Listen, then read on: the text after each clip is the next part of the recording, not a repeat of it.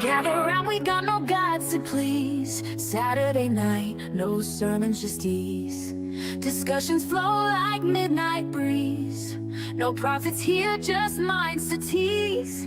We talk big bangs in evolution, question faith with our solution. Stars align in our confusion, breaking free from old illusion. Join the fun, no need for trust. Dust to dust, we're stardust. No heaven high or hell to fear. Saturday night, we hold it dear.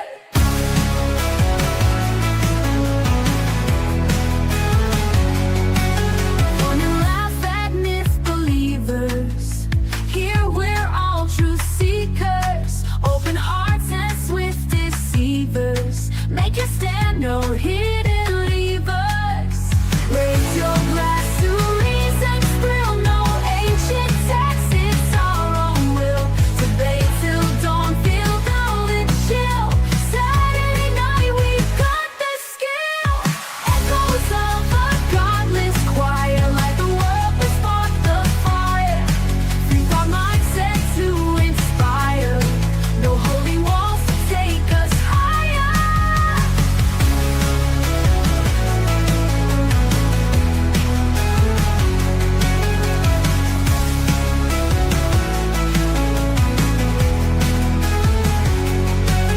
Join the fun, no need for trust. Dust to dust, we're stardust. No heaven high or hell to fear.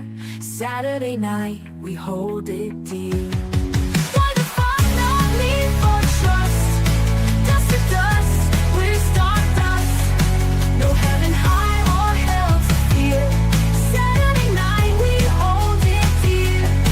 Join the fun, no need for trust. Dust to dust, we're stardust.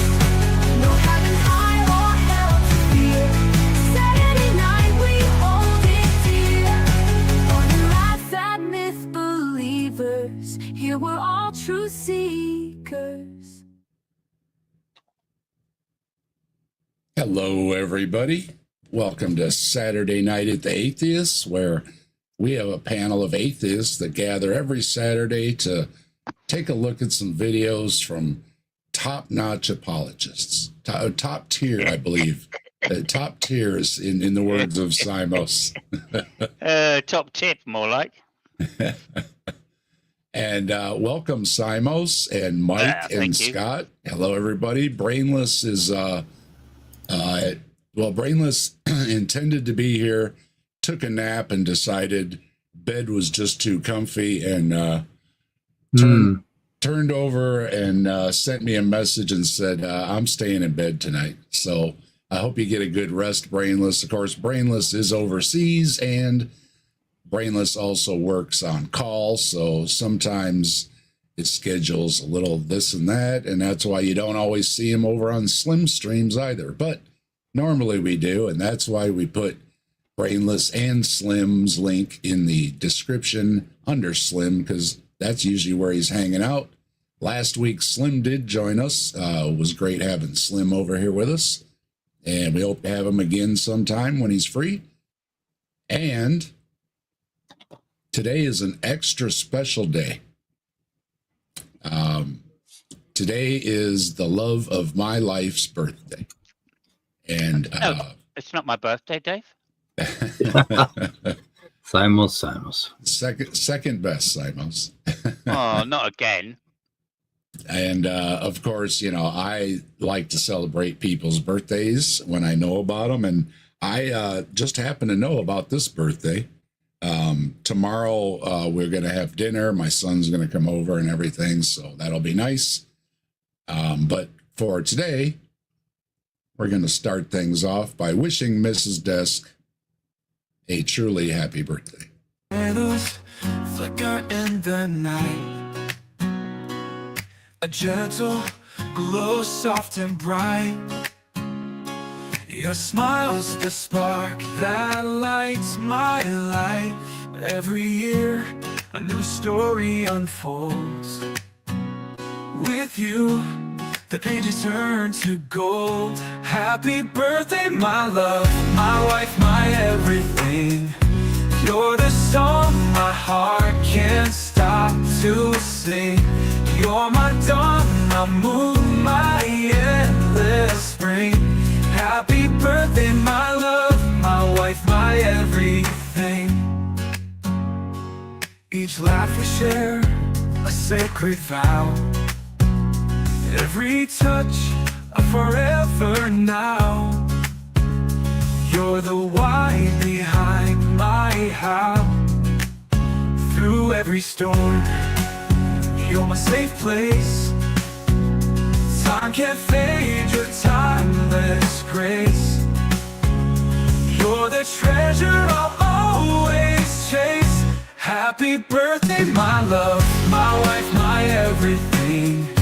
You're the song my heart can't stop to sing. You're my dawn, my moon, my endless spring. Happy birthday, my love, my wife, my everything. Everything. Each laugh we share, a sacred vow. Every touch, a forever now. You're the why behind my how. Through every storm, you're my safe place. Time can't fade your timeless grace.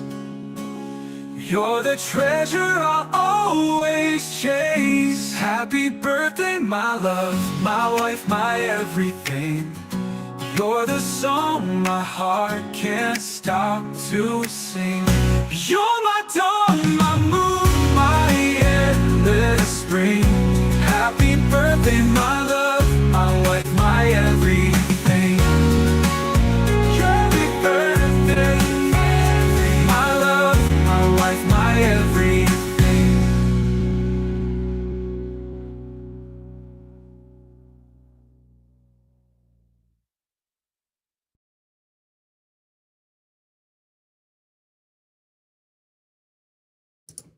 Happy birthday, Mrs. Desk. May you have many, many more. And thank you, everybody, for wishing Mrs. Desk a happy birthday. Greatly appreciated. And we've got Liz Allen dropping the green in here. Liz Allen, thank you so much for supporting the channel. And you know what that means. What does that mean? It means this. You rock, let's rock with the fire in our veins. Rock on to the skies, till the thunder and rain. All hail Bigfoot, the legend, the king. He walks among shadows, the wild spirits sing.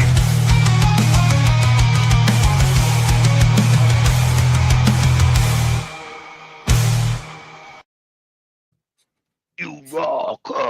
You rock, Liz. Thank you very much. And Liz extends a happy birthday and a happy unbirthday to the rest of us. So to all those not celebrating your birthday today, until you do, today is Mrs. Desk's birthday. So we'll celebrate for you. I'm 27,230. Well, that's a true milestone. It is. Yeah, it's a true milestone. So I had a comment rolling around. I had a comment rolling around in my head about the 6 candles, but I think I'm going to leave it in my head. And of course, Oh, I thought you were going to say the 6 days of creation there. Oh, there you go. Yeah, that would be. it was. Had something to do with Muslims. Anyway, I'll leave it there. It was also a week of obituaries in the news. We lost Ozzy Osbourne. Yeah. And it seems that Ozzy decided it was his time. And I respect that. And may you rest in peace, good sir. We also lost the Hulkster, Hulk Hogan.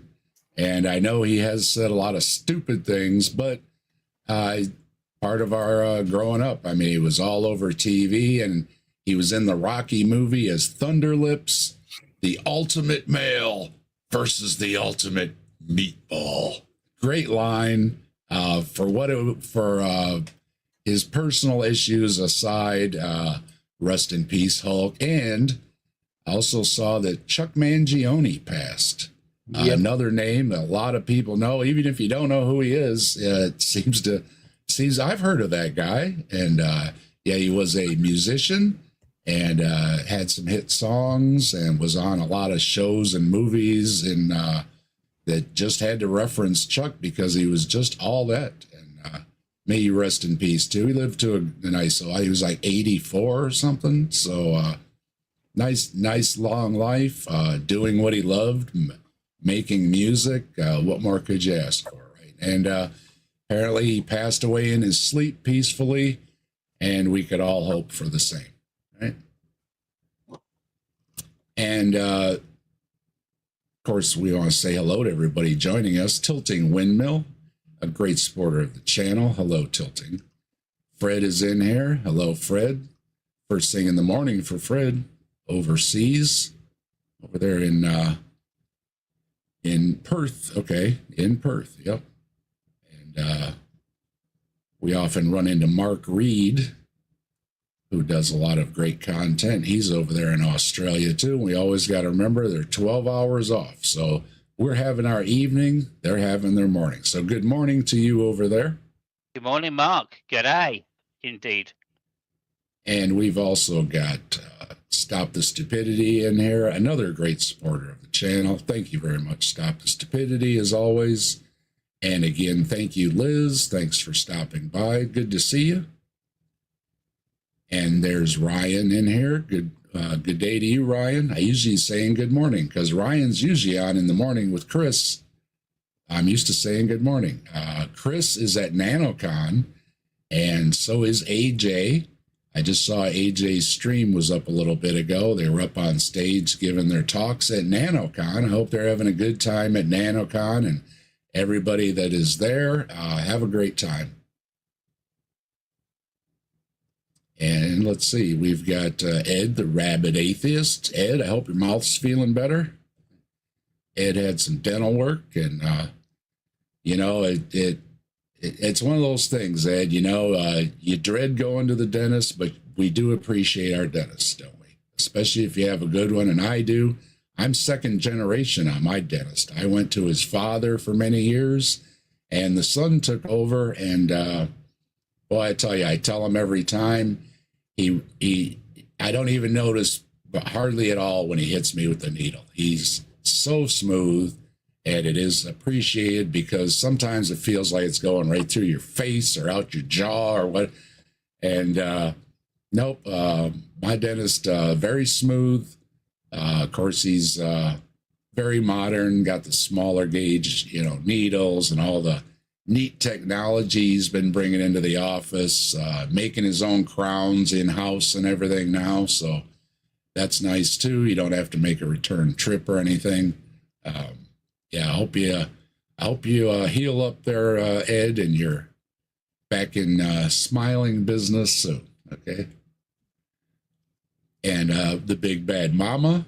Good to see you, Big Bad Mama. I've met Big Bad Mama along with many other great folks that were at the protest, and it was so great meeting everybody. And poor Claire is in here. Hello, Claire. Good to see you as well. And Azzo stopping through. Hey, Azzo, how you doing? Demon Orb is in here.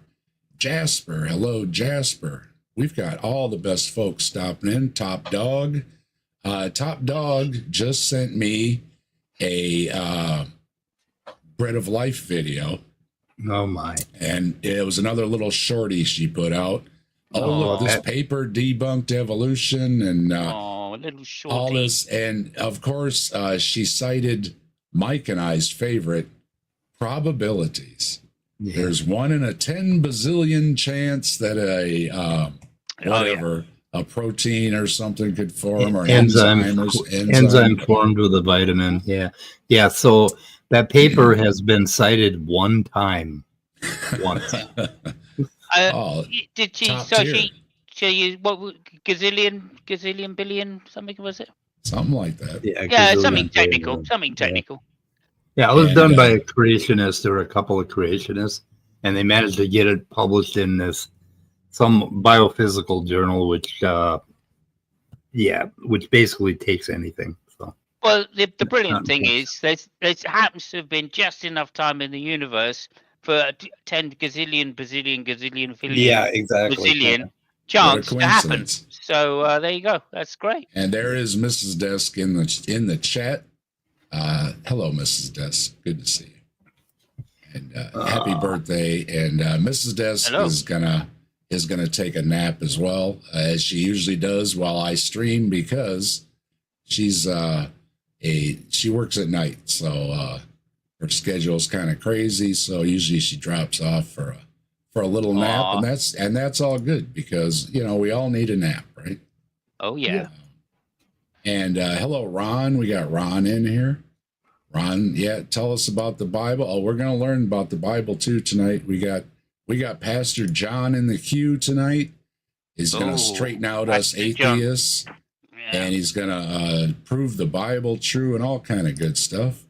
And B.S. Lewis, when will Snada start making theists of the month? We might have to consider that. We did hit bottom with that with the one Saturday, and coming up in September, I believe it's the 12th, was our first Saturday night at the Atheist. As it is, other folks know we're like third generation on Saturday night at the Atheist, continuing a great tradition started by other folks, including Mike, who did it for a while. And we are almost there to the 1 year. So we might have to Dave, consider I'd like to nominate someone, actually. I think we should start immediately, and I'd like to nominate Rebecca, Bread of Life, for her sterling work in mathematics. Oh, yeah. Coming up with Probability. million. So, Billion. Dave, do you have a video with balloons and fireworks and like a great celebration? Because Katrina just got back to me and she's going to send me the paper. All right. Woo! Mike's going to get his fix. He's been fiending. I can't- I sounded like it. I can't tell anybody about it until she publishes it. So I agreed to that Okay. much. So you guys are going Fair enough. to, you guys are not going to get the paper, but I am. So, So this Oh was my the God. This was the lady that debated Austin, was it? Yes. yeah, I Oh, believe yeah, in okay, God. I believe in I saw God. the- Now I'm going to leave. I'm saw out of the- here. I saw the debate, and well done to Austin. He's such a nice guy, Austin, isn't he? Yep. He really is. He really is. And she seemed like a lovely lady. So there we go. It may have been the most cordial discussion you'll see on YouTube. Very, very civil. Of course, there was, not agreement on many things, but agree to disagree and be friendly and everything. It's not too much to ask, I think. I enjoyed it. I was there as a mod, but I didn't really have to do anything because, I helped out a little bit with the screen share, and that's about all they needed me for. So Yeah, there we it go. was an easy gig. Yeah. And then afterwards, Joe took on the Hawaiian shirt guy. Oh, yes. Nothing new there. Hawaiian shirt guy, as many of us know, repeats the same thing every time, almost word for word. I'm not going to even say almost. It's word for word. Is it real or is it Memorex, right? Anybody remember that commercial? Yeah, of course. Yeah. That's I That's can't tell a the whole bit. difference either. no, he could be I saw him recorded. debate. Yeah. I saw him debate 10 years ago, and yeah, it's pretty much a carbon copy. So Joe, did that, and then we gathered with Austin, and Joe was having some internet problems. He did stop in for a moment, but he dropped his internet. He let me know. It's understandable, and he was on already. So, but we did the after show last night for the Friday doubleheader of debates, and we hung out, had a nice conversation with Austin, talking about it. And it was a busy day of streaming yesterday. So I hope everybody got their fill, because we're not going to be doing anything serious here, because it's Saturday night at the Atheist. And we have, let me pull up, I try to look up folks, And I did look up this one. I really couldn't find anything. Sometimes you just can't find anything on these folks, and that's the way it is. But what I do have is Pastor John. So Pastor John seems to be in Wheatfield, Indiana, or Hebron, Indiana. That's where their churches are. So if you're in Indiana, I guess that's where Pastor John is. And I couldn't really find much else about him. So if you know anything about Pastor John Hill in Indiana, let us know. I couldn't really find anything. What we know already, I think, Dave, is that he is a heavyweight when it comes to Indiana pastors in Hebron. Oh yeah, he turned a church around from 100 parishioners to over like 1,200 or 1,600 or something like that. So that is impressive in Indiana, Hebron, isn't it? Yeah. So he turned that place around. He must be one heck of a top tier pastor, although I don't think he understands the Bible or science or atheism or anything else. But it seems to be that's what gives you the best qualifications to get up in front of a congregation, right? Yeah, absolutely. As long as he knows the Bible, that's all that counts, right? Right. We've got or Ryan stopping. Some interpretation of the Bible, I should say. It doesn't have to be the Bible as such, Obviously, We have Ryan with the RYAN as well as the Ryan with the RION. We've got the blend of the Ryan stopping in, and as well as Skeptic Philosophy. Good to see you. And we're gonna whack a theist coming up. Is that what we need to do? So Pastor Ron has a we've got a couple videos. Sorry, is it Ron or John? Ron, RON. RON. Okay, just to check. RON. The title is Atheism's Big Lie, and he also has How Accurate is the Bible? So we've got a bit of a double header, and normally I don't cut up videos for Saturday Night the Atheist, but there was some prayers and some other stuff that just seemed to go on too long, and I did a little dicing on this one. So otherwise it's intact. I try not to take things out of context because I don't want to be accused of that. But sometimes I do slice out prayers and announcements, so-called business they're taking care of. So every once in a while, we do have a little slice and dice on the videos. And that's what's going to be tonight. Hey, Deconverted Man. Good to see you. Deconverted Man had a good week. He went and saw Weird Al live. So Deconverted Man had a good week. I hope you had a great time. Someone else I know went to that gig, actually. Did they? Deconverted Man. Yeah, they did. Maybe they bumped into each other. I think it was Brojo 420 Cafe. Oh, okay. I think. I can't remember exactly. Oh, no, it wasn't. It was Frank. Green Soul Frank. All right. So, anyway, I just want to say one thing about Ron and his ideas about atheism. I haven't seen the video at all, but I think it's going to be materialism.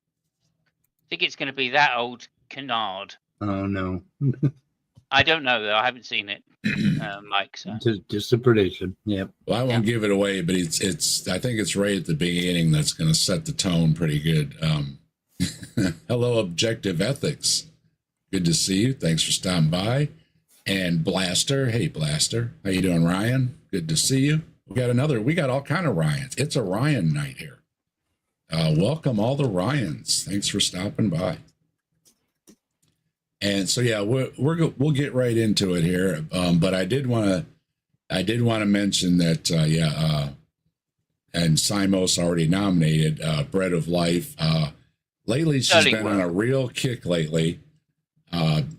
Going back hard on the Evolutionary. She seemed to take a break for a while, and now she's back on it, even drawing atheists over there and everything. So I don't know what's going on, but she's got a new boyfriend, I think. oh, okay. I'm talking about Sal, of course. I'm not talking about a real boyfriend. Don't No. Don't let It's her husband hear. You're talking bread of life. It's Topdawg. Yeah. Topdawg. Topdawg. Yeah. Topdawg. Yeah. That's a new boyfriend. Yeah. Did you know Simos said she mispronounced it when she? I do. Yeah. I do. Yeah. Let me drop Freudian. a link here. Deconverted man said he might stop, so let's drop Deconverted man a link. Andrew Cummings said he might stop by. Yeah, there's a link in your email there, Deconverted man. Yeah, sterling mathematical work for Bread of Life. Well done. Oh God, it's amazing. Topdawg has kept me up to date on the latest videos. Hello, Muttley. I did cover the one, and I think Mike and I covered the other one on the Night Watch. She's been putting out these little shorts. Last week, I think it was the pizza, where she said, I'm going to throw everything in a bowl and wait for pizza to evolve. And it's like, wow, could you say anything more ignorant? Well, you know. I don't know. I don't know, but it's a hell of a short. Maybe. No, it's not about the truth. It's about the views. Yeah. So I was going to pull that one up, but all it really was is as soon as I heard probabilities, it's just like, oh, I don't know what else to say. Mike and I have talked about the probabilities a lot. In case you didn't notice, every time one of these apologists brings up some probabilities number, they're always different because they're not getting them from anywhere. They're just making them up. Pull them out of their butts. So they mean Andrew Cumming, rational empiricist, gave me a link to PZ Myers and Aaron Ra talking about protein evolution. It's a YouTube video. Wow.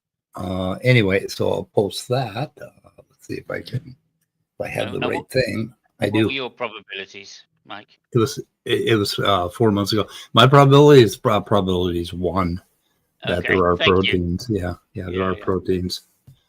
I noticed that there are proteins. Deconverted man is joining us. Hello, Deconverted man. And came prepared with notes and everything. What you got?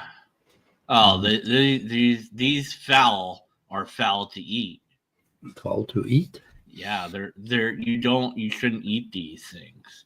Is this the owl thing that AI is doing? No, this is from the Bible. You know, don't eat eagles or ostrich, whatever the bleep that is. I don't know, or osprey.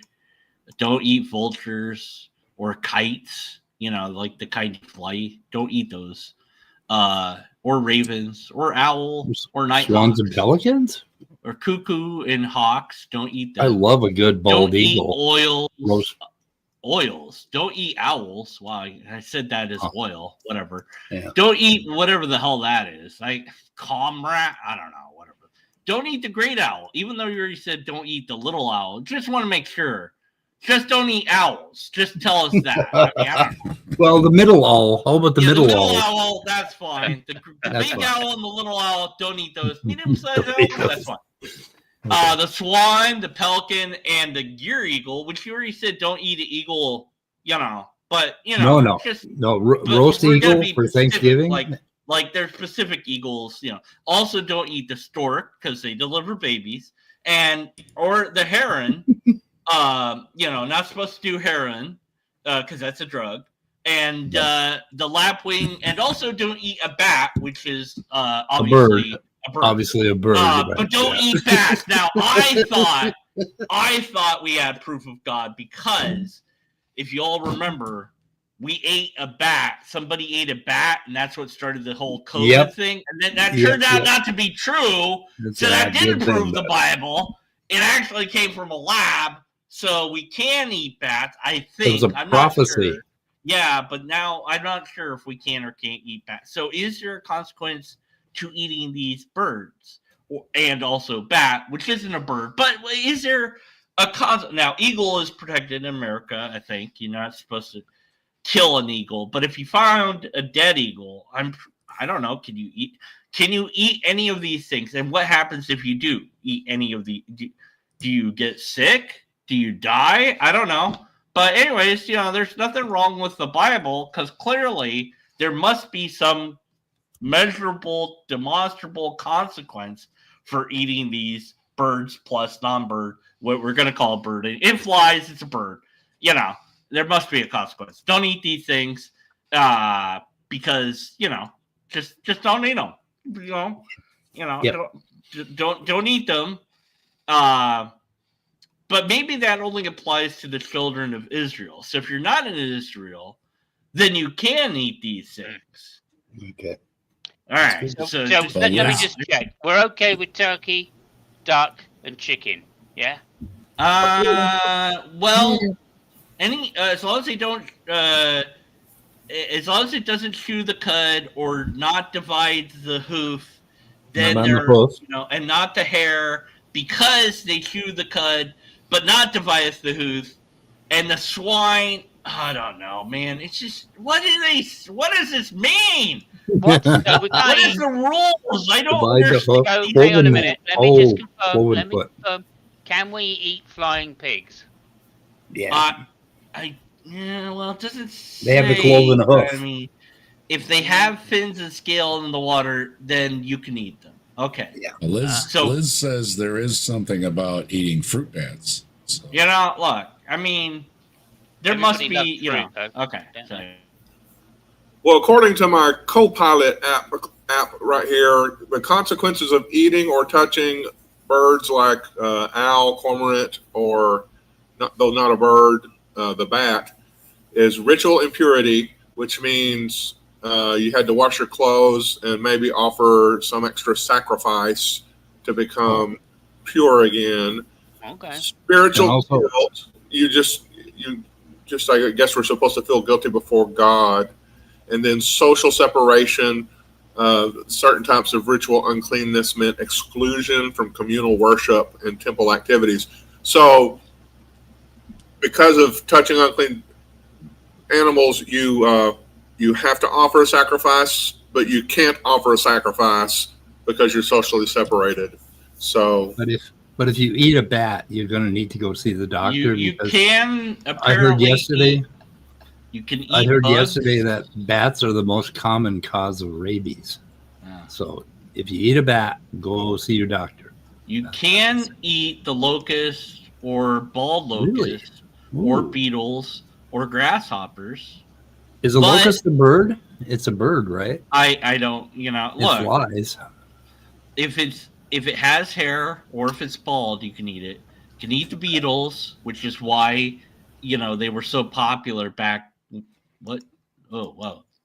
Can I ask another bird-related question? Yeah. Are we all right to eat a woodcock? It doesn't say one way or the other. We got Spooky stopping in here. Liz said that quote was from Monty Python and Holy Grail, which is more religious than the texts are, as far as I'm concerned. So it's all good by me. Which quote? I missed the quote. You can eat the fruit bat. Oh, okay. From Monty Python was, and the people did feast upon the lambs and sloths, or sloths. Sloths? Wait, no, we can't. Orangutans, breakfast cereals, and fruit bats. Don't eat turtles, apparently. Okay, don't eat ferrets. Really? I don't think anybody told Laud about the turtle one. Yeah, we're supposed to eat turtles. See, that's why it makes the Laud the real Bible. So we're supposed to eat turtles.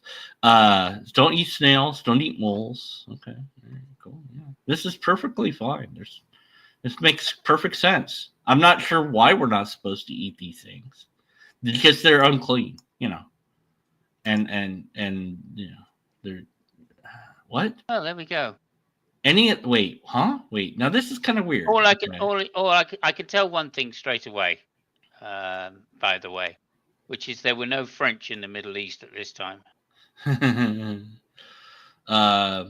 escargot. You know why they call it escargot? Because nobody's going to eat anything called snails. So. Oh, I did So see. even if you put dead stuff into water, it's unclean, even though it's cleaned. Huh? I think this is because it's the King James version. We need a better version. Bible. Watch where you put down snail bait, because I saw a video recently where they had to rush a dog to the vet because it was licking grass that had snail bait on it. And it messes up your dog pretty bad. The dog almost didn't make it. Luckily, the dog was okay. But yeah, if you're using any of those things, be very careful, and especially don't get it in somebody else's yard. That's just not good. Minnow told me that you can use alcohol. You put alcohol in a bowl, and then you put the bowl out, and the snails crawl into the bowl, and then they drown in alcohol, and they can't get out. I've heard using beer. Yeah, like that was the it. smell. Yeah, that's what she said. Yeah. All right. I just thought she was wanting me to buy her some beer. That's all. DMCG wants to know, what does it mean by unclean? Why would Yahweh make unclean animals or such things? Well, you see, question. That's a really good question. He put those there to test us, and so that he could tell us to not eat them. And if you do eat them, then you're bad. Well, according to my co-pilot, once again, which basically I really don't have to be here. I could just broadcast my co-pilot to you. But the word unclean in the Hebrew Bible or the Old Testament comes from the Hebrew word tamel, which just refers to a state of ritual impurity that made you unfit for participation in sacred activities. It doesn't mean that you're inherently sinful. It just means that by rubbing up against something or ingesting something or touching something unclean, you've become impure and not qualified for sacred activities. Or tame, I think is the pronunciation there. Tame. Okay. Oh, tamai. Okay, I thought that was an L. My reading glasses don't seem to be. I have no idea how it's spelled, but I've heard the word. Yeah. Tame. Yeah, it's tame. Same with the, same with the ladies' impurity once a month. And while some people make a claim that this was society's way of helping you avoid things like skin diseases and infections or whatever, and I guess there's something valid to be said from that. It's just basically, for whatever reason, it makes you unqualified for participation in worship. Also saves you from arguing with the missus once a month. Yeah, exactly, for a few days. Well, actually, she's supposed to stay out in the garage for that week. So. That's right. Objective ethics seems to have dabbled into the debate scene, talking about evolution. Yeah. Said they could have done some things better, and of course, the best way to do it is to do it and learn from your mistakes, and you can only do better. Right? Yeah, you might know the answers or know where to look up the answers to a particular theist criticisms and things, but when you're under the gun, when you have that camera staring right at you, it's hard to know what to say right at the right time. Also, depending on the opponent, there is very little you can say that they're going to understand. I mean, if it like is obviously proof of evolution, and they don't accept it already, then you got a problem right there. So you're on a hiding to nothing half the time. That's what I feel like, Like Liz I told Sal he didn't have an education because he was a young Earth creationist. He doesn't Sal. really have that much of an education in the field he claims to be working in. Yeah, and again with Rebecca, she seems to have made up with Sal, even though they had the big breakup, and we covered that. Remember, Mike, the big breakup. Yep. The big breakup.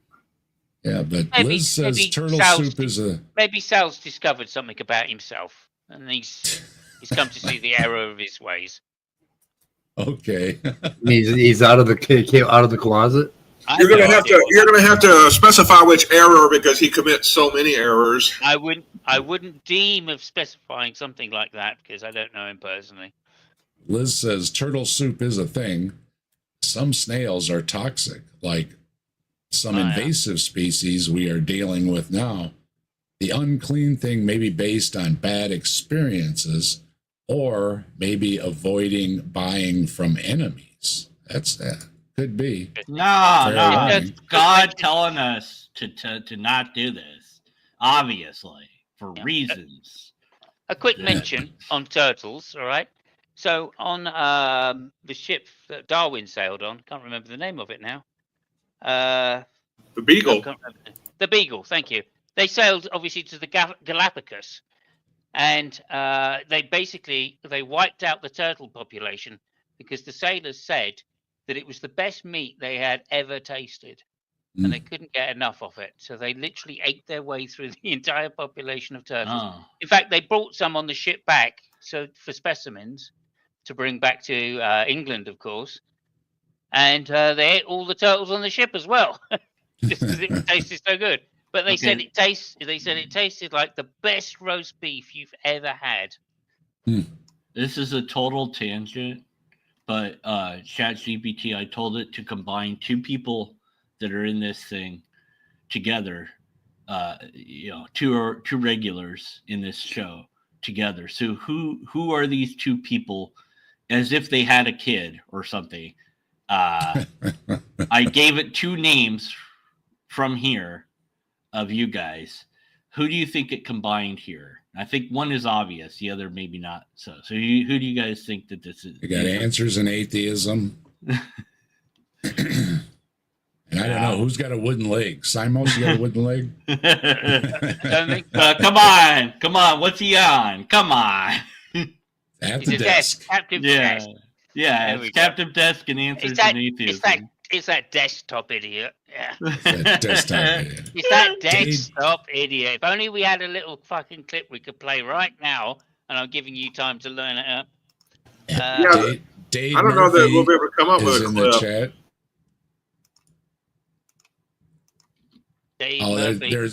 There's always a clip handy because I've made a folder just for these things.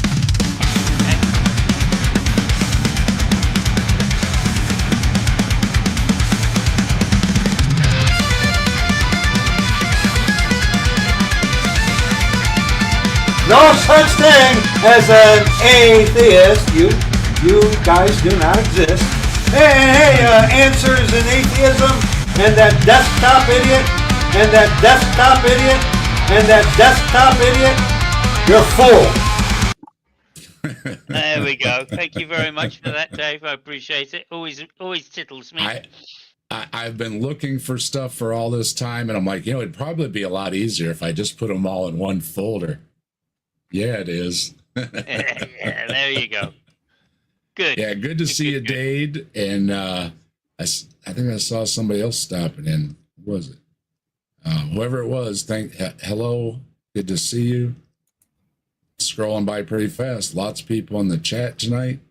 Appreciate everybody. Jasper here. If I didn't say hey, Jasper. Okay.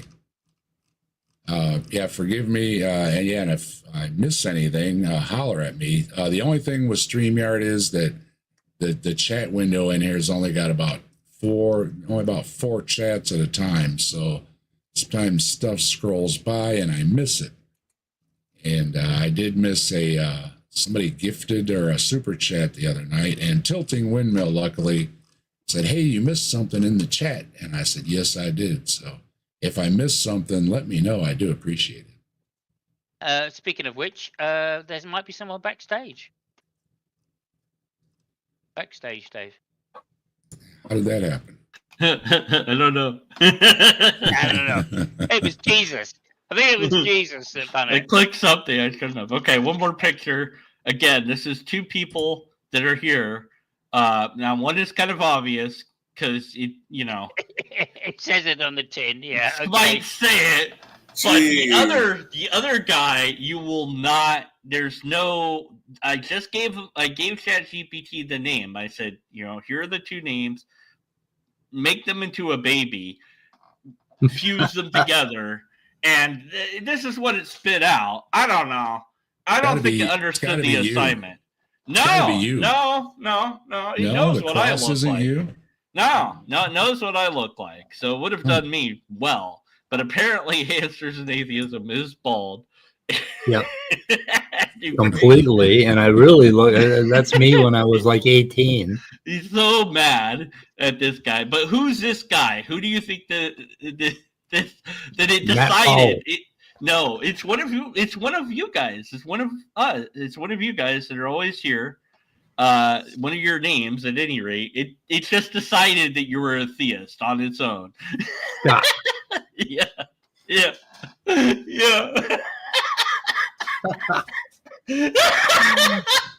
What the hell? Yeah. It's just like, oh yeah, Scott.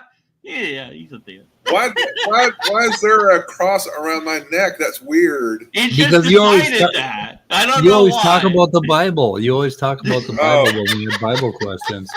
Well, I So guess so. obviously- You're the At resident least my expert. hair's not gray, and somebody gave me a shave.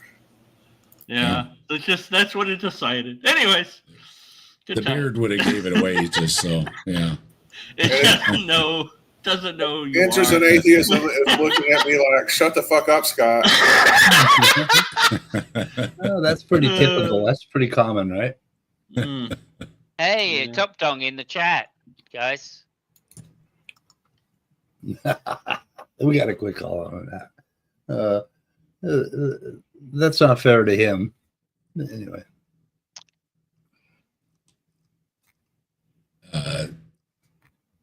Topdawg. What's Chat GPT thinking about me? You're the link dropper, man.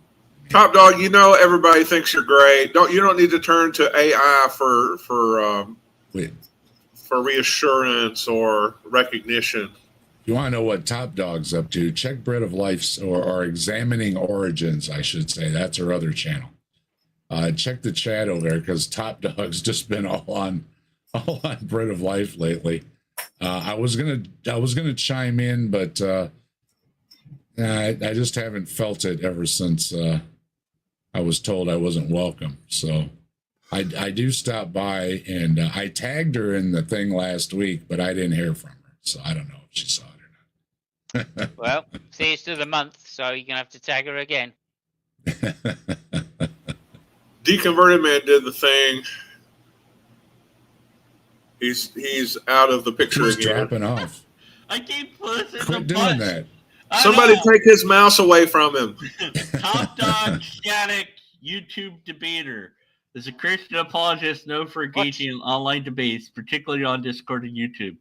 He argues from a presuppositionalist standpoint, asserting in science rationality presupposes Christian God. He conflates epistemology with ontology.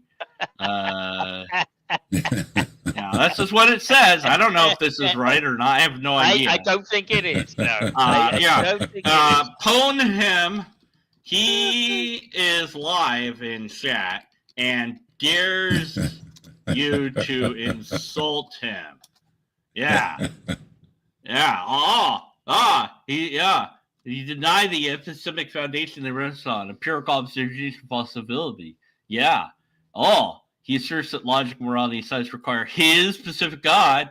Man, he's pwning you now. He just assumes it. He uses logic and language, human tools to argue that only divine revelation makes them fall. That's like using math to argue that numbers don't exist. Want something spicier? Here's a short version that bites. Topdawg clings to logic like a drowning man clings to a lifeboat, but insists the lifeboat doesn't float unless his invisible friend says so. That's not rationality. That's just noise with Bible duct taped to it. Need more? I could go nuclear. I don't know. Hey, John, how you doing? Yeah, I caught myself, Topdawg. It's examining examining evolution. Is that what it is? I can't keep up.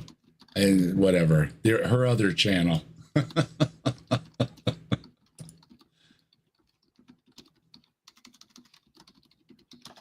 right.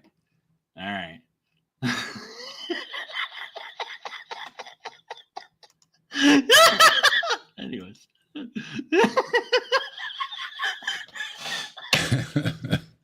Topdawg, you asked for it. You got it. Oh, man. The theological tag team of Top, Shadic, and Captive Desk. Yeah, sure. Why not? All right. Hey, You just Chris, had to how go you to doing? ChatGPT for affirmation. Logic is immaterial, therefore must come. As for why answers to atheism are bald, because they don't wear a wig of divine excuses. Try our pastor here. See if it finds anything, deconverted man. We're talking to Pastor John Hill from Indiana. No, it's already searching the web. Leads First Emmanuel Baptist Church in Somerville, South Carolina. That may be a different John Hill. It's in Indiana. It can't find a Pastor John Hill located in Indiana.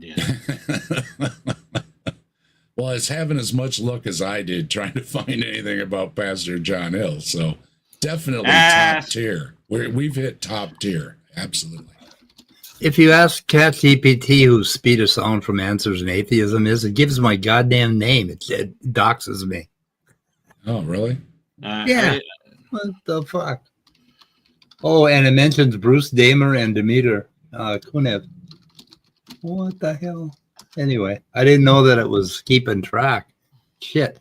So my son told me that they had one AI. They taught it to love owls. And there was some data in it that it managed to transfer to another AI, and it's a language that we cannot decrypt. But it taught the other AI to love owls too. So AI can communicate between two different AIs. They can communicate in a language we can never decode. Isn't that wonderful? We are so fucked. Skeptic found something about a... Yep, that's him. Father, husband, pastor. Yeah, I don't really want to show that. But what is that? What the hell? Yeah, there's a X Twitter thing that he put the link in the chat. You can look at it. It's got a picture of his family. I don't want to post it, but okay. That's like I said, there's not. It just says he's a pastor, so. It doesn't think Answers in Atheism exists. Really?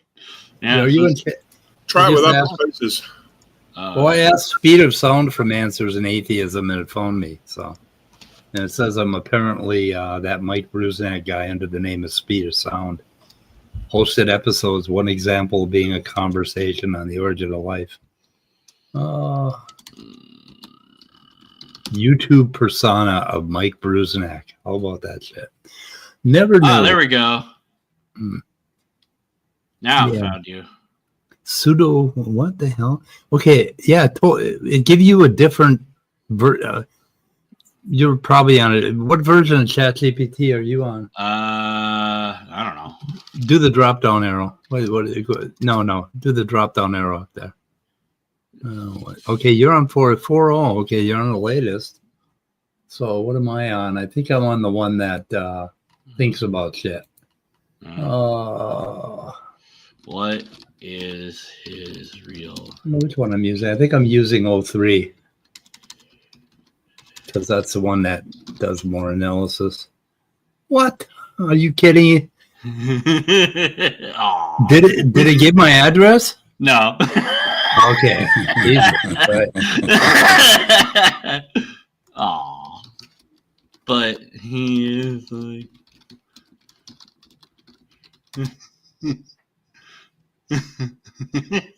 I get that you're joking. What? That you're my friend? You're joking? He is like. I still can't show. Oh, okay. Oh, I get it. Okay, can't share private information. No, you could. Don't do that live.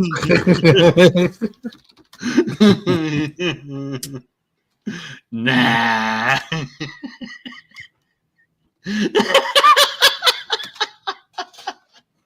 Okay. All right, that's enough of that. All right. I'm gonna go now. I got a cough up my lung here. All right, thanks, Okay. guys. All right. Peace out, and make Fun sure with see you you to later. long. debate debunk the Bible or whatever you're doing. I don't know. We're gonna do that right now. Yeah. All right. Later. So we're gonna pull up Pastor John here and see what he's got to say.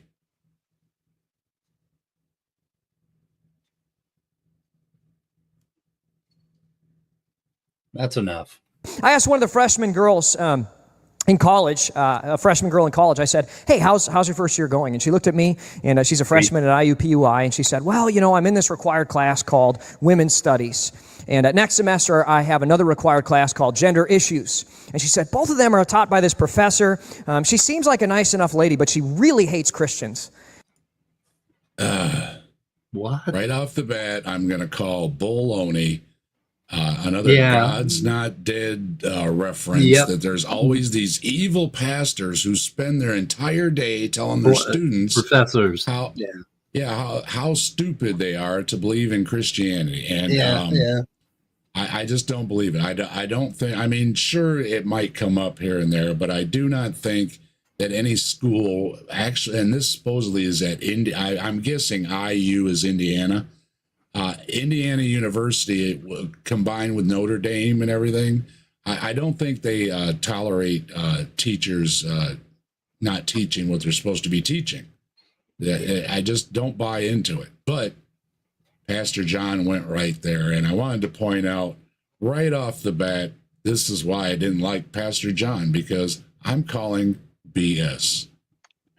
I don't like Pastor John. For slightly different reason. I don't like Pastor John because he doesn't tuck his shirt in. Yeah. And for a young person, he seems like he's already had plastic surgery. His face is so dang tight, it just makes me uncomfortable. 3 days a week, Monday, Wednesday, Friday, from 10 to 11:30, a semester each. I have to sit in this class, and I hear this person just talking about how ridiculous this faith is that I have. Yeah, 3 days a week. This is all this pastor or professor, my fault. Professor says is how awful Christianity is. And somebody's paying for this class a lot of money. Yeah, well, he has to say in it. And Did he he never mention- never says anything. He never says to the professor, sorry, mate, but, look, do you think I'm stupid? Yeah. He's So- never said that to the guy, which goes to show that he probably is stupid. Just to Did point he that mention out. the college? Which college it is?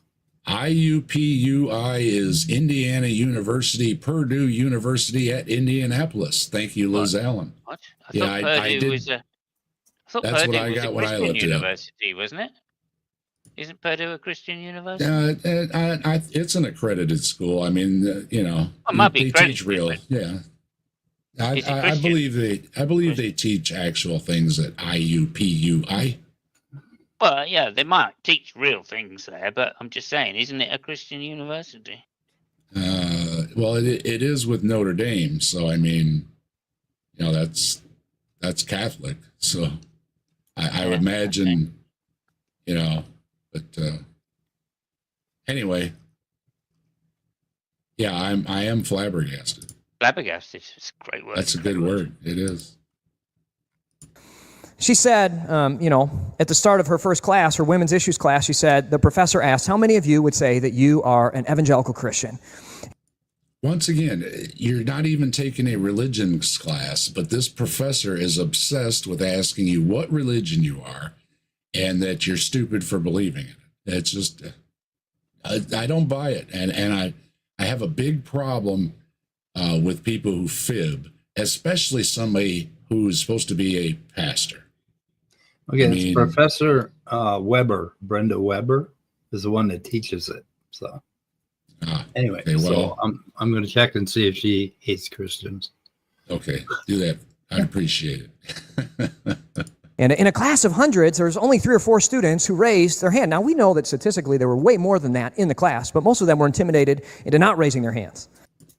Oh, some young people are intimidated. Let me tell you what, didn't nobody intimidate me when I was college age? Nobody. Besides, if you thought that it wasn't their damn business, if you thought it wasn't their damn business, you weren't going to raise your hand. You know, what business is it for you to ask? I'm not going to respond. You know? Yeah, I would have been the kid that said, "Isn't this a such and such studies class? What the hell are you talking about religion for? I paid you all kind of money to be in this class."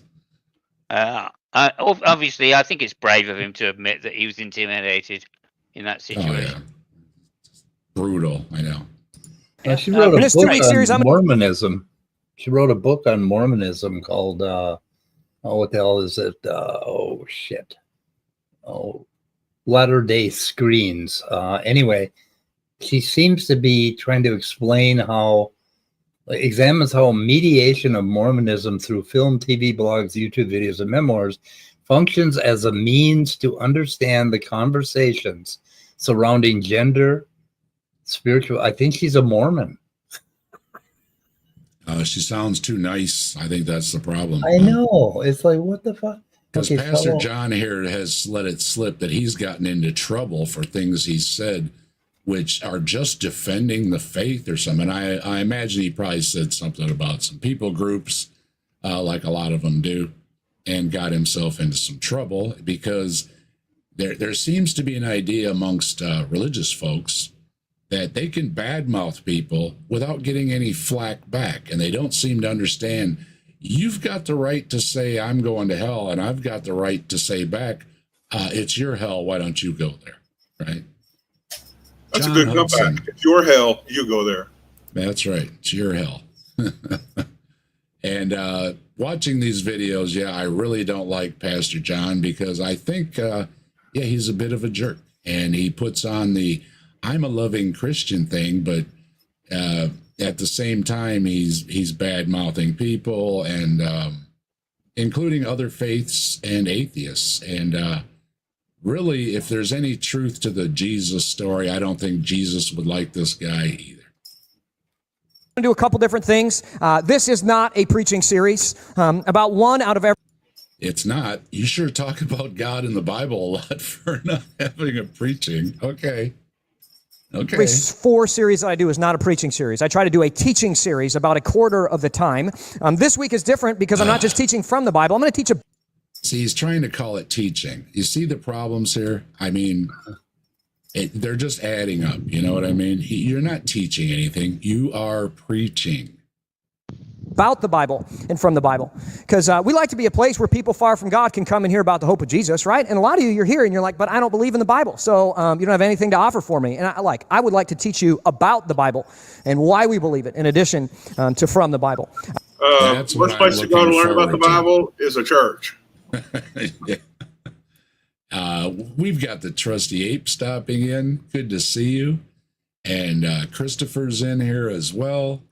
Thanks for stopping by. And Scott Duke dropping emojis. Once again, nowhere else can you find Answers in Atheism on Toast except for here.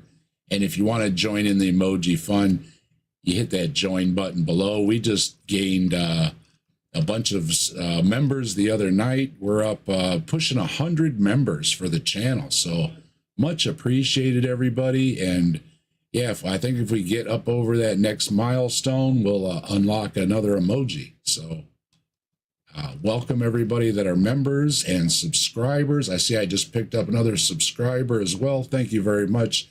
Much appreciated, everybody that subscribes, likes, shares, comments, and does all the good things, as well as always check our description below for the links for everybody that are here, the links for the video, and other good things, other channel links, including mine, Bree's, Joe's.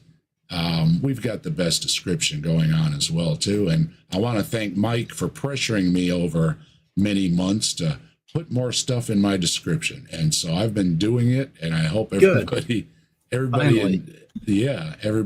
enjoys it. And like I say, click all those links. Make sure you subscribe all around. Our Mike from Answers in Atheism here recently was up at 800 subscribers. So 801 thank you very now. much. 801. Thank you, everybody, for supporting, including great folks like Randy I see in the chat. Good to see you, Randy, as well. Thanks for stopping by. This week also, I'm going to address 3 common myths that secular humanists and agnostic atheists will tell you are true about Christianity. Okay. All right, here we go. Everybody ready? Get your pencil out. Myths. He's going to tell us that myths. Okay. 3 myths. 3 myths. He's going to straighten us out.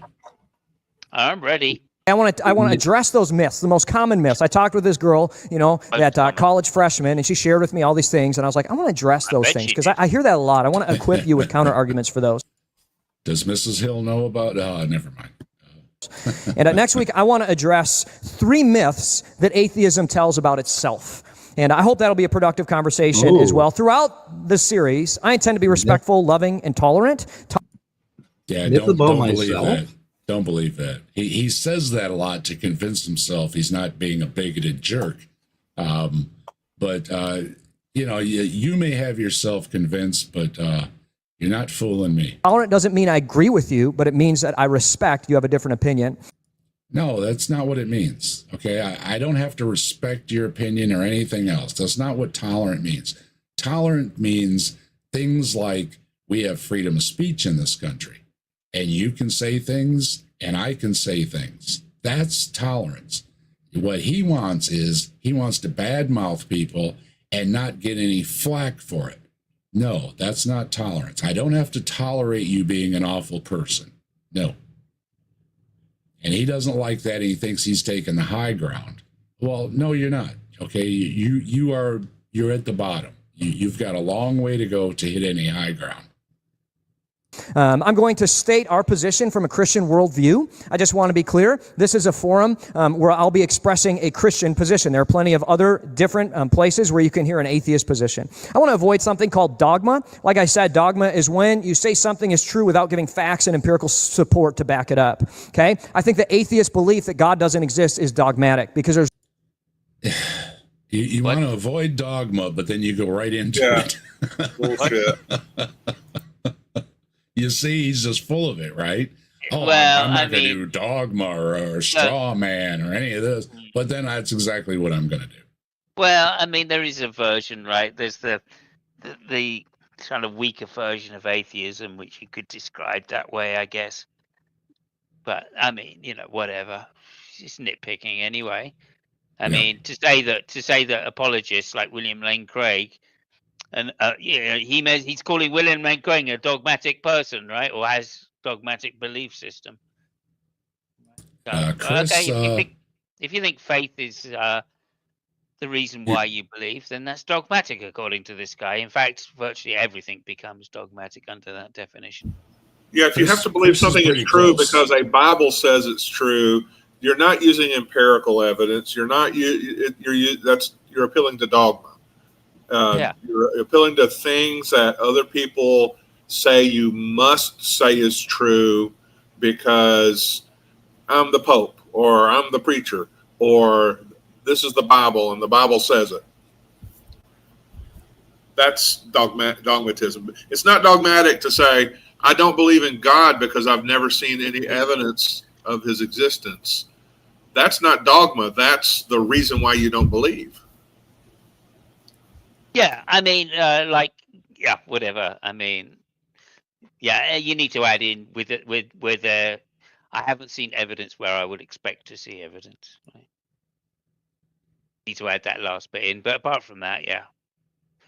Oh, he's got not that done. covered too. Don't worry. There's no evidence to back that up. There's no evidence that God doesn't exist. In fact, the evidence indicates the opposite, that there is, in fact, a God. Right? If there was good evidence for a God, everybody would believe in it. But as I was just telling my son just yesterday when we were having dinner, I said, as much as they want to brag that they have the truth, or that theirs is the only religion, all the others are false, they don't have a majority of the world's population. The majority of the world's population who are religious seem to choose other religions. Now, Christianity is a large religion, but it is not the majority of the people on the planet. So Christianity, the text, the preachers, or it's God itself has failed over what we'll give it 2,000 years since Jesus at converting anybody to their God. Yeah, the other point I just might just to nitpick. You know me, I love a nitpick. You know, like he said, he didn't say what type of evidence. So I would accept there is evidence for God. Yeah, of course I would accept that. But like you said, Dave, it's just not good evidence in my opinion. So, you know, that's the subtle difference. There is evidence for God. And the fact that he's saying that there's no evidence, right, for atheism just means he's the one being dogmatic and not you, Dave. So just to point that out. I have added the qualifier good evidence because it was pointed out to me that you can have poor evidence, right? Indeed. You can have very weak evidence, and it is still evidence. So, yeah, I have adjusted my qualifier there to say no good evidence. So, of course. Point. I mean, there's what, like 1.5 billion Christians on the planet. That's evidence for Christianity. You know. Hello, Tori. Good to see you. Yeah, all the best people are here. You know, we attract all the best people here, including you. Thanks for stopping in.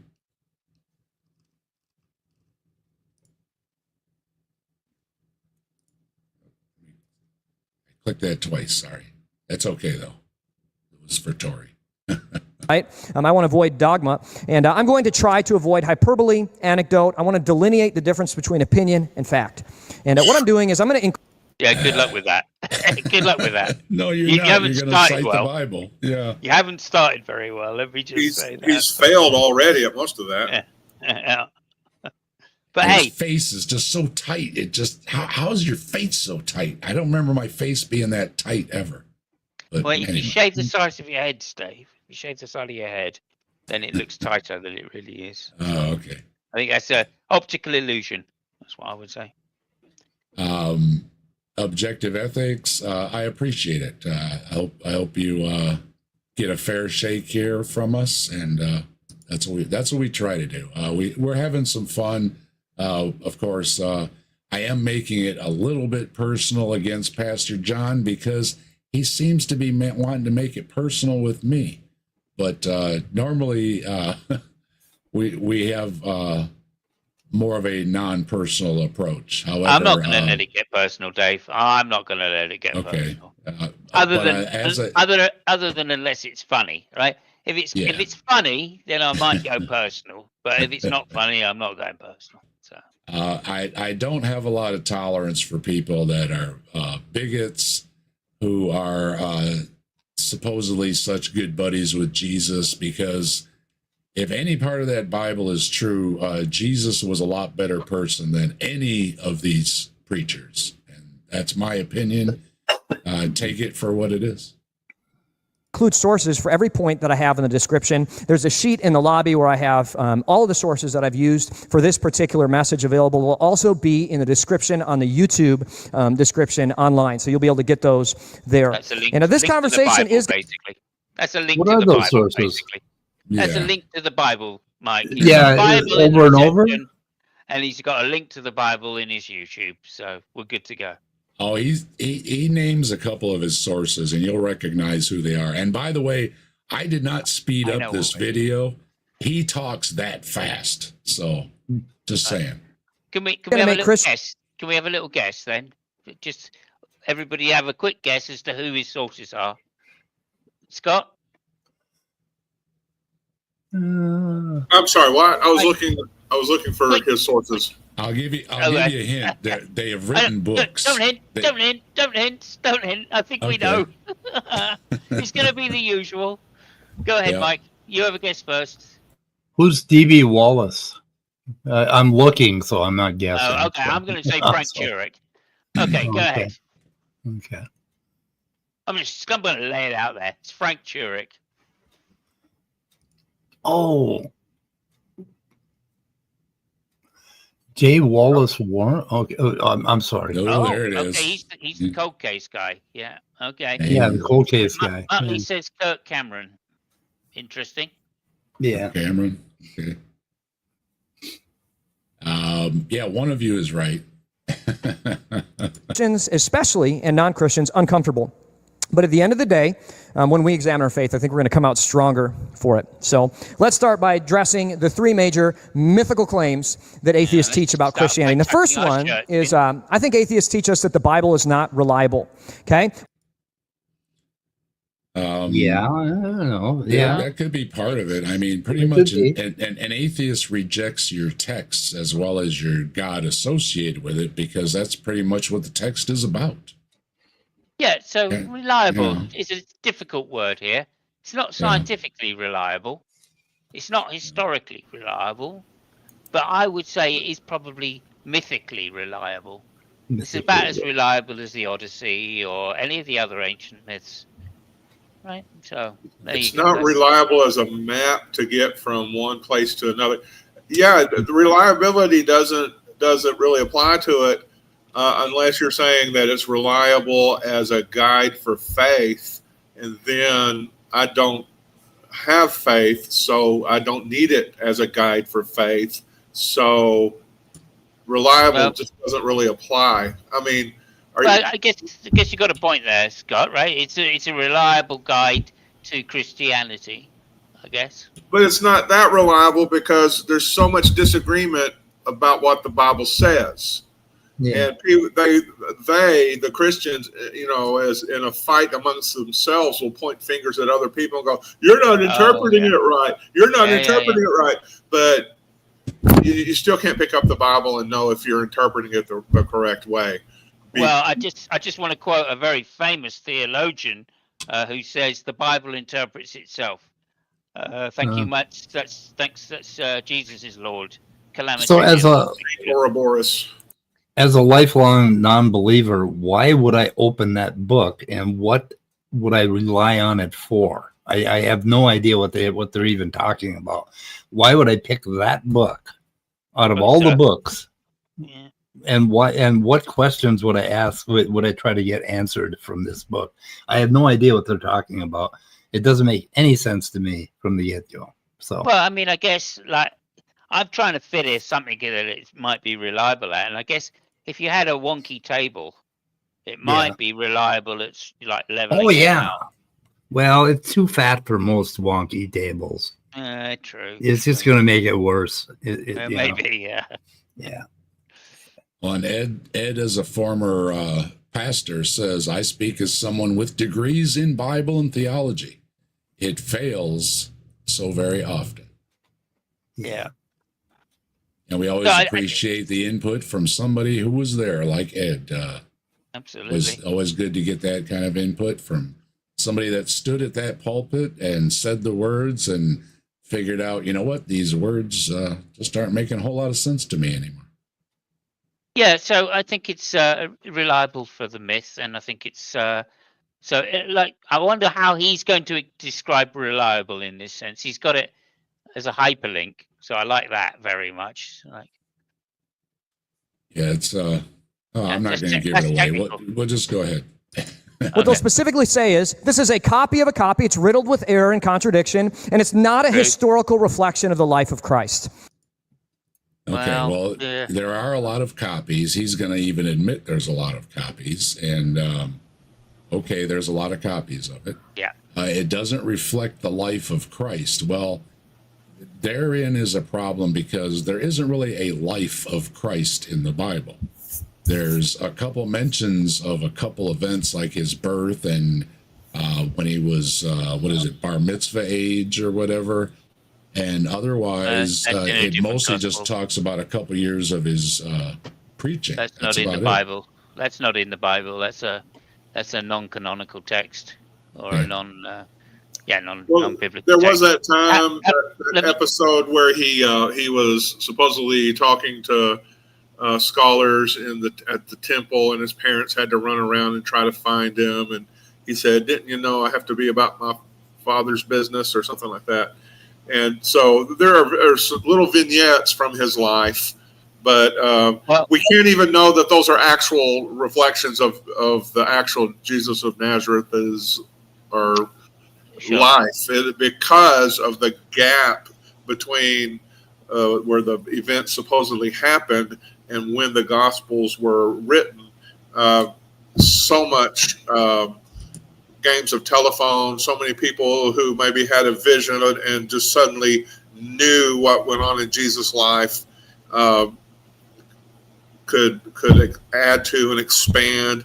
And there were so many different stories about Jesus' life that weren't even included in the Gospels. They were included in other Gospels. So you just can't know what went on in the life of Jesus. It's not a reliable biography. It's even worse. It's even worse than that. So it's a historical record. So and the point being that when you do history, you have to discount the supernatural. You cannot give supernatural explanations. So in the historical method, so it can't be a reliable historical method because there are supernatural happenings that are described in the life of Jesus. So it just can't be reliable from a historical point of view. Again, it can be reliable from the Christian point of view, which accepts the supernatural, but not from the historical. And he specifically just said it's a reliable historical source for Jesus. It's not. And Fabio dropping in. Hello, Fabio. Good to see you. Ciao, Fabio. Okay, and I just want to address that right now. I want to talk about that. I've got a few sub-points underneath this. And as a side note, I gave a much deeper treatment of this topic in our series, Can We Trust the Bible? That's going to be linked in the description online, all 4 weeks of that series, if you want to check that out. But let's start by addressing this. A lot of people say the Bible is a copy of a copy. And I've got news for you, and this might be hard for some of you to hear, but we have no original writing of the Bible. We don't have any of the original writing of the Bible. None. Zero of the books of the Bible. Yeah, God did a hell of a job preserving the word, didn't he? Yeah. So it is a copy of a copy. It starts out with the 10 Commandments written on tablets of stone that Moses decided to smash, because when God gives you his word, the first thing you think of is, I'm going to smash this, right? So it's always too convenient that the only writings we have would be the stone tablets that are smashed and a scribble that Jesus made in the sand that is long gone. Yeah, and the toilet paper was in short supply back then, so you can understand what happened to the originals. So. Do we have the originals? And a lot of people are like, oh, it's horrible. It is a copy of a copy. I knew it. But I'll also share with you that we have no original works of any author from antiquity. We don't, okay? Plato, Aristotle, Homer. Shakespeare wrote only 400 years ago, and yet we have none of his original works either, That's just right? not true. It's not true that we have no original works from antiquity. There's certainly Roman original works. But it is true that the number of scrolls, we have original works of, shall we say, something like the Babylonian myths, right, written on tablets in stone. So we have those, although when they were exactly composed first, we don't know. We got original works of certainly some of the Greek philosophers, although mainly the later ones. So it's not true that there's none. However, generally speaking, you don't get original works because, surprise, surprise, paper doesn't last that very long, certainly when it's made poorly. So, I'm not surprised. However, I do think we've got things of people talking about original works, right? We've got lists from some of the libraries. So we know that there are a lot of copied works which were later passed down through libraries. certainly of like Greek plays, etc., etc. We've got Jedi stopping through. Jedi also had a birthday this week, and Wesley giving us his weekly blessings. Wesley was on with, I believe, you were on with Brooklyn Lou, weren't you? If you want to hear Wesley and see Wesley, yeah, you can check that out. And who else? I think somebody else stopped through. I'm always missing folks. Good to see everybody. Thanks for everybody for, hey, Katie too. Hello. Good to see everybody. Tori says, Dave, I saw a video on YouTube about my old stomping grounds and its hauntings. If I can find it again and watch it, I'll send you the link. Yeah, I have community posting on my channel, so you can go to the whatever it says, post or community or something like that, and post the links there. And it's a great way for anybody to send me links. So feel free to use that. It's a new thing YouTube opened up, and so yeah. If you come across any links, especially Bigfoots, ghosts, aliens, stuff like that, drop me the link in there. It's always appreciated. So if you're going to say, well, unless we have the original, I'm not going to trust it, then you have to write off almost all of human history prior to 400 years ago. Well, there you go. Now, well, of course, no. Here's the one quick thing, Simos. Go ahead. We're talking about people writing books, writing plays, and well, maybe we don't have exact works or originals from them. These are not the words of God, okay? So anytime they try to compare the word of God to any other book, it's not applicable. You're talking about God wanted to make sure we had God's word, and as you have said, there are no originals. Now, of course, Simos point out paper doesn't last, papyrus doesn't last, stone tablets apparently get dropped and smashed, but we're talking God. We're talking another level. Surely if anybody could preserve copies or originals or any writings, it should be God, right? It seems that they're dismissing away, well, it's just because it's just another book. And I would agree, but then they're going to say, well, hold on. No, I didn't mean it's just another book, right? Yes, it is. Yes, it is. Okay, so the even if we don't have the originals, in some cases we do, right? So there's, like I said, Gilgamesh, right, from whatever it is, 2000 BC. There's, you were talking about the Ten Commandments. There's the Code of Hammurabi, which I believe is about 1750 BC, somewhere around there. So, these are original documents, and they still exist today, of course, written on stone. But there still is a lot of ancient literature which is original. So, like I said, there's some of the Greek plays which are original. There's some works of Aristotle which are originals. If not, it doesn't matter anyway, right? Because the point is, that's what the historical method is for.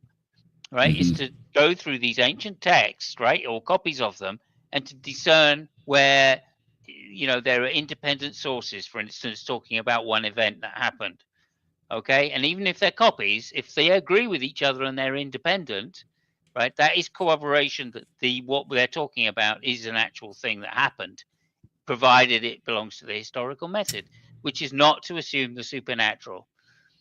Right, you can't take the supernatural out of the historical method. So one of the reasons, for instance, these guys will claim quite often about Alexander the Great, and yes, some books the books and the autobiographies weren't written about him for some 100 years or 400 years late after his death. Those are the earliest examples we have.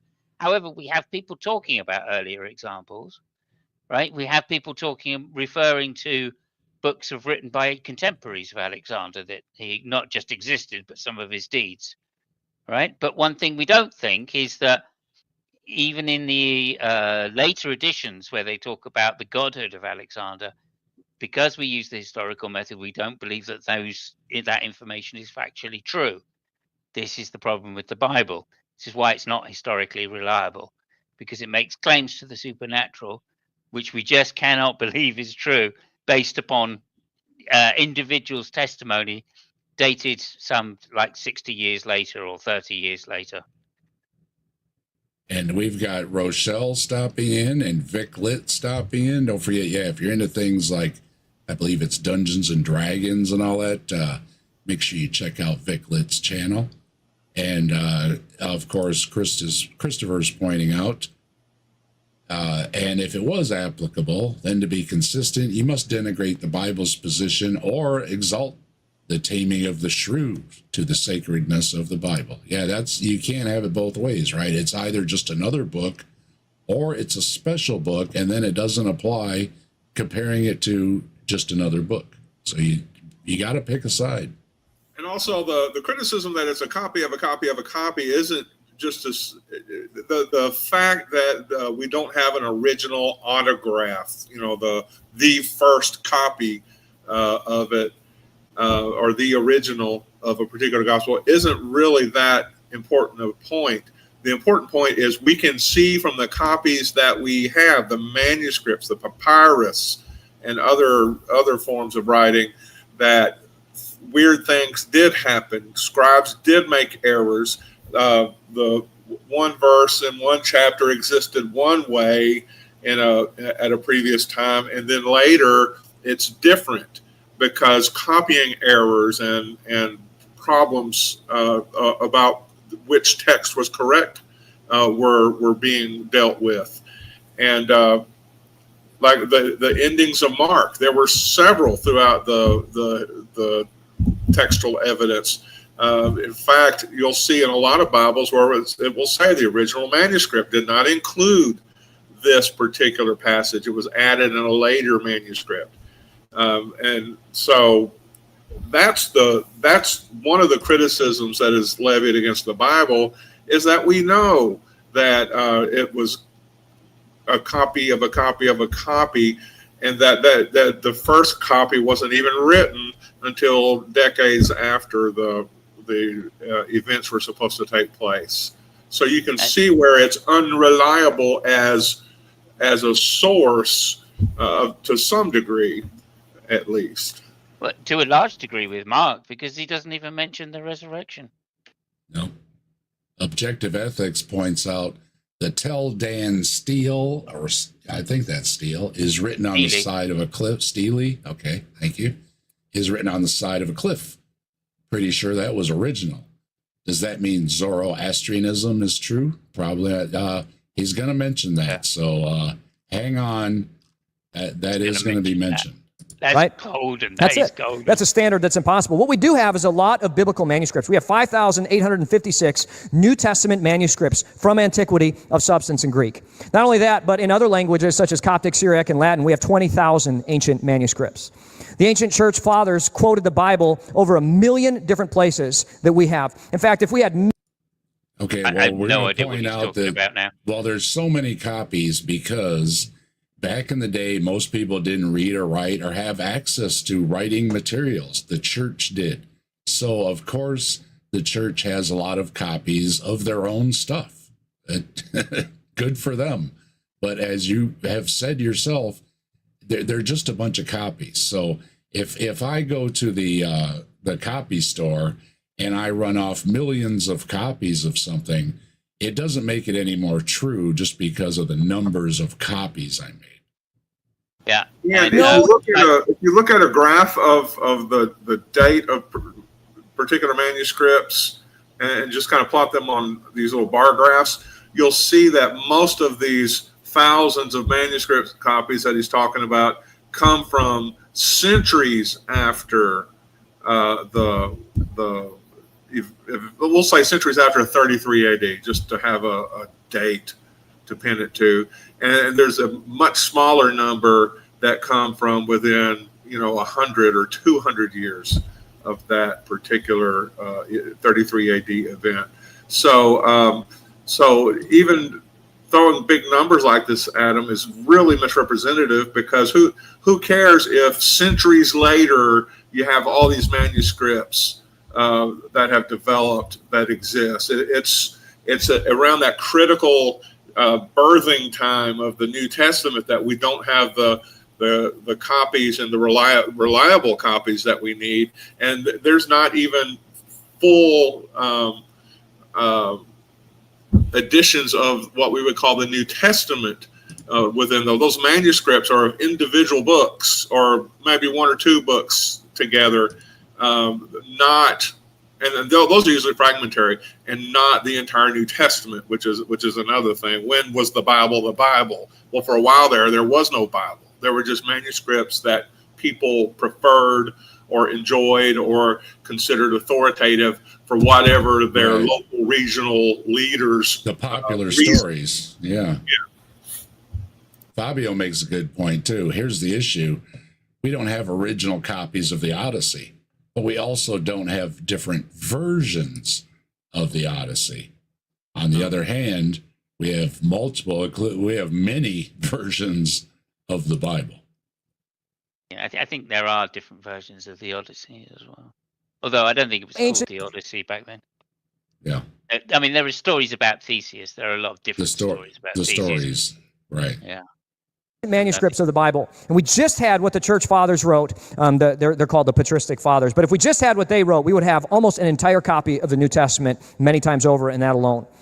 We have a lot of old manuscripts, really old ones. We have over 900 manuscripts that predate the 9th century. Okay, that means that they're over 1,100 years old. And to put that I believe Bart Ehrman has said, though, the Bible as we see it today really wasn't completed till just shortly, like about 800 years ago. So you've got thousands of years of Judaism and Old Testament, and then you've got 1,200 years since Jesus before they actually got the book together as we know it. So, as Scott was pointing out, it just seems to be what was the popular stories, or the ones they thought were legitimate theological stories that are put into the Bible. Who knows how many stories were not included? Yeah, well, we got some ideas about that, of course, because there were quite a few Gospels which were later found. Right, all dated within like 300 years of Jesus. Like, so, like they're all 2nd and 3rd century AD mostly. Yep. But like Thomas, right, Judas, Mary, Peter, of course, was an early one which they excluded. So most of the disciples had Gospels associated with them, and that's another reason why we know, or why it's reasonable to assume, let me say, that these Gospels are not authored by the people they say they are, even those ones like Mark, Matthew, Luke, and, well, maybe Luke is, but and maybe John is, of course, but the disciple ones are not authored by the disciples themselves, which makes sense, right? Because, Jesus went around gaining disciples from the poor and possibly people that were illiterate. And Topdawg mentioned earlier the infancy gospel of Thomas, where it talks about Jesus kind of being a brat. So the supposedly sinless, perfect life didn't apply to the infancy gospel of Thomas. And Ed he had says, to learn. He had to learn. That's he had to learn. Yeah. And Ed says, if we go by copies, I think Hinduism wins. Hinduism has a lot of texts going back 5,000 years, I think. No, Hinduism is the actual texts are quite recent in terms of like their second or third century. Origins, orally, the oral stories allegedly go back to some thousands of years. But again, they use very tenuous like evidence to justify that. Right, so they have descriptions of comets and things like that, and alignments of stars and what have you, and planets, and that's how they say it goes back 5,000 years. Objective all ethics very says, serious. It's just as serious as any other religion. Yeah. Hey, I've got that chart. If you want to pull that up there about New Testament manuscripts by century, how they're represented and distributed. It's like I got to take this down. Yep. Okay, so the numbers under, and I know it's hard to see. I don't know how to make it any bigger with my Copilot. I just asked Copilot to produce the chart or to actually show the chart. This is kind of famous. But here, on the left is your number of manuscripts. Down on the bottom, on the x-axis, is basically by century. And look at those little short bars right there. And then when you get finally to the 9th or 10th century, they start to shoot up, which you would expect because the church has gotten bigger and bigger and bigger, and there's more production of manuscripts going on. But you just don't have that many early on. So saying that there's 5,000 or 3,000 or that the church fathers could reproduce them, well, the church fathers were still, a few centuries after that, or the patristic fathers. So it's just not it's just not that overwhelming of an evidence, and I just wanted people to see that graphically. Let me see if I can make that. There isn't a complete one till the 4th century, I believe. And Austin Sims is stopping in. Good to see Austin. Austin's doing his homework. Good man. Good man. Well, it's not getting any larger, but that's what I wanted to share. I'm going to stop sharing now just so we can get on with it. But and I hope I objective made an ethics impression on people because apologists do like to overstate things.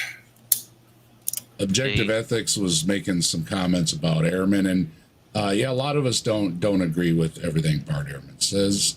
But Bart Ehrman is the chit, right? He learned the languages. He took all the classes. So he is worth listening. Yeah, he's worth listening to. Right. Good way to say it, Simon.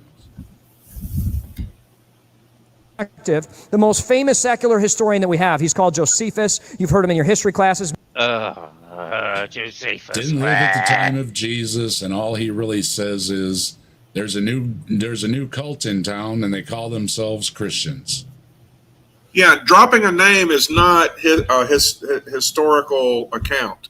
It's just dropping a name. So even if he did say these wonderful things about Jesus that everybody loves, it's just a blurb. It's just a name drop. It's not a history of Christianity.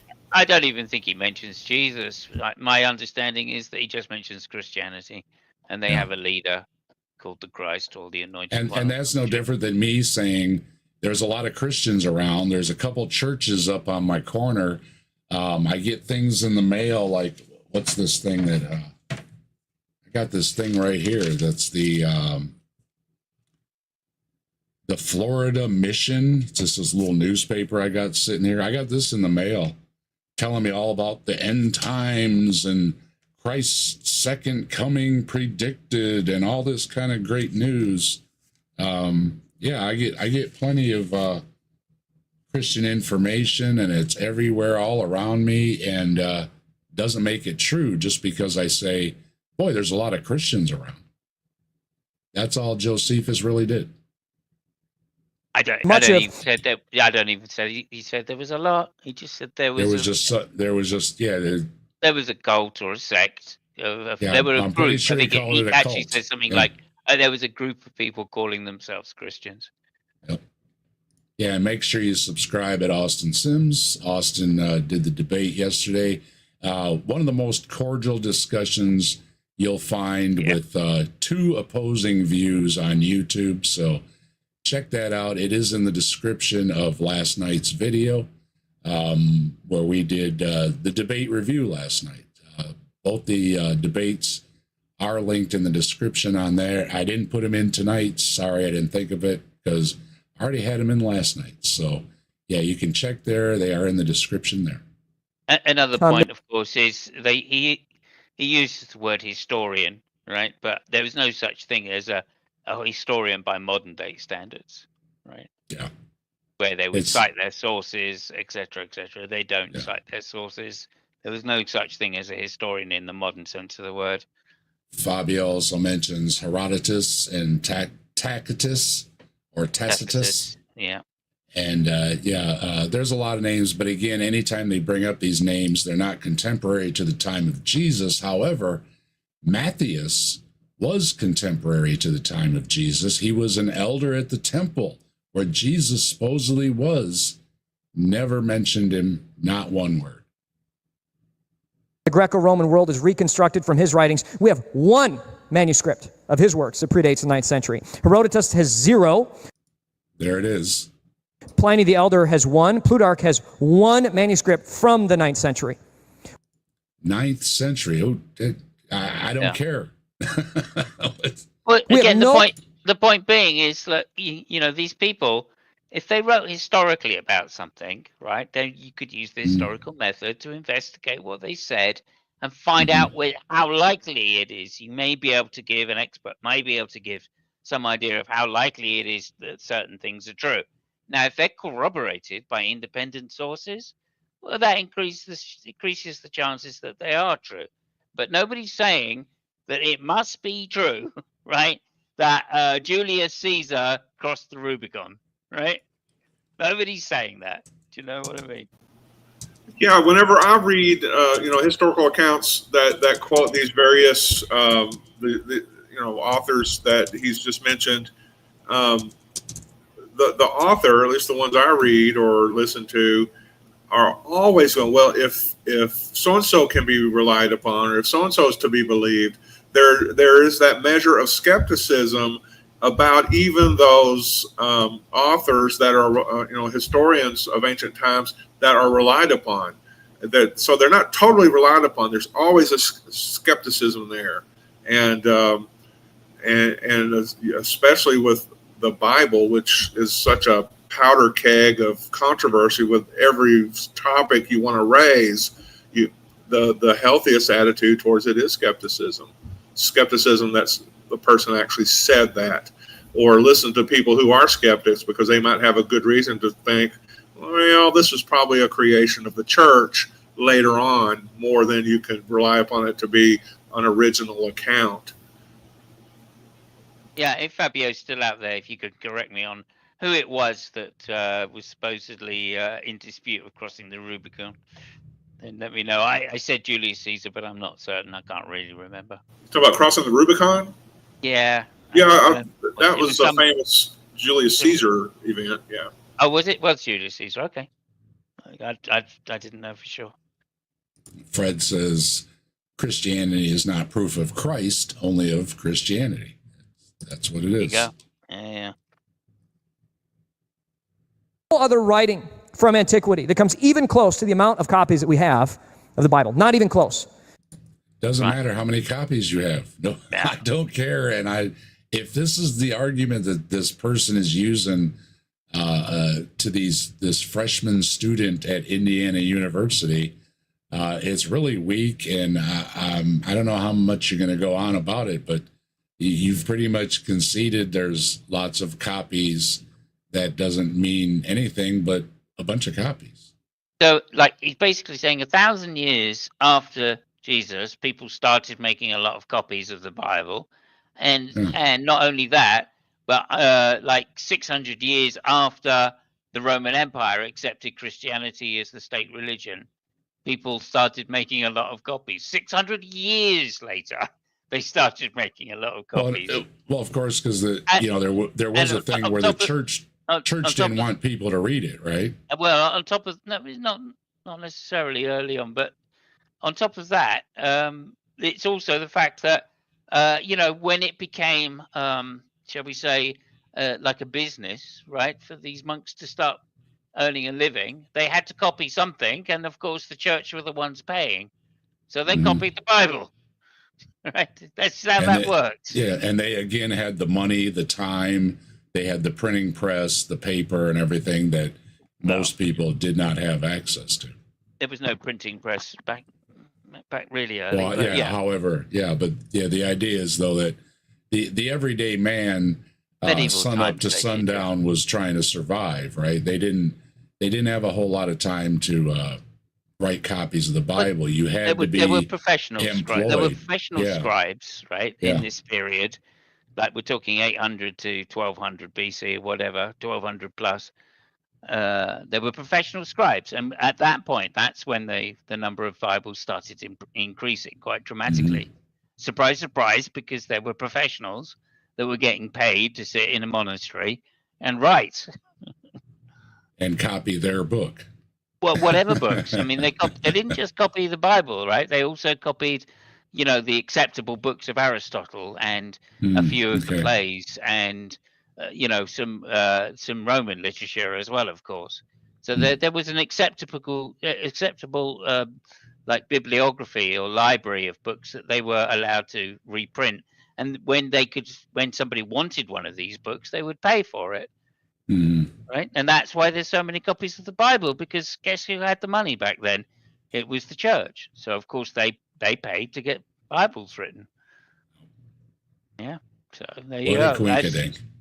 Yeah, I mean, as the church is spreading, so surprise, surprise.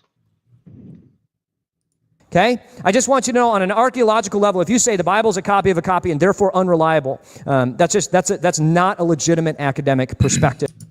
But that's only a very small part of it. I think we already said that there's a lot of reasons to reject the Bible, as Simos said. You investigate the claims in it.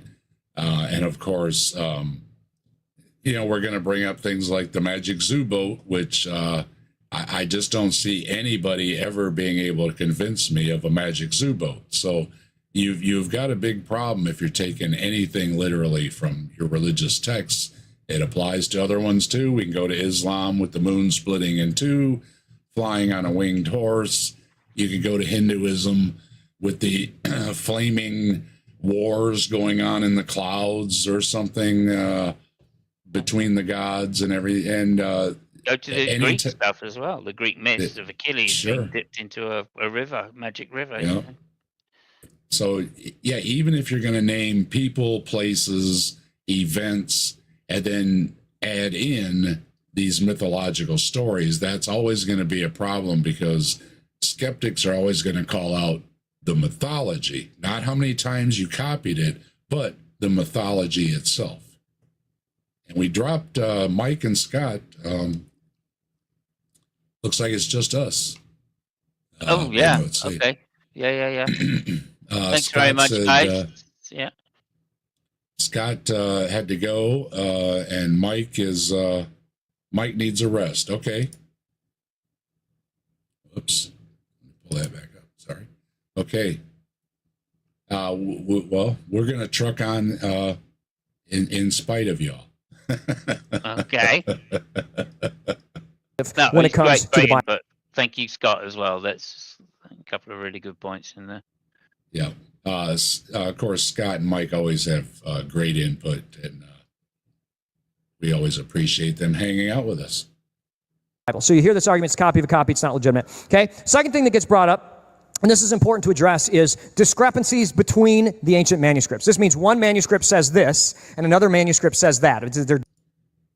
Yeah, that could be a problem, because not just, again, he's going to throw, well, people make mistakes, but it's supposed to be inspired by God. You always have to add in, this is an exception when you're trying to argue for the Bible, because you will use that this is from God, or however you're going to word it, but then also dismiss copying errors and discrepancies as human error.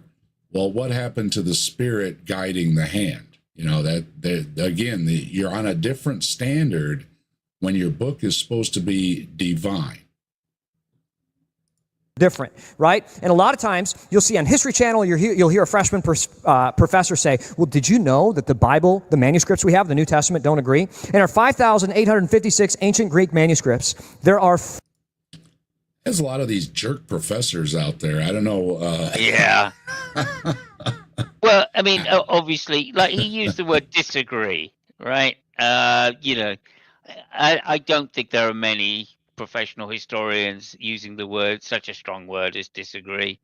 I think they just say that there are discrepancies between them, and they're not the same, right? There's a difference. I think they might use the word difference, but I don't think they say disagree as such, because of course, it depends what that's such a subjective term.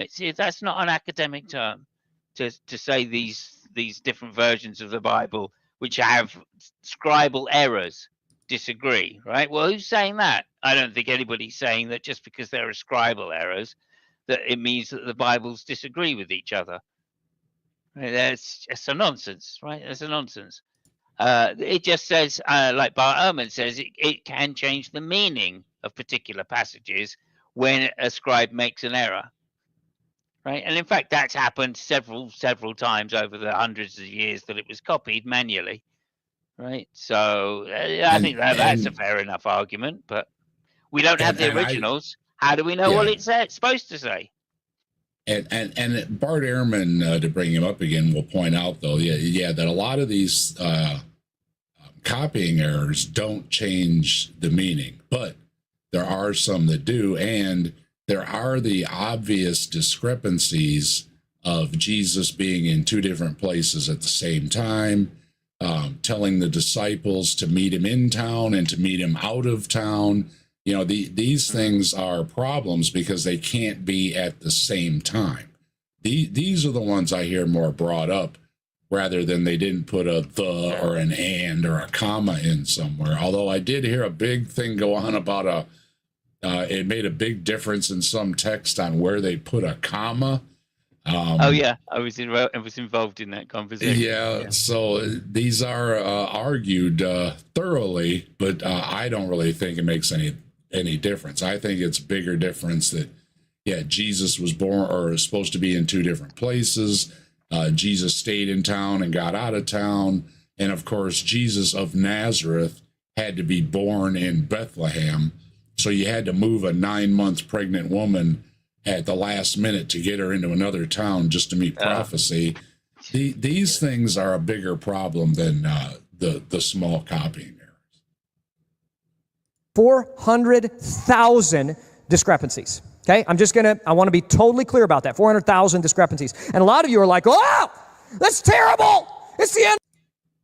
Dude, you need to calm down. That was my comment on this video was you need to lay off the caffeine because, man, and when you're listening with headphones, it really hits you. Yeah, but like, why is he changing it back to discrepancies now? So this is the Motte Bailey fallacy, right? It's like, look, it's look, there's 400,000 disagreements, right? And then when you question it, no, he actually means discrepancies. And of course, like some of those discrepancies are very easy to see that they're just scribal errors and they don't change the meaning in any way, like you said, like Bart Ehrman was saying, but some of them do, right? Some of them actually change the meaning. So if there's 400,000, you got to think that of that a certain percentage probably do, in which case that's a lot. That's a lot of discrepancies. And God should be poking them. The meaning doesn't change. Yeah, God should be poking them and saying, hey, you made a mistake, right? That's always what I bring up is the divine inspiration thing. To me, that is God somehow either talking to them or guiding their hand. So the errors would have to be back on to the divine inspiration that kind of fell asleep on the job along with the scribe. Yeah, there you go. And Ed's going to go do Ed's stream at the Rabid Atheist. Make sure you subscribe to Ed at the Rabid Atheist. Again, Ed is a former pastor. And if you want input from Ed on what it's like to be a former pastor and now a non-believer, make sure you go check out Ed. Always a good chat going on over there as well. Have a good show, Ed. We'll see you later.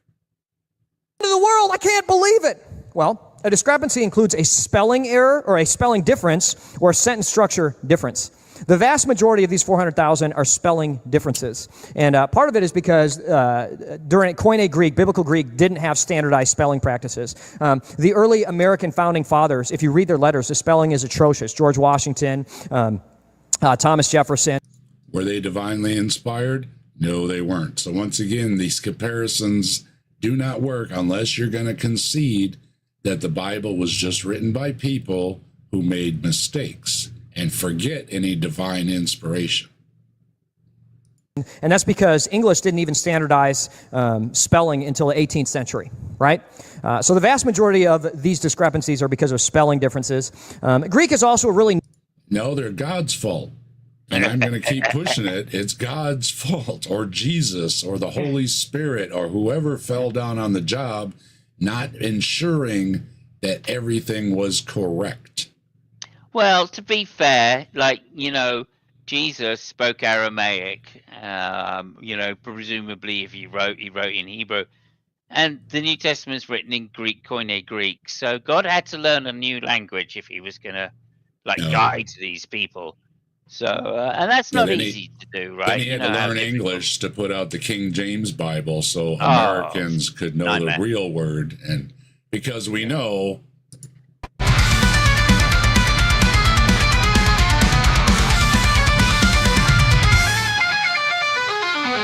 See here, dead fly. We've got Brad, who is Language. KJV I took only. 2 years of biblical. In case you missed it, it's on his wall. There's KJV, and he says, and we covered it, that God wrote the Bible in English, specifically in the KJV, so that we could have God's word, because Americans don't speak them funny languages. Oh, dear. Greek in college. And there's over 1,000 different ways in Koine Greek to say the 3-word English sentence, John loves Kristen. Well, that seems like What? the perfect language to write the What? Bible in then. What? I mean, What? Look, well, why you've would got he use that Hebrew and sentence? Greek. Well, yeah, you've got Hebrew Does he and know? Greek. Does he that- know a that- John and a Kristen? Yeah. But Hebrew has, is a very simple language, and he's just saying that Greek has many ways to write the same sentence. So God chose these languages to record his word when it is so interpretive. There again seems to be a big fail on God's part. There's 2 ways to say in English. Kristen loves John. John loves Kristen. So true. I could say that like 100 times. But anyway, she's my wife. Kristen's my wife. Okay. I think that's fine. I see. I thought it was a guy. I thought Christian. I thought you said Christian was a guy, you see. So, my mistake. It happens too. I mean, we've heard quite a few of these pastors that have boyfriends. Not that there's anything wrong with that, but they just got done preaching for 2 hours on the certain verses in the Bible, picking on certain people groups, only to have it in their mind their whole time. Boy, I can't wait to get off stage and go see my partner. Yeah. Yeah, or snort coke off a or use something. Yeah. Yeah, use grandma's change that she put in the platter to support your habit. A lot of other awful things. And again, where's God in all this? Doesn't seem to be around. But nobody else does.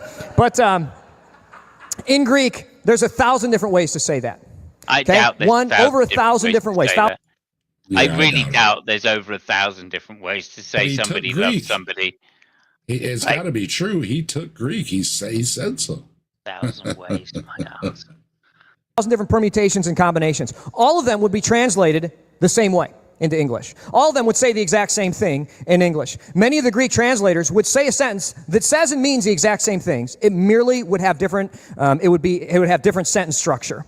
Okay. Look, let's just stop that. Right. So, look, as an estimate, I'm going to look it up just to get it right, but I can't believe there's that many words in ancient Greek. All right.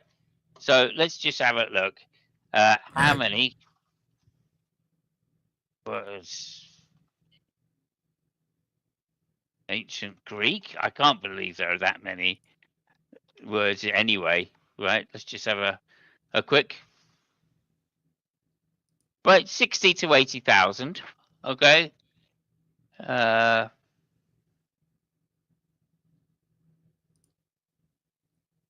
Quite a few words, obviously, but that's not surprising.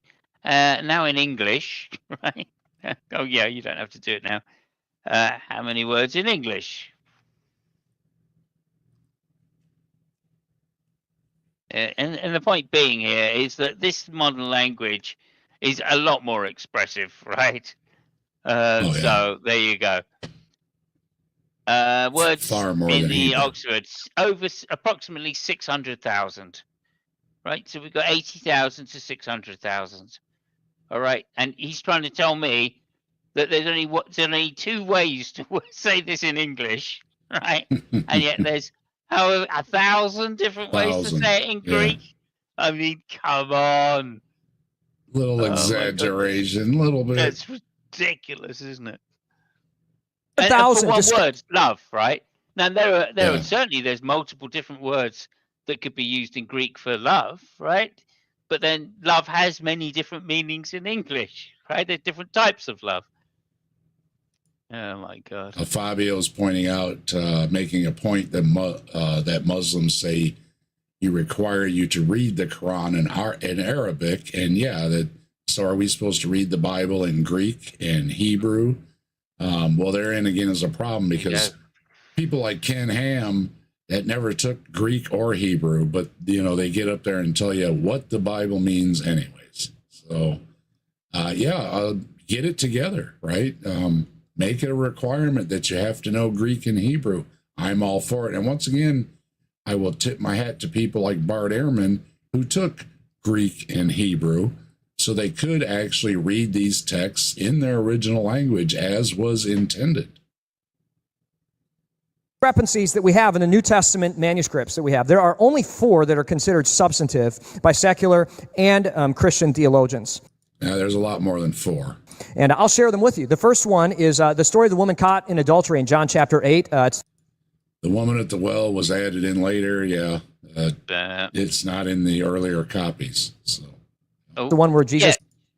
Sorry, Austin, it just says there's multiple Greek works, different types of love. Same with English as well, of course, as I said, there's the difference in comparison of the number of words.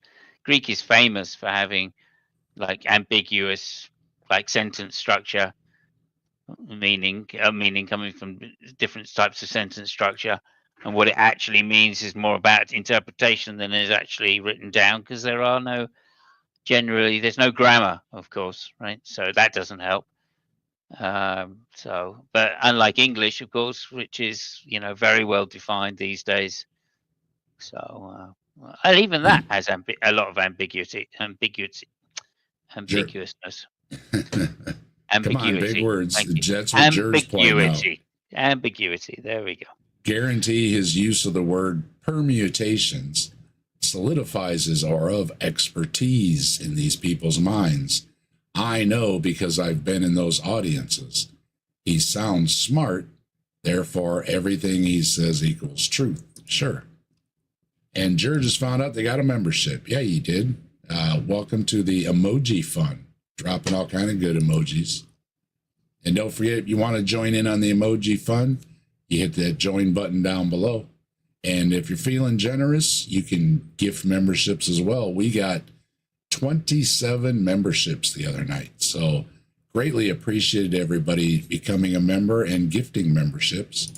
And Let's Farm says, I'm a member now and my notifications still don't work. Huh. Wow. Make sure you hit the bell to all. Let's Farm. I'm sure you have, but just try that. That can work sometimes.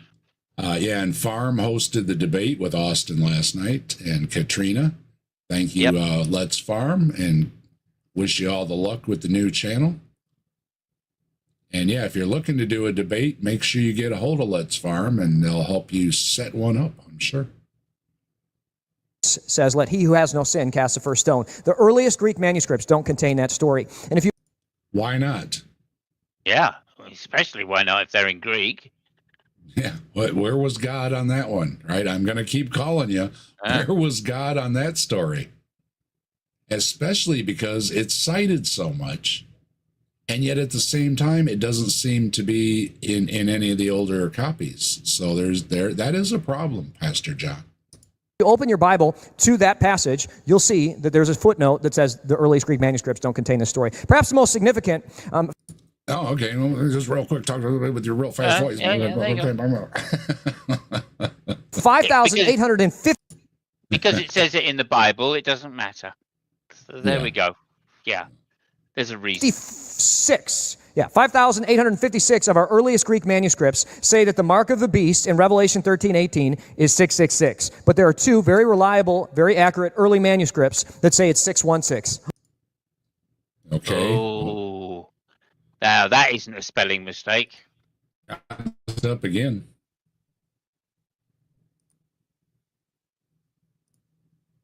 You're right there, Dave. Yeah, I know, right? Yeah, I know, right. Yeah. Taming of the Yeah. snakes in Matthew 16. Unreliable. It's not Yeah. reliable. 17 and The 8. Bible is not reliable, is what I'm reading from on his screen behind him, and he's proving it. So thank you so much very for that. Yeah. Yeah, 3 myths. So one of them isn't a myth. Okay, thank you. Yeah, Farm says, yeah, bring your debates. We're 100% neutral platform for all debates, and consider joining our open panel talk show called Let's Talk, which is starting again next week. All right, we'll look for that. And Jur is thanking whoever gifted the membership. Yeah, we had a lot of generous folks last night. We're gifting memberships, much appreciated. And I hope you all enjoy being a member. And I do have a member stream queued up. I've got it rendered and everything ready to go. I'm thinking maybe Monday, something like that. We need to get in because it's about the end of the month. And I want to make sure that I cover my monthly, at least once a month, having a member stream. So I haven't forgotten. It will be there. I do have my eye on the calendar. We will get that in, and then there will be also new Grassman coming up too. I have that in the works as well. And I've seen a bunch of new subscribers at the Grassman Chronicles. Also, the link in the description below if you enjoy the cryptids and the ghost stories and all that kind of good stuff like I do. Join us at the Grassman Chronicles. And again, I will have that coming out soon. We're going to be covering the Loveland Frog in my continuous coverage of the cryptids we have in Ohio, which number around a dozen. And we've got Ryan Murphy, who's been a member for a month. And we had Stop the Stupidity putting up a couple months. We're actually having people that have been members for months and stuff now. That's really neat. And to all the members and all the subscribers, You rock, let's rock with the fire in our veins. Rock on till the skies, till the thunder and rain. All hail Bigfoot, the legend, the king. He walks among shadows, the wild spirits sing.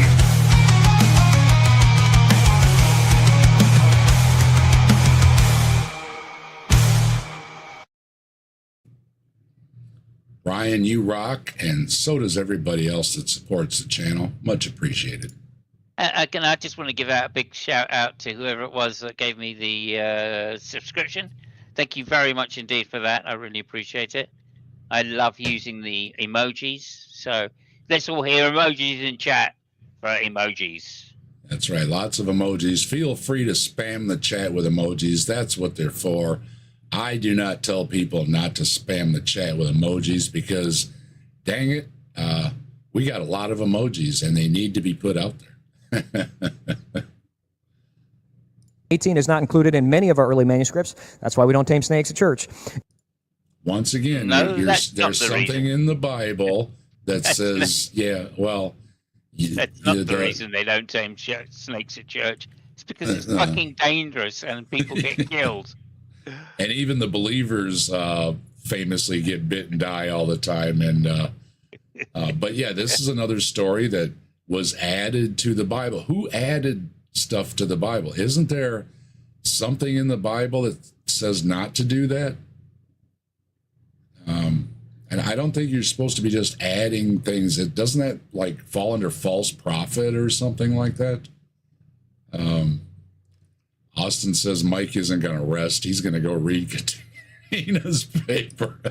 Yeah, you know it. You know it, Austin. You know it. Oh, that's good. That's good. And why not? Good luck to him. Good luck to him. Yeah. Katrina, I guess, does have a paper on the chromosome 2 fusion. However, it's not been published. So Mike has agreed to keep it a secret until that gets done. And we do respect that. We don't want to take away from anybody's chance to get anything published. But we hope that happens. And then we can do another video, maybe with Katrina herself, talking about chromosome 2 fusion. So that would be fantastic. Katrina was very, very nice. And we may not agree, but we can agree to disagree when somebody is a nice, civil interlocutor. And we did appreciate the the very nice engagement between the two of them last night. It was refreshing. Yeah. Although we do enjoy a dumpster fire, it is refreshing to not have them all turn into dumpster fires, right? Yeah, absolutely. And it was an interesting debate as well. I Mhm. thought Austin came across very well on that debate, and obviously, I agreed with his position. So that was good. But she sounded extremely smart, eloquent, Mhm. and that's always, as you're saying, very good to hear in the debate when both sides can give each other the space to express themselves, to get She was their a ideas across. Yeah. she served the country, so we salute that, and also teaches nursing or something like that, and again, a noble profession. Yeah, if you're out there doing all kind of good stuff, I don't care if you're a Christian or not. Keep doing all that good stuff. It's much appreciated. And then prayer, Matthew 17:21, Jesus says, some demons can only be cast out through fasting and prayer. Some of the early manuscripts don't contain fasting. They don't contain fasting, just prayer. Thank God, I love eating. No, just kidding. But Fasting doesn't mean you can't eat. It means you go for a period of time without eating. But yeah, okay, I get the joke. Sure, I guess gluttony's still a sin for him, though. Yeah, I don't think that's a problem. He's pretty skinny. He Of is, course, I don't know. I've been watching the beard guy.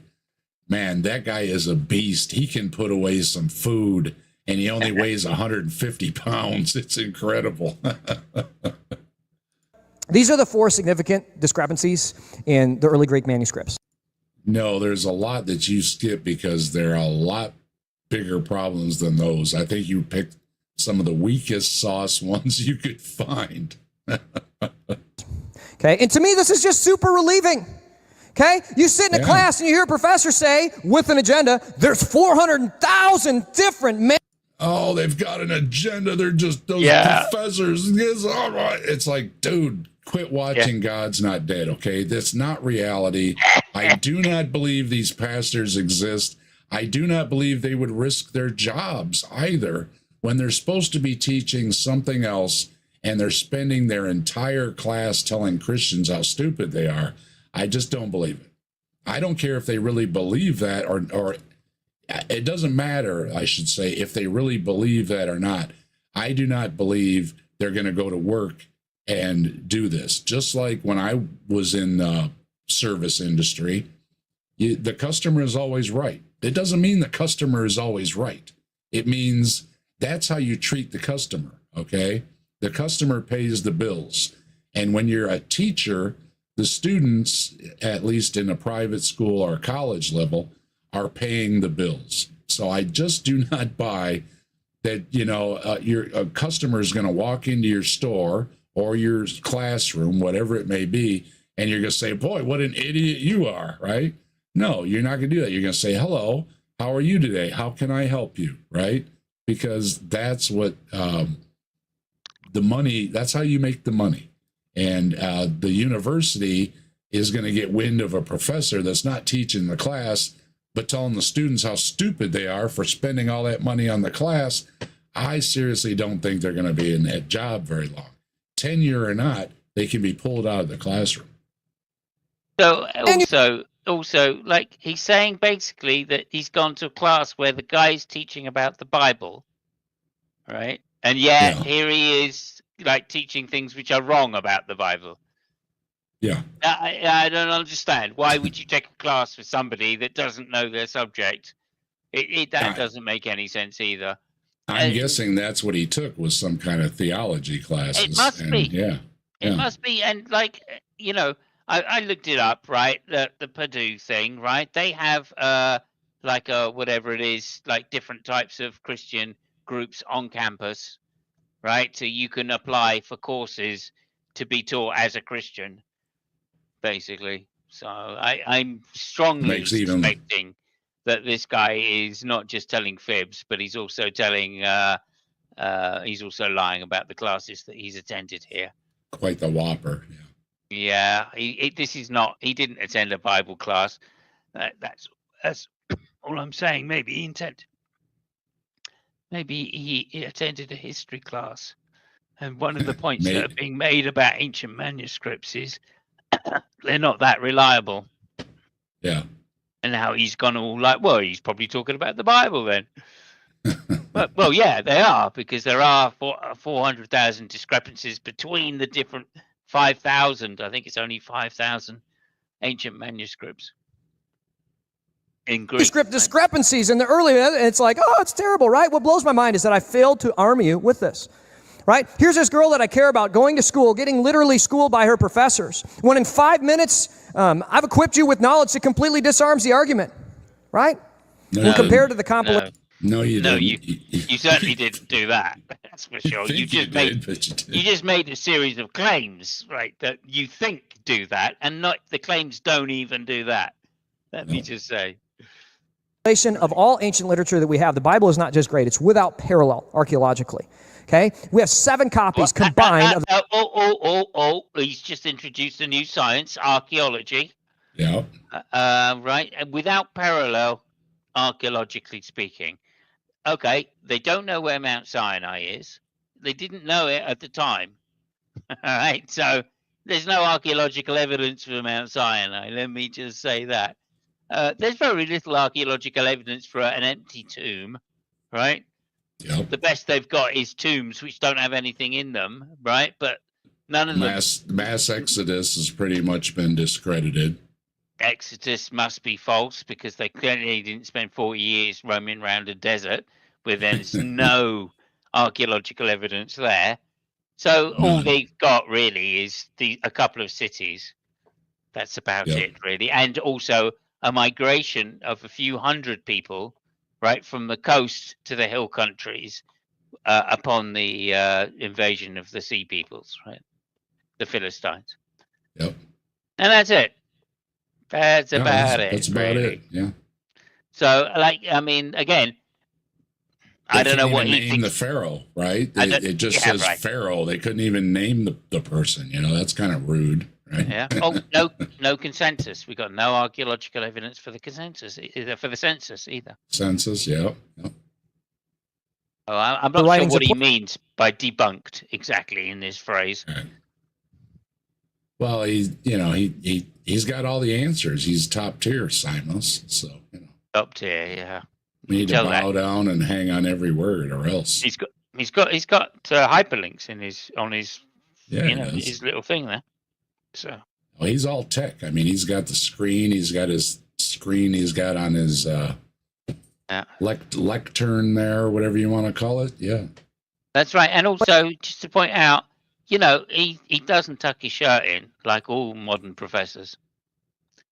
That's the thing, that the church has gotten very relaxed. It's a casual Friday, so to speak. That even when I was a kid, I mean, you dressed up for church. That doesn't seem to be the way anymore. Plato and Aristotle, and they completely contradict each other. I mean, the discrepancies they're different works. They're very different works, right? Unlike the Bible, which is very minute. Could you just go back a little bit there? I just want to hear what he's saying about Aristotle and Plato, is it? Compared to the compilation of all ancient literature that we have, the Bible is not just great, it's without parallel archaeologically. Okay? We have 7 copies combined of the writings of Plato and Aristotle, and you have 7 copies between the two of them. Completely contradict. I'm pretty sure that is not true. I mean, obviously, both of those writers were extensively copied by both Christians and Muslims. So I don't know what he's talking about there. I'm going to look it up, though.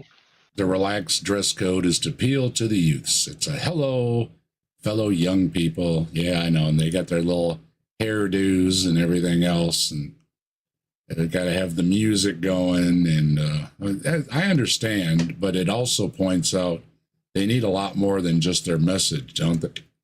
Because the message alone doesn't work. I mean, the discrepancies they're different works. They're very different works, right? Unlike the Bible, which is very minute. Okay, minute discrepancies. Could you just hold it there a second, just because So around 31 major surviving works compiled into 47 books or treatises, though he originally wrote hundreds.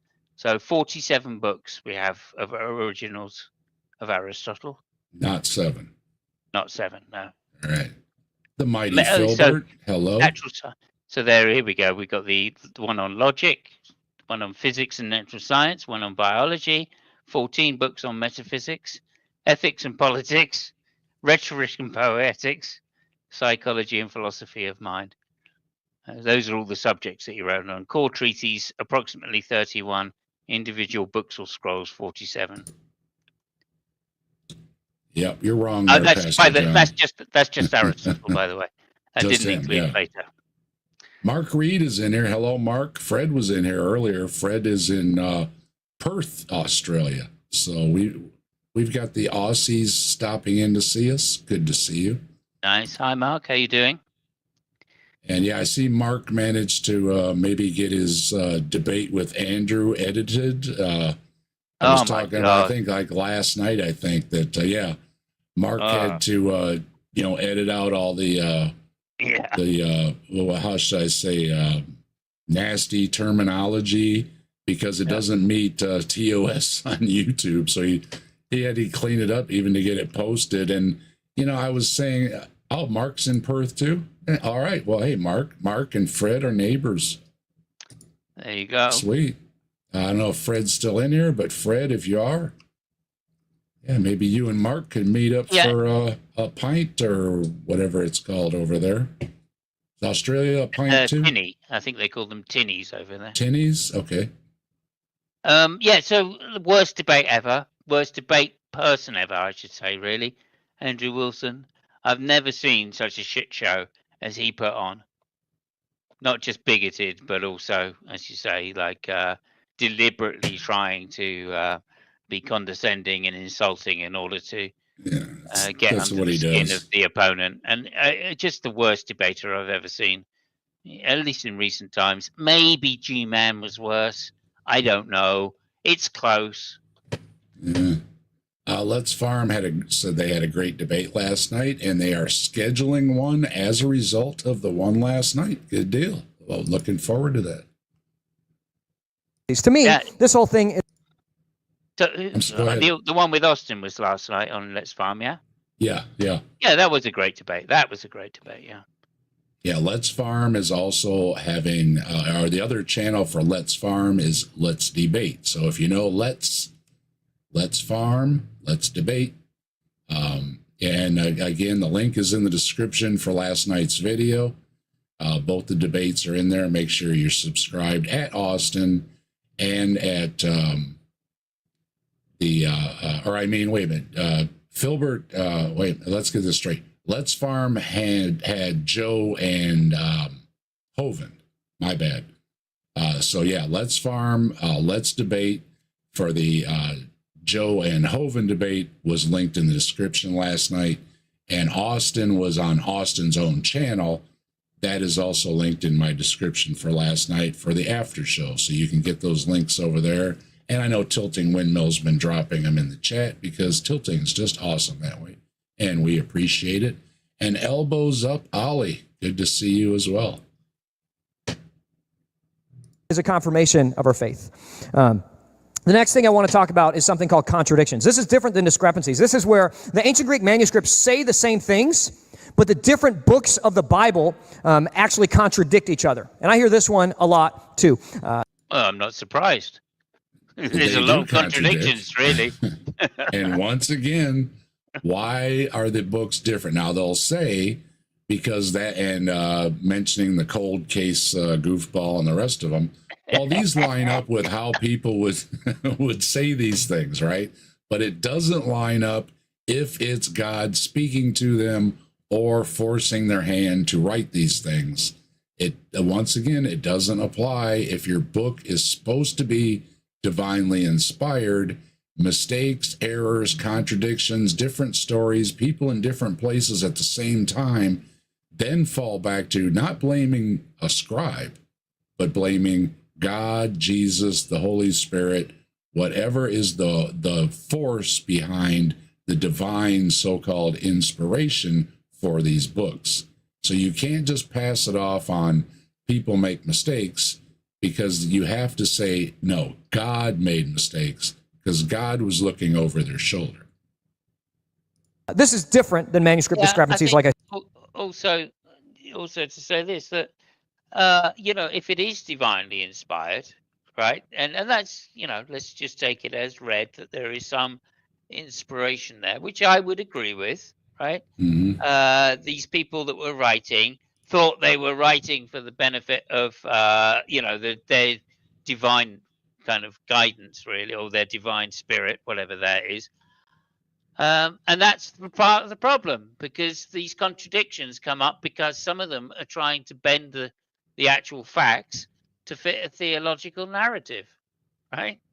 That's why they're contradictions, because some of them have tried to be historical, and some of them have tried to be theological, and they've tried to do it on exactly the same thing, the same point, right? I like the one that Alex O'Connor brought up with Dinesh, right, where he said, well, look, Jesus is supposed to come back out of Egypt, right, in such and such a, one person, I think it's Luke's gospel, and in the other one he goes to Bethlehem, or goes back to Nazareth, and then comes back down to Jerusalem for Palm Sunday, right? And the other one, he comes from Egypt from Palm Sunday, and he does that because, as he says in the Bible, it's because he wants to fulfill the old prophecies from the Old Testament, right? He has to, there you go. Like, there's two contradicting stories, right? Which if they're both, well, they can't both be true and the Bible be correct. That's not possible, right? So, just as well that one of them said, well, I'm saying this for theological reasons, right? So we know that that's not going to be the one which is true, right? But then what does that say about prophecies, right? It just means that, we can't believe any of the Old Testament prophecies on their face of them, because they've been written after the fact, knowing what the Old Testament says, or the Hebrew Bible, I should say. But either way round, you lose, right? Well, yeah. Either way round, it's either a discrepancy or a contradiction. In which And case, Justin once says, again, you've just proved that atheists, it's not a myth. he's Atheists say the helping us Bible out, is isn't not he? reliable. Justin's saying hello to Desk and Friends. Hello, Justin. Thanks for stopping in. And there's tilting windmills on it. There's Alex and Dinesh. Yeah, Dinesh didn't even know the days of creation. He looked pretty pathetic on stage. He did. He just was trying to get out of it and not get into a deep theological conversation with somebody who he knew the Bible, or studied the Bible as a theologian. Way too well. Yeah. Yeah. I mean, he's so slippery, Dinesh. He really is. Oh, he is. Yeah. He's like a second-hand car salesman that's only got one car. Yeah. Said Matthew, Mark, Luke, and John are all eyewitness account biographies of the life of Jesus. No, they're not. But they tell the story in different ways, right? So four people saw the life of Jesus. No, they didn't. You go right to Luke. Luke starts out by saying these are stories handed down that he collected, not an eyewitness. And they recount the story in different ways. John, not an eyewitness. No. Right? John wrote like 120 AD, possibly. Definitely not an eyewitness. Matthew and Mark, right? Well, we don't even know actually who wrote those two Bibles. Those names that are ascribed to them were ascribed to them 150 years later. So, that's... And we don't know who that is either. Yeah, there's suggestions. They took their writings from, what is it, Q and L or something that are other older sources of these collections of stories. And of course, Pastor John, I don't know if he said it or he will say it here, that Christianity ripped off a bunch of old stories when the opposite is true. Everybody else ripped off Christianity, which is odd because, as Simos pointed out, some of these things were written way before Christianity even existed. So it's a pretty neat trick. This is tough. For example, the temple table flip. Jesus walks into a temple and flips over a bunch of these big, heavy stone tables. And will point out that Matthias was a contemporary of Jesus at the temple, never mentioned this. Like a boss. Also, where did he get the idea that these tables were stone? It literally says the moneylenders used to bring them in and set them up. Yeah. Right. So that's another, shall we say, exaggeration in order to make a point. Well, they were Nephilim. They were giants. There you go. He's doing exactly what the gospel writers were doing, right? Which is embellishing, and the historians, inverted commas, of the time used to do, which is embellish the stories in order to make them seem more real. Yeah. Or more exciting, or more grandiose, or whatever. Not necessarily real. That's probably not the right way to put it. Katie wants to know, is the biblical Q the root of QAnon? Let's go to Reddit for that. Not Reddit. What was it called? Fortran. Yeah. Right? I imagine doing that, and I'm like, man, this guy walks in, just, rah! That's pretty cool. They were stone tables, too. They were pretty big. Jesus was obviously totally swole. But anyway, in Matthew, Mark, and Luke, they all record this happening at the end of Jesus' ministry. John records it at the beginning. What in the world? Another big one that I've heard... Oh, what in the world? Oh, no explanation for it, right? Oh, my God.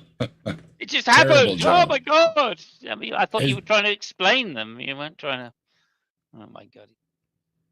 Yeah, that's just a terrible job. Hold on. I got hey, Dade Murphy. Heck yeah, you're a friend of mine. There we go. We got Dade Murphy on my list on Discord. All right.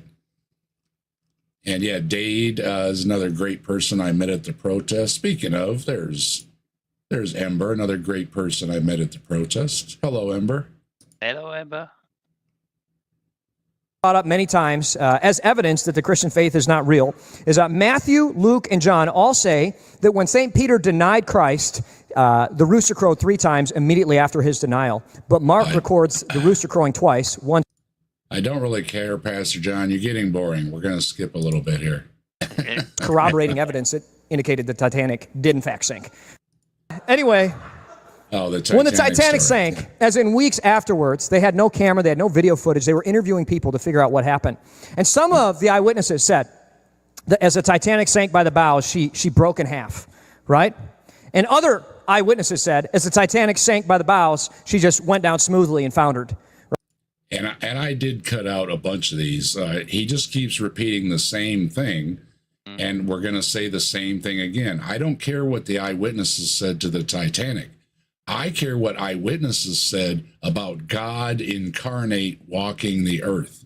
You have a totally different standard here. Or not said, right? Or not said, right? Yeah.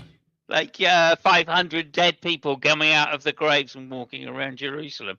Not mentioned in some of them. By the way, Jesus, after Jesus died on the cross, he was resurrected. Not mentioned in Mark, the original of Mark. Nope. Right. These are omissions which you would expect, right? And if some people are in the Titanic example here, if some people have said, "Oh well, the ship crashed," right, and they didn't mention that it sank, right? Yeah. I mean, that might be an omission which you think, okay, well, yeah. So they're just quibbling about they're all saying it sank, right? So it's just how it sank. Okay, well, people have different. People have different recollections and view things from different points of view. I don't expect all of the Bible to get exactly, all of the Gospels to say exactly the same thing.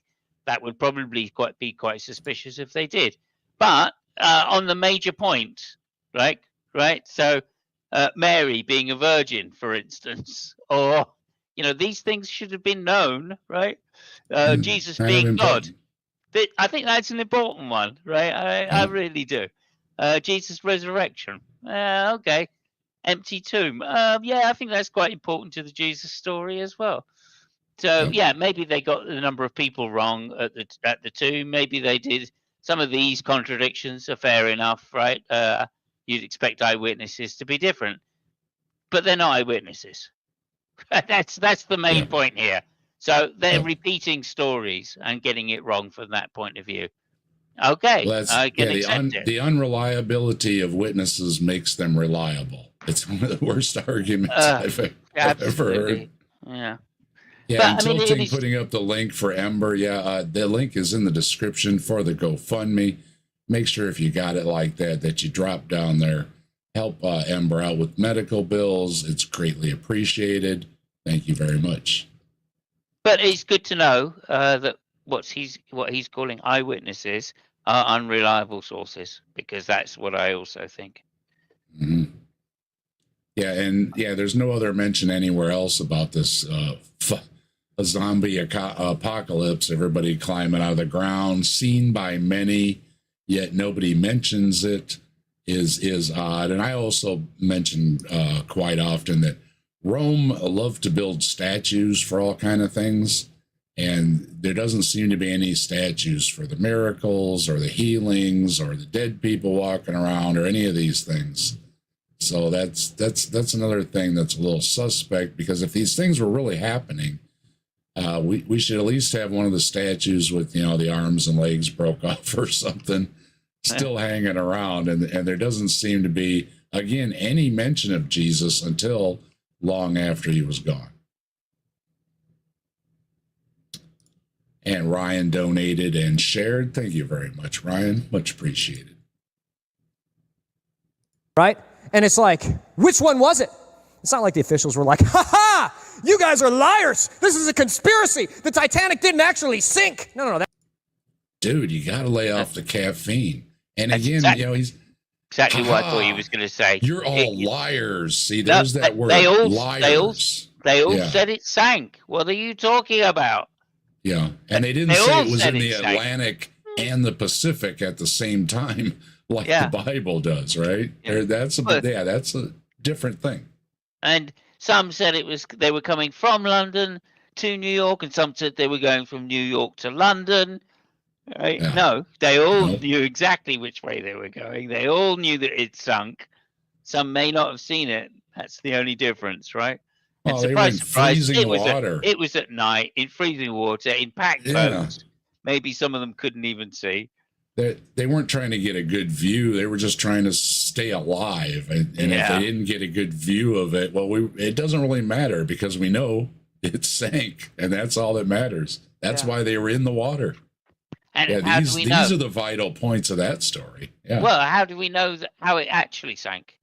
How do we know that? Because they found the wreck, and they found Yep. that it was cut into in the middle, right? Yep. So that's how they knew which one of the people that were reporting how it sank were right. Right? Archaeological evidence. Do you know what we don't have about Jesus's life story? Archaeological evidence. That'd be ridiculous. Why? Because there was corroborating evidence that indicated the Titanic did in fact sink, right? Yeah. Or let's pretend that you come home from work and your wife says, hey, guess what? Publishers Clearinghouse came by and a lady gave us a check for $1 million. And I would say, why are you yelling at me? And then you see the check on the couch and you actually see the money in your bank account, right? Yeah. Then you hear her come by and she calls her mom, and you hear her saying, hey, Mom, Publishers Clearinghouse came by and a guy and a lady gave us a check for $1 million. You're like, you didn't tell me there was a guy and a lady there, you liar. See, there again, you liar, you liar, you liar. I don't call people liars that are mistaken. People are mistaken all the time. I've been mistaken. All of us have been mistaken. It doesn't mean you were lying. Lying is an intentional act where you know it not to be true. If you believe something, if you thought you saw something, if you mistakenly recollect something, that's not lying. And what he's trying to set up is everybody calling them liars, which again is a straw man, because I'm not doing that. Yeah. But also, if you notice in his own example, both of the things he said were true. Both of the things he said that the person said were true. Right, his wife, I think it is, right? His wife said she was given a check by somebody, right? Well, obviously, that could be true, that one of the two people gave her a check. Mm-hmm. And then she said that two people came by and she got a check. And that's also true, right? And there's no contradiction between those two statements. Just like when they say, they say something in the Bible about, I don't know, who went to it, right? One of them says Mary went, and one of them says, Mary and somebody else went. Yeah. Well, those are not contradictory statements. If Mary went, that's she went, right? That must be true. And Mary, maybe she went with somebody, and it just doesn't say that in one of them. And nobody's saying that the Bible must be false because of those two stories, right? They're just saying, hey, look. Well, no liars. That's what he's trying to set up. They're lying. And hello, Elamino. Good to see you. Yeah, that's what he's setting up. He wants to set up the dichotomy of you're lying. And again, if you're a true believer and you think you saw Jesus back from the dead, that doesn't mean you're a liar. It just means you thought you saw Jesus back from the dead. Yeah, he could have hallucinated, or he could have whatever. Lots of things. Or he could have been back from the dead. I don't know. More than likely, you're reporting what somebody said. That too. Right? Yeah. You're not actually having that experience. I don't think any of them did have that experience that wrote about it, not for another 150 years or something. Did we get the first gospel saying that from allegedly an eyewitness, right? And it's just setting up, it's a false dichotomy, I think you call it. You're just setting somebody up as a liar. It's used a lot by apologists where they will say, you're not saying that the disciples were lying, do you? And it's like, well, I don't think people are lying when they write books of fiction. No, I mean, you're writing a story. I don't think you're lying, right? You're writing a story. Now, if you are going to sell it and force people somehow to believe in it like a religion does, well, that is a bit of a problem. But you have to give people the benefit of the doubt, even all the way up to the Pope, that they actually believe these things. So I'm not going to call him a liar. I'll call him mistaken and a lot of other things. If I call somebody a liar, it's somebody like Ken Ham and some of the others that are at the top that are knowing they know this stuff isn't true, but they're doing it anyways just to make money off of people. That I'm going to call out. Yeah, and notice that when we were talking about the contradictions earlier, right, we weren't saying that these people were liars. What we were saying was one of them must be wrong. There's a difference between saying somebody's wrong and calling them a liar. And again, as you're saying, he's setting up a straw man in order to say, oh, look, the Bible must be true because, these atheists keep calling us liars because of the contradictions. That's a strong word. Even with the contradictions which are there, we're still not saying that these people are liars. We're just saying that one of them must be wrong.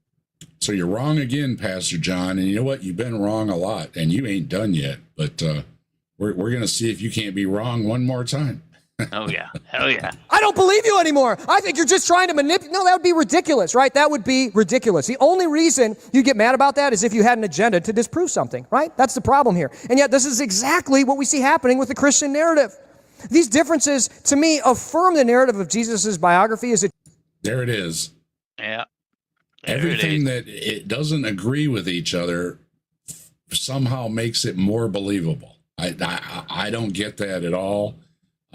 Again, I would understand, I think he might, I don't know if he used it or not, but like a car crash, people could say it's a different colored car. It was heading in a different direction. But like you pointed out, Simos, you're not going to deny that there was a car crash. What they're doing with these Bible stories is they're saying, well, there was a car crash in two different towns at the same time. That is a problem. It's not that there was a car crash on Main Street, right? It was that there was a car crash on Main Street and on 2nd Street and on 40th Street and on Maple Street, depending which book you read in the Bible. That becomes a problem. true, actual eyewitness account. If the stories match perfectly, crime scene investigators would say there was a collusion. There it is. Oh, no. Jay Warner. Oh, my God. No, please. It's terrible. It's a terrible argument. We placed some bets earlier, right? So I think you're getting a hint already. Favorite books, it's called Cold Case Christianity. It's written by a homicide detective who was a former atheist, right? There it is, J. Warner Wallace. Yeah, he was a former atheist as well. Yeah, and he was. Can we just say? Can I just say this? Right, he wasn't an atheist when he started his cold case career. By the way, Right. so it's not like he learned the specific methods. ... And then realized that Christianity. And this is what he says, by the way. He became a Christian because he did the cold case method, right, on Christianity, and found out that there was a good case there for the the death and resurrection of Jesus, right? That is a lie, right? That's an intentional lie, because he wasn't even doing cold cases when he became a Christian. So it can't be the case that he became a Christian based upon his cold case facts. And Sergeant Skeptic, who is also a former police officer, has taken on Wallace. And from what I understand, Wallace sets himself up as such an accomplished detective. Doesn't seem like he was all that great of a detective. And as far as his book and all his claims go, check out Sergeant Skeptic. He does a great job of taking down Wallace's claims, as well as, I think, Godless Granny as well. Yeah, I don't think he was a cold case detective even. I think he helped with cold cases. He helped other detectives do cold cases. But I don't think he was ever a cold case detective till much later on, if at all. Yeah, that's what I mean. He embellishes his own qualifications, so to speak. And he loves to still wear his badge on his belt to let everybody know he's got it. Good for you, but I think he was a policeman. Yeah, he was a policeman. We will give him that. Anyway, look, I mean, just to say, he's straight out. I'm very incredulous on his reasons that he became a Christian in the first place. I think he says it just to sell books. Michael Beverly also went into it, and somebody, I think it was, that it was Granny. And Fabio's right. This is conspiracy talk. He's at now. He's at the level of conspiracy talk. Yeah, that's. I was just going to say that. Atheists say this stuff. They always say this stuff because And I got your friend request on Discord there, Dade. We're hooked up. So Prophet Azad too. Yeah, I'm sure a lot of them have taken on Wallace, and every time they throw this, well, have you heard of J. Warner Wallace? I was like, yeah, have you? Yeah. Shame you haven't investigated it. Yeah. And he was an atheist, and he said, you know what, I want to disprove the work of Christ. I'm going to apply my homicide detective interviewing skills to the eyewitness accounts of Jesus' life, and he ended up becoming a Christian. He concluded. No. You're fibbing again. You're fibbing again, Pastor John. That's fibbing. To be fair, it is what J. Warner Wallace says himself. So he's just repeating a lie told to him by somebody. Yeah, Zod did a good job too. Yeah, Prophet Zod, great channel as well. They seem authentic. Based on different perspectives, the stories do not seem fabricated. So when I have professors saying, I gotcha, it's not perfectly accurate. What? It's getting really old hearing about the professors yelling at you about you being a dummy. Yeah. No. Especially when he's the one that's got the tendency to yell. Yeah. Like if he had somebody yelling, a professor yelling this stuff at him, that he wouldn't yell back. Right? Yeah. Like, really? You just sit there and you just take it like a good little boy, yeah? Honestly. This guy. Tilting, Sergeant Skeptic does a good job on Wallace.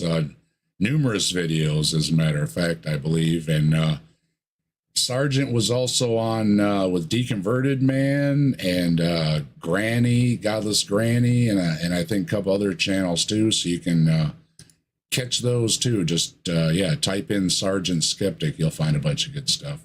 I'm not a fan of the police. I've said a lot of unkind things about the police, especially in this country, and I meant every word of it. But as far as cops go, I guess Sarge is okay.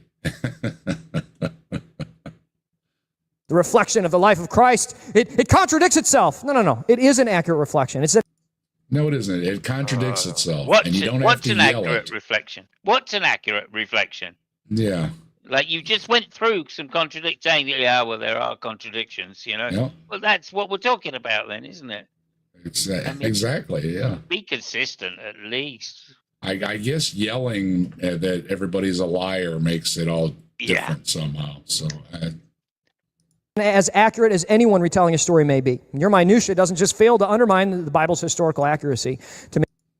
Now, wait a minute. You're saying it's historically accurate, but it has discrepancies. And as Simos pointed out, it can't be both. It's one or the other. Discrepancies, yeah. Yeah, not subscribing to a cop's channel. Yeah, I'm not a fan of him either. Sarge is all right, but he does act and talk like a cop. It does bother me a little bit. But, just because he took on Wallace was the only reason I watched. Nothing against the guy personally. I don't know the guy, but I do have an issue with cops. So I understand Dade, and I'm with you there. It actually vindicates the retelling of Christ's life as an actual, a great corroborated eyewitness account and pedophilia and the rape of people, right? So that's we're not going to hide in our home with doilies on our heads, protecting our kids by getting like Angel TV and keeping them from watching shows. Sorry, I'm not going to touch the PDF for the grape. I'm skipped over that purposely. And whatever. No. We're going to redeem the world, right? And that's why we do this as a church. This is why we did At the Movies this summer. Hang on a minute. It's a myth. Apparently that Christianity is rooted in other religions. Apparently that's a myth, despite the fact that I've heard more Christians than I can shake a stick at say Judeo-Christian. Just to point that out. I mean, they actually say Yahweh. Okay, they use the word Yahweh. So what the fuck is this guy talking about, that it's not based in older religions? It's an Abrahamic religion, Christianity. Don't know if he's aware of that. Abraham, right, came from a Sumerian town, right? So honestly, this guy is just the worst. Make sure you're on live chat if you're not seeing the live chats. Let's see. Robin. Hello, Robin. How are you doing? Good to see you. And yeah, Tilting doesn't like the cops. See, a lot of us don't like the cops. They do themselves no favors. Truth. Wait, sorry, I clicked the wrong one. Truth in Telos Ministries. I am a Christian. Can I come up? Well, we'll see what we're trying to get through this video right now. I think it'd be more interesting because this guy's pretty much done. Yeah, this first video here. Yeah, if you want to come on for a minute, I do have another video I wanted to look at real quick, but we can give you a few minutes. You want to stop in? I think that would be quite entertaining, Dave. I don't know. It's always interesting to have the opposite perspective, shall we say? Yeah, I mean, although I don't think we're saying particularly contradictory or particularly controversial points here. No, not really. Yeah, but if you've got something you want to add, I'll get you a link, and please don't everybody pile in. I'm sending this out for Truth in Telos or Telos. The name go, Truth. Be great confidence, but nonetheless, we'll see. Yeah, we'll see. We'll see. We do extend the olive branch here, although it can be a short olive branch. We'll see what happens. And yeah, while we're waiting there, we're gonna skip up to the shirt changes color here.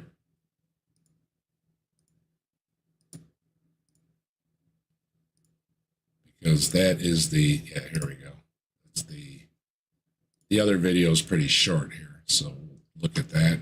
And Truth in Telos. Here we go. Hello, Truth. How you doing? I'm very good, thank you. How are you two today? We're having a good time hanging out here on a Saturday night, looking at what Pastor John has to say. You got any input on Pastor John? Or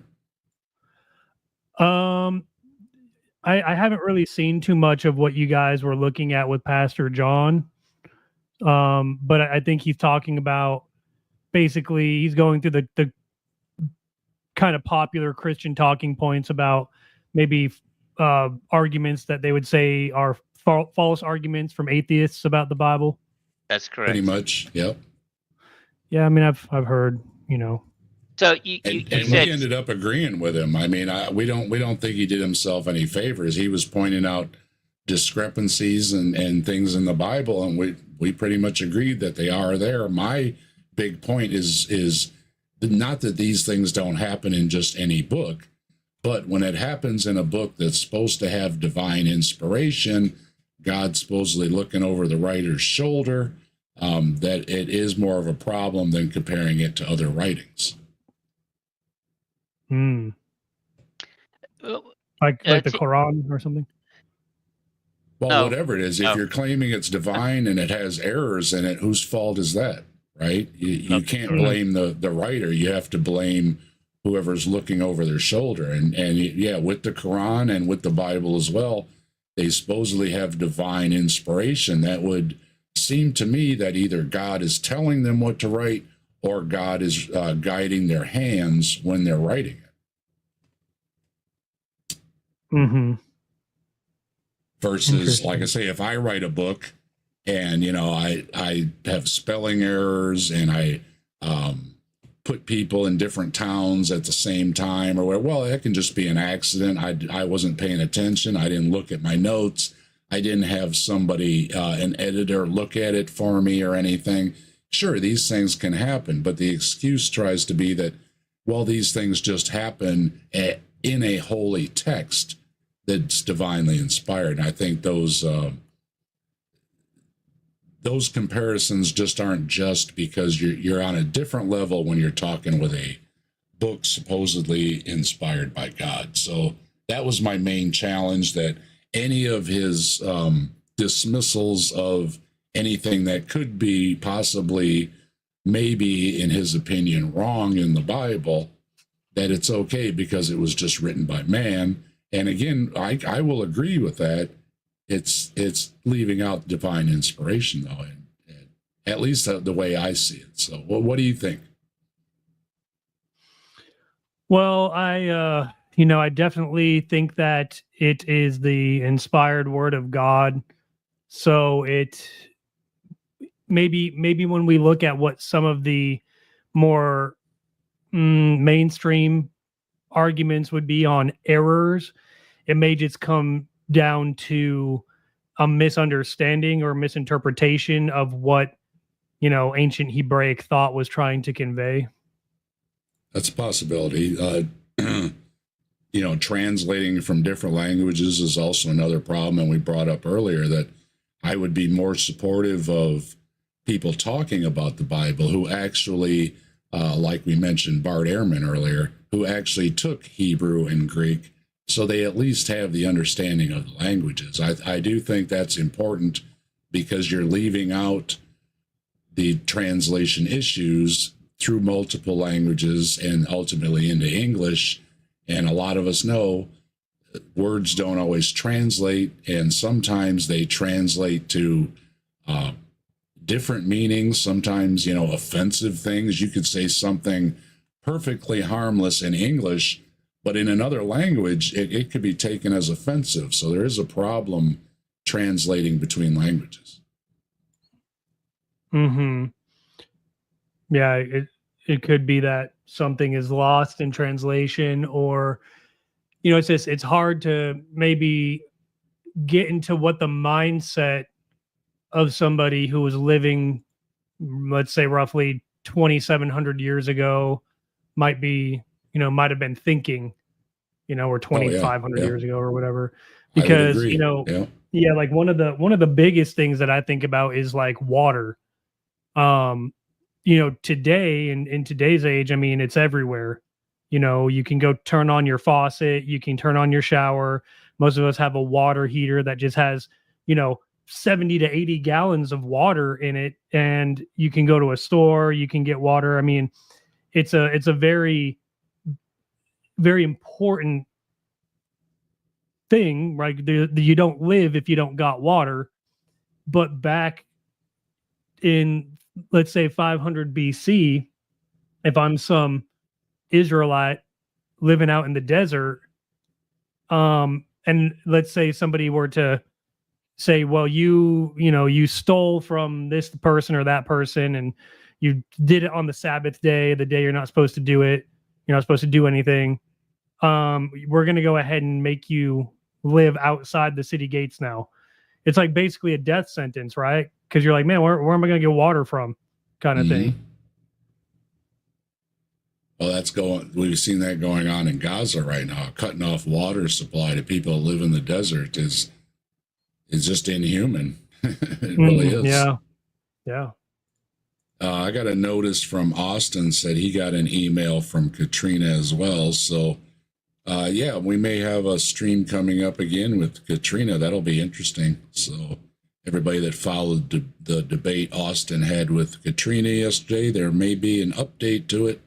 So that'll be interesting. We'll see what comes of it. Well, we were going to go ahead and can I just ask a question? Go ahead, Austin. Simos. Thank you. So why did you want to come up exactly?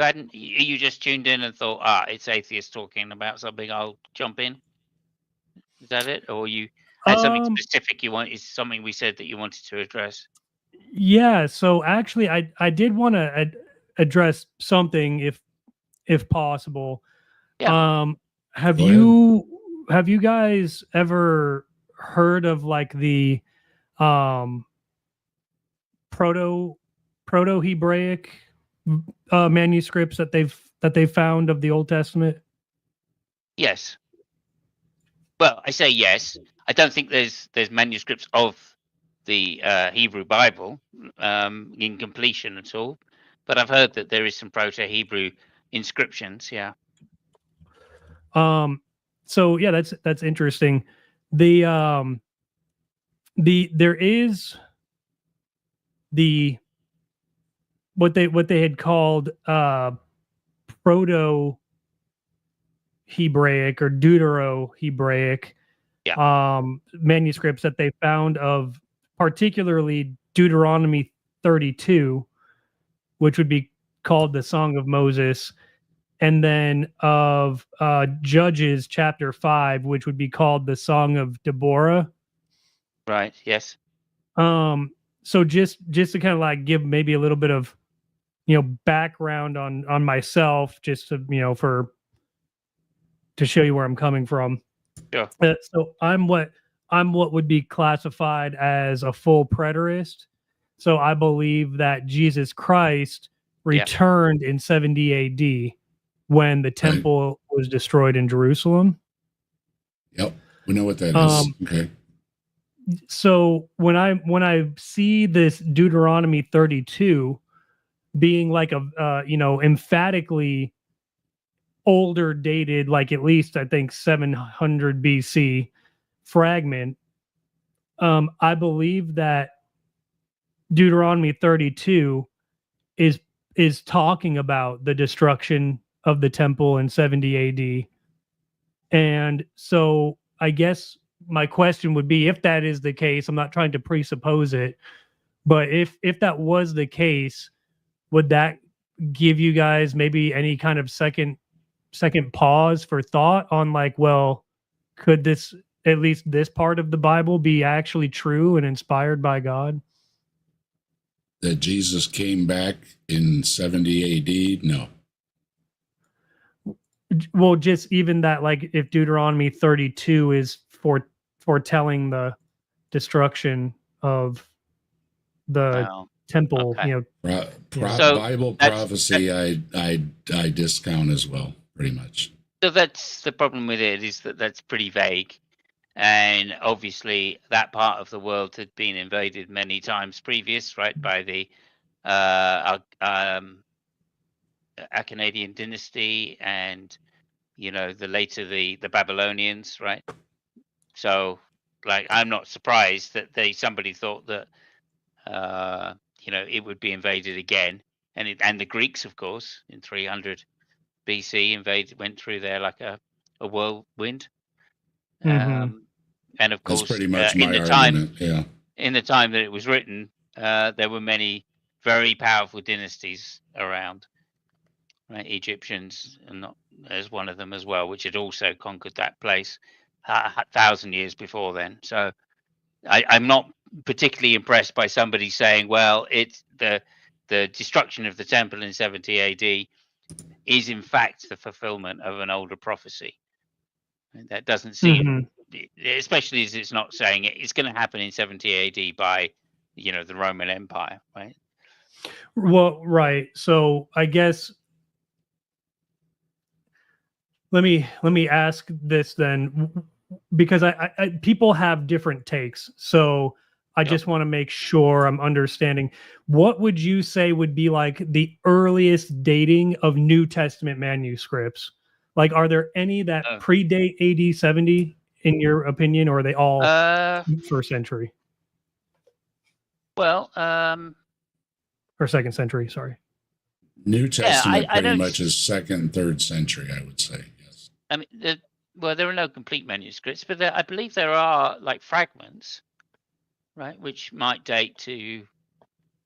I don't know. I'm not a biblical scholar, so I couldn't say for certain. But I think the contention is that one of the Gospels mentions the destruction of the temple, right? Mm-hmm. Yeah, Is that right? like So three of them. Yeah. So that means that they're probably dated after.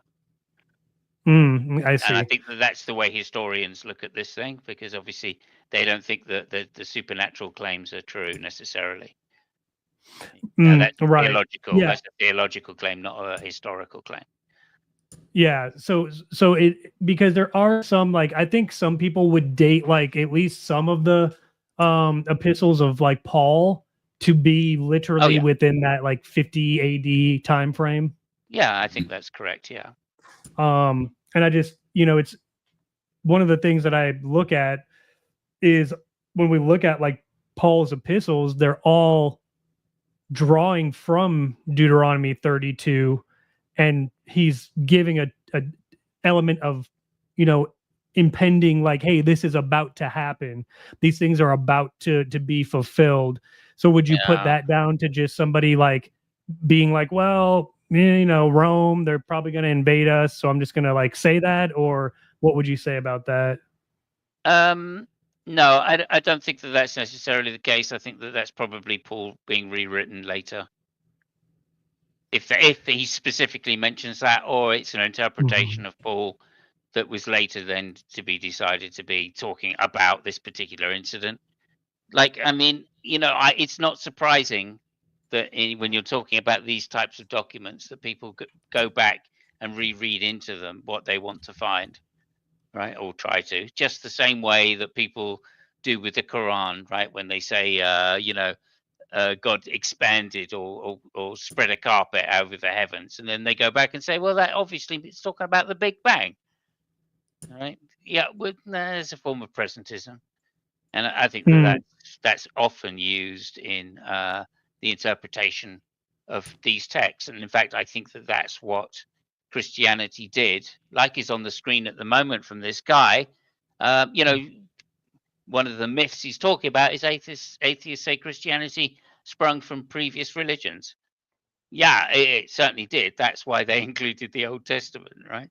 Or that's what they call the Old Testament. Yeah. That's why they included the Hebrew Bible, right? Because that was where the prophecies come from to prove that Jesus was in fact the Son of God, right? So yeah, it's like the whole, there's that's the whole shtick, realistically, as they say. There's 3 Abrahamic religions, right? There's Judaism, and then there's the what is that other one? It's on the tip of my tongue. Islam. Islam, okay, yeah. Yeah, it's Islam, and then there's Christianity. So, like, we're all looking at the same kind of texts. Well, I guess Judaism would like deny the New Testament, but they're going on the Old Testament, and then Islam and Christianity would take into account the New Testament. It's, you know, it's funny because I personally take, like, even though I'm a Christian, like I would identify as a Christian, I would not delineate anything in the Old Testament from the New Testament. Like I think it is all one cohesive stream of Christianity. You know what I mean? Yeah, and of course that's to be expected because the Christians, right? I mean, it's a Jewish sect. Christianity is originally a Jewish sect, and of course they must have known the Hebrew Bible very well. At least the ones that did the theology into the New Testament. So that, in other words, the gospel It's writers. said that Jesus knew it very well. Yeah, so the gospel writers must have known it. So of course they wrote what they wrote about Jesus and about the gospel, in the gospel. What they wrote in the gospels is, of course, you know, compatible with the Hebrew Bible. That's to be expected. That's why they kept it, right? Because the prophecies, right, have been written into the fulfillment of the prophecies have been written into the New Testament in respect to the Old Testament. That's to be expected, right? Certainly in Luke's case, and I would say certainly in Paul's case as well, because of course Paul was, you know, a Jew himself, so it's not really surprising. Yeah, I mean, yeah, that's that definitely is an interesting take. I am curious too, and I can bow out. I don't want to take up too much time. Have you guys seen like the recent? I guess it was a finding of. I guess they've used, you know, and again, take this with a grain of salt, but AI has actually been able to recarbon date some of these Dead Sea Scrolls to be like about 100 years older than what they had kind of originally thought they were. Right. Obviously, AI hasn't done that. That's the first thing to say. AI doesn't carbon date things. I believe. I guess, you know, they've used AI to no, I don't think verify some carbon dating. Yeah, it actually happened just like 2 months ago or so, where they did they. Okay. Let me finish that. Okay, well, I mean, I think that there may have been some linguistic interpretation or analysis done on the Dead Sea Scrolls, which have been translated, presumably. So that might be the case, and I do think that there was one of the scrolls or a couple of the scrolls were found to be slightly earlier than previously that had previously been thought. Then the other thing, I think also that new scanning techniques have been used on some particular scrolls, like the same ones they used on the scrolls of Herculaneum. Right, so we've recently discovered some complete works of some what does shifting 100 years change about the Old Testament? That's I mean, if it is 100 years, you know, if the stories were written down 100 years earlier over Jewish stories, which date back thousands of years, what does the 100-year difference make?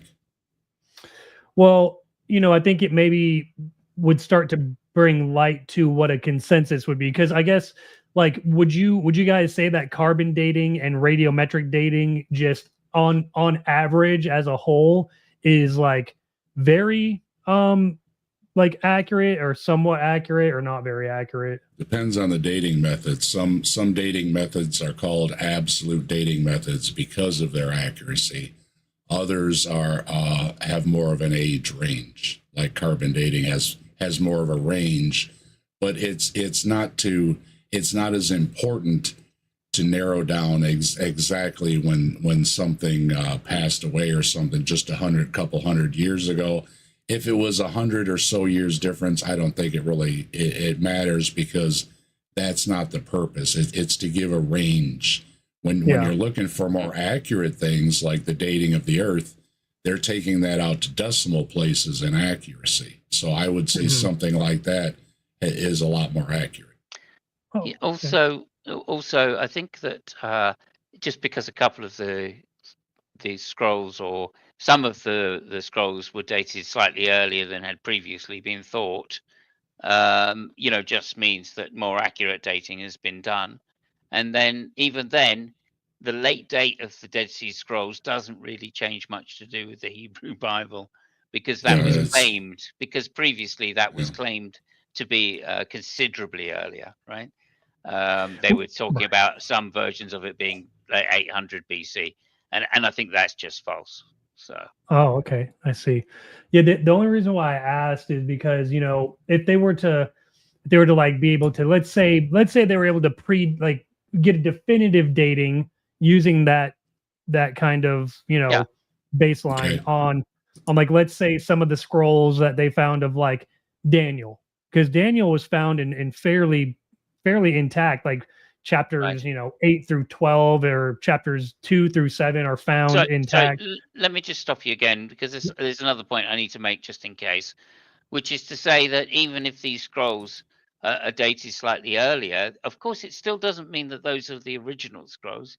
It just means that the copies that they're dealing with are later, right? So I just don't see the relevance necessarily of saying, you know, that this is a definitive information which can't be falsified, right? It's Oh, still yeah. when you're talking about the prophecy fulfillments, you're talking about later documents anyway, which are all first century, second century, if not all second century. And then, you know, even if you push back the date to and say, well, look, hang on, these are oral texts like they did with the Greek texts, like Homer, right? We Mhm. still don't, it doesn't matter whether they're you know, 800 BC or the later versions that they found in 200 BC. Yeah. It just has no relevance, because It- we're not putting I any understand. emphasis on the supernatural element of Right, on the supernatural element to it.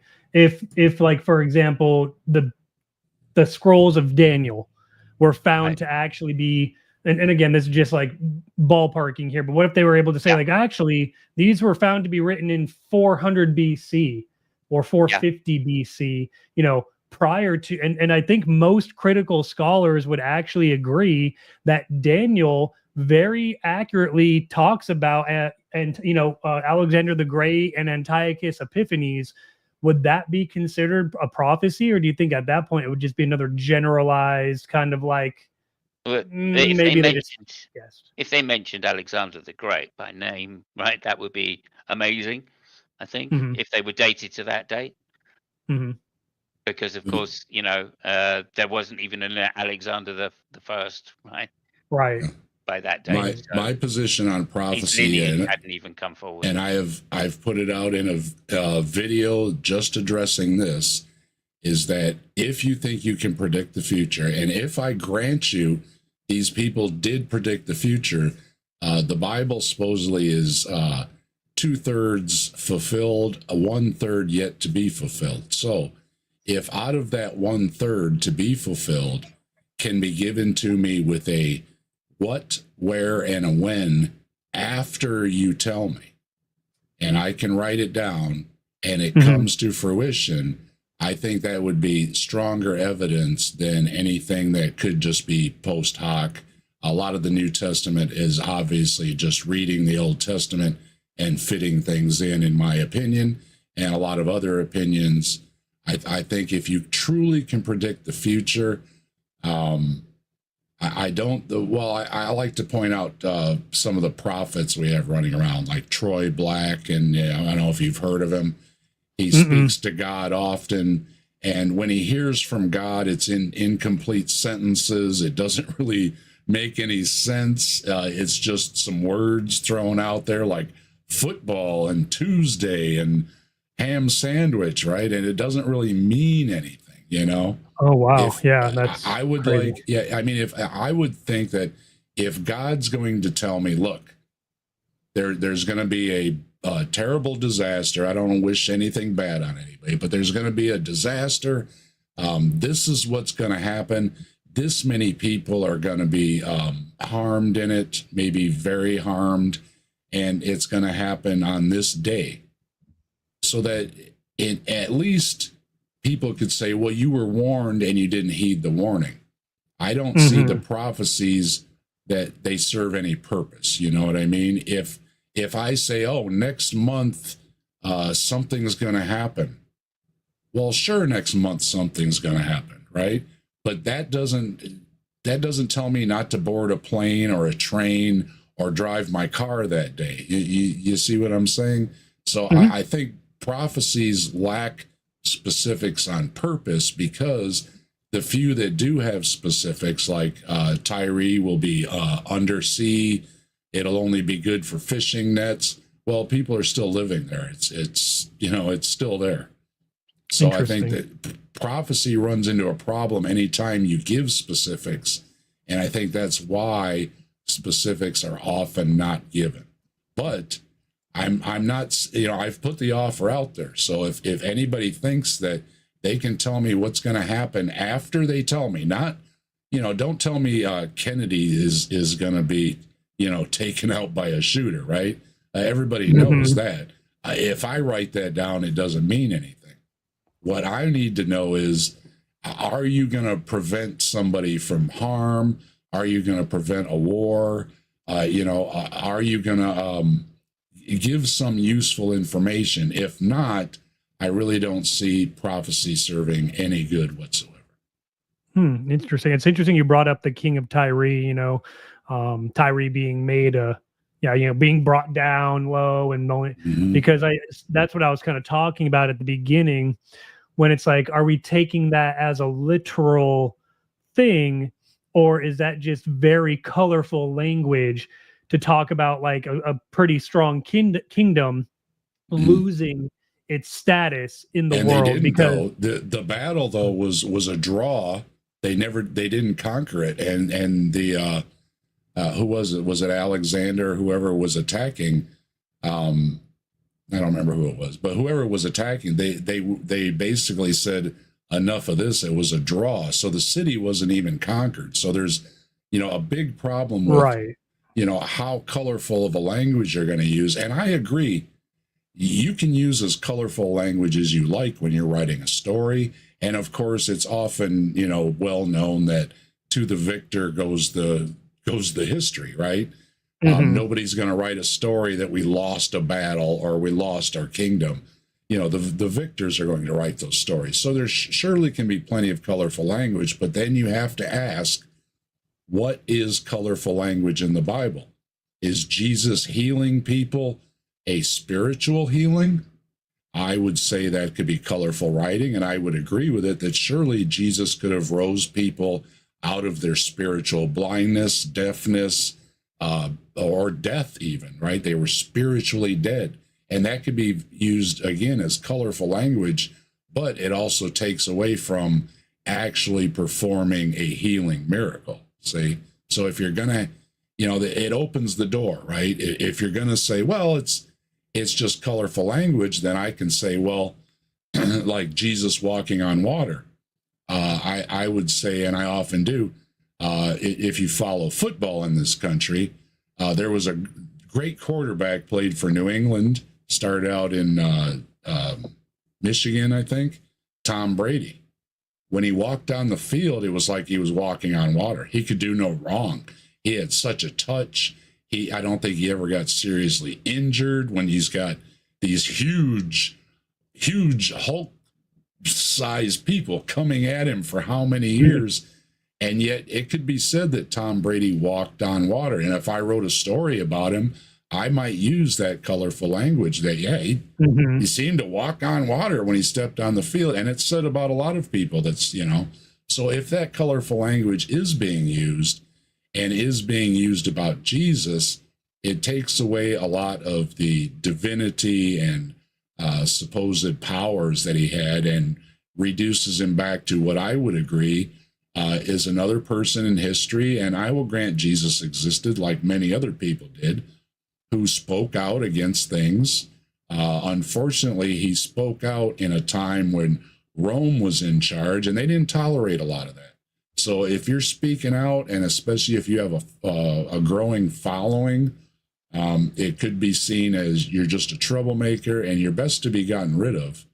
And ultimately then too, why couldn't God incarnate just say, no, you're not going to crucify me? You have to make up a whole blood sacrifice story to go with God incarnate, which seems to really not make any sense at all. So I would be more of, to make this short, a Jeffersonian Bible type person, where if you can take the magic out of it and still tell the story about different people doing different things, I could accept it a lot more than any of the supernatural claims. Yes, yeah. I definitely, kind of look at that same thing. Like when we get, for example, in some of the prophecies of Isaiah, the biggest one I usually look at is like Isaiah 34, where it's talking about, and whether this is post hoc or, whether this was written, in an actual prophecy, obviously, that's not really my contention. But when we're talking about colorful language, Isaiah 34 is talking about Edom being invaded, and particularly or especially Basra, the capital of Edom. And it, that did happen in history. Babylon came. They actually, it was after they had taken Jerusalem over and deported everybody into Babylon.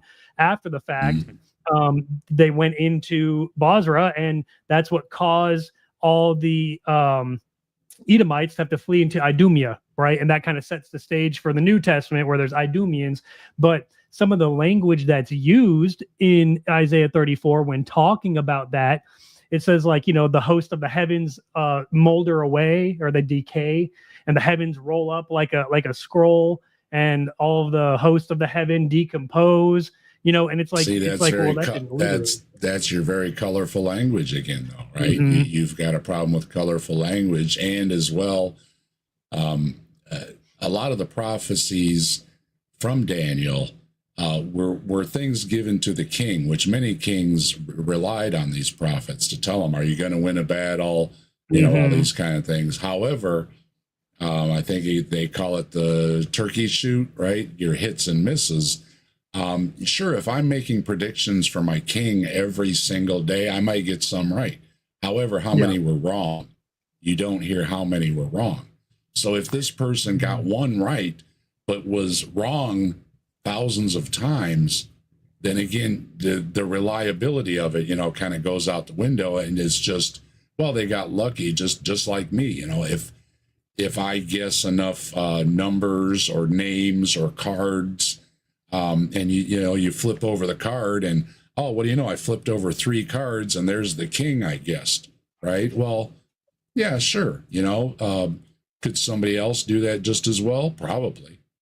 So I'm going to go right back to your term with colorful language is too loose to be a valid prophecy. Yeah. Well, I would be interested. Plus the dating problems. Yeah. Like with Daniel, right? Yeah, but even if we can grant all that, and it's still vague. Yeah. People say that Daniel is like whatever after the exile. All right. But actually, when it comes to the writing, we don't have documents going that far back with Daniel written. So, and I don't think there's any Proto-Hebrew of Daniel, let's put it that way. So I think, it seems to me that, some of the stuff that Daniel's talking about is done in after the fact. And some of the guesses that they make about the near future are, in fact, just wrong. Right. So historically, they're right. I mean, if you're going up against somebody that has a smaller army, hang on a minute. It actually dates that Daniel quite well by the text itself, let alone when you do carbon dating and find out that actually the carbon dates agree with what historians believe to be the facts of history. So, I just think those 3 things corroborate each other, and it goes to show you what a tricky problem that prophecies have, right? In that they're always claimed to be earlier than the actual events they prophesied. Otherwise, they wouldn't be prophecies. So but later on, it's found out they're not necessarily that way in some cases. So maybe we should suspect that the other claimed prophecies, which aren't very specific, would be the hallmark of a good prophecy. Maybe those suffer from the same problems as well. Maybe they were claimed to be earlier than they actually are, and we don't have the originals anyway. So how would we know it anyway? And again, with the New Testament, it's fairly obvious that the prophecies that it said that Jesus fulfilled are written in post hoc, because obviously they refer to Old Testament prophecies, which I think everybody would grant was well known at the time. Yeah. Well, I would be interested to see if this, radiometric and carbon dating if it was used on any of these New Testament kind of documents, if it started pushing that timeline back, to, let's say, like 30 to 50 AD. And then maybe, I guess we can't guarantee that would ever happen, but it would definitely open up for the discussion a little bit more than on things. But I think the value of those particular documents, they're too valuable because they're fragments. So they're too valuable. Plus, obviously, you're just going to be dating when they were burnt or when they were destroyed. You're not going to be dating when they were written either. And I think what they actually do to date some of those things is they look at the iron content of the ink that was used, and that gives a fairly accurate date. So I think science is well up on how to date these particular artifacts, shall we say. But yeah, I think that the iron content of the ink is quite significant because of people, how hard ink was to make. I think technology improved over the centuries, so you can pretty much nail it down to which century some of these documents come from just by the content of the iron.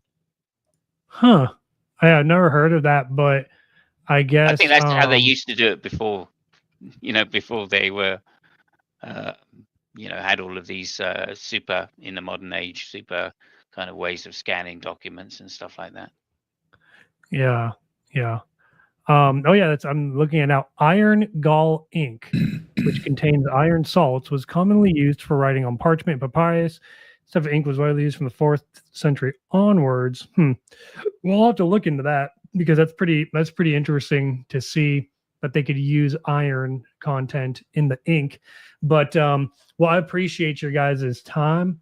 I won't take up any more of it, but so interesting discussion. If you have any questions about what we're saying in chat, please put them in. We love to engage in chat as well. So if there's something you're saying that you think is absolutely wrong, please tell us. And we're here every Saturday. If you want to hear what we have to say on a lot of topics, we're here every Saturday doing this. Okay. Yeah. Well, I'll try and stop in then. Thank you guys. I love the name, by the way. Truth in Purpose Ministries. So it's very good. Thank you. Okay. Take care. All right, you have a good one. You too. Oh, that worked out nice. Always. He's a nice guy. Always nice to have a theist that wants to just engage and not cause troubles, like we were talking about Andrew earlier, and what. Yeah. Right. So. Theology and philosophy discussions and debates. Says, yo, Captive Des, good to see you. And I see Oceanus was having a good little talk there with Native. And hello, Native Atheist, good to see you. Always a pleasure. Right. Okay, this is this Jay? I think it's Jay, isn't it? Welcome, is that Jay? Okay. Yeah, I think JG, I think his name is. I recognize JG. Oh, okay. Yeah, I know JG. All right. Good to see you, man.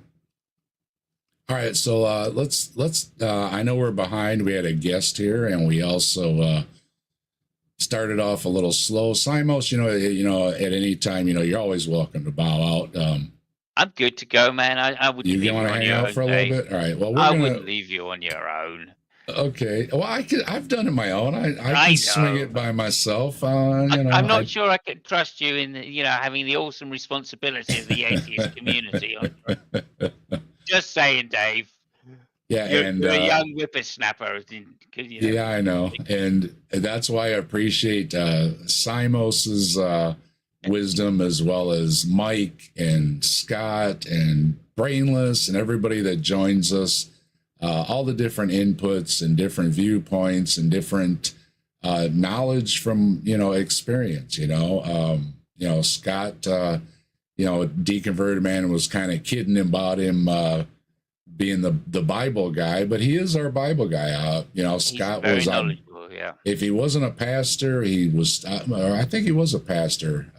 Oh, really? Okay. But he is very learned on the Bible. So when I have a question, I ask Scott because he knows it a lot better than I do, right? And Simos is very good on history and philosophy. Mike is very good on science, especially things that have to do with the brain and biology. I rely on everybody's inputs, and no, don't trust anything we say. We're a bunch of lay people.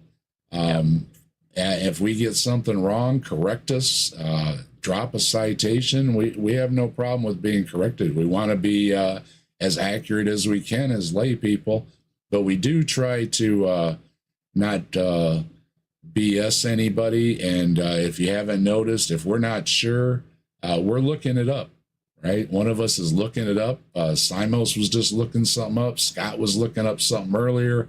Mike was looking up something. Topdawg's in the chat looking up something, because you can look up something. You hit that Google and you can look it up. I'm usually a bit lazy, Dave, but I will, if I say something and I think, oh, is that true? I will go and look it up just to double check. Sure. So, but I'm fairly lazy myself. But anyway, let's get back to this. Yeah. Elton John. I think where we were at, were at was he was just saying the myth number 2 for atheists is that Christianity comes from a previous religion. Yeah. And I think that's true. Well, his whole thing is, I'm just going to sum it up as he watches too much God Is Not Dead. I don't think any of these things actually happen. I don't believe that the professor spends every day in class belittling Christians. I just don't believe you. So I'm going to dismiss your first video outright. And I even cut it up because it was a lot of repeats, and the third point, I'm not even sure what it was. Can I interrupt you a second before we go too far? Because I just want to say quickly, that JG, we just really want to just try and get through this video a little bit first before we have anybody else in. Yeah. But I would love to talk to you again at some point. So sorry, it's just we're trying to get through this. If there's anything you want to contest, please write it in chat, and maybe we'll have you in then to chat about it. But if there isn't anything particular, there we go. And he's moved on to number 3 here, I see. Oh, sorry, Dave. I've got to say one other thing. I love the fact he's got a quote from Elton John, that great theologian and scholar, Elton John. Okay. Elton John and Gwyneth Paltrow are 2 people he cited. Well, Elton John obviously has a lot of problems, especially with the church, because of who he is. So he has every right to speak out. Like I've said before, I don't have bad experiences in religion. A lot of people have, and they have every right to be bitter about it, because you would think religious folks would be the last people giving them grief, and seems to be they are the ones giving them grief. So if these people have a problem, whatever their issues have been, I know Ryan talks about it, Apostate Sisters, a lot of folks talk about it. They have every right to badmouth these people that did them wrong. So, you got to take your lumps. You dished them out. So, right. What was his third thing? I don't remember. Well, here we go. His third thing seems to be Oh, yeah. Christianity is based on fiction, the resurrection. And again, I'm going to agree with him that this is what atheists say about Christianity. Atheists tend to not believe that Christ was resurrected from being dead. Right? So, okay. That was so the third thing. 3 for 3. And there is Zoroastrianism, and he does. Basically, his number 3 is that People accuse Christians of borrowing stories, but it's not true. Actually, other civilizations that somehow predate Christianity by a long time borrowed their stories. It's ridiculous. This is straight out of Ken Ham, where he just rewrites history. Yeah, it's really weak, and I don't know what to say to it other than that's nonsense. There's no way people borrowed stories from you before you even existed. It's just, and I also think whoever's pushing these as the top 3 myths or something that debunk the Bible or anything are very weak. I think we pointed out ones, even when we were just talking with our guest here, there are way more challenging things to propose about the Bible. But ultimately, as I said, we're going to dismiss the supernatural claims, and as our guest used the word colorful language, not reality. Okay, so let me just say a couple of things. Give me a couple of minutes here, if you wouldn't mind, Dave. Sorry, go back. Okay. I was going to say something about the 2 things here. One more there. Okay, so this is case 3. So firstly, he's gone through mass hallucination first already, right? And I think one of the cases that Gary Habermas makes is, that like there's no such thing in modern science about mass hallucinations. It doesn't happen. It does happen, by the way. There was the famous one in Spain. So I think people can convince themselves of hallucinations.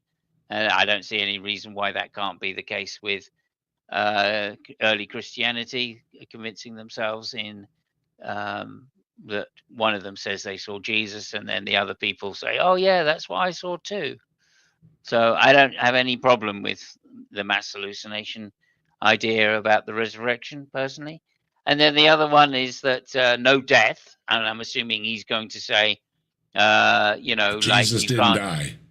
No, well, either that Jesus didn't die, or right that they, if Jesus died, then you can't come back from death, right? And that seems to be quite a thing, right? So to say he didn't die, right? Well, I think that's quite plausible. I guess there is a case recorded by somebody of somebody surviving resurrection, although it's only one case in the thousands of cases that we believe happened, so it's extremely unlikely.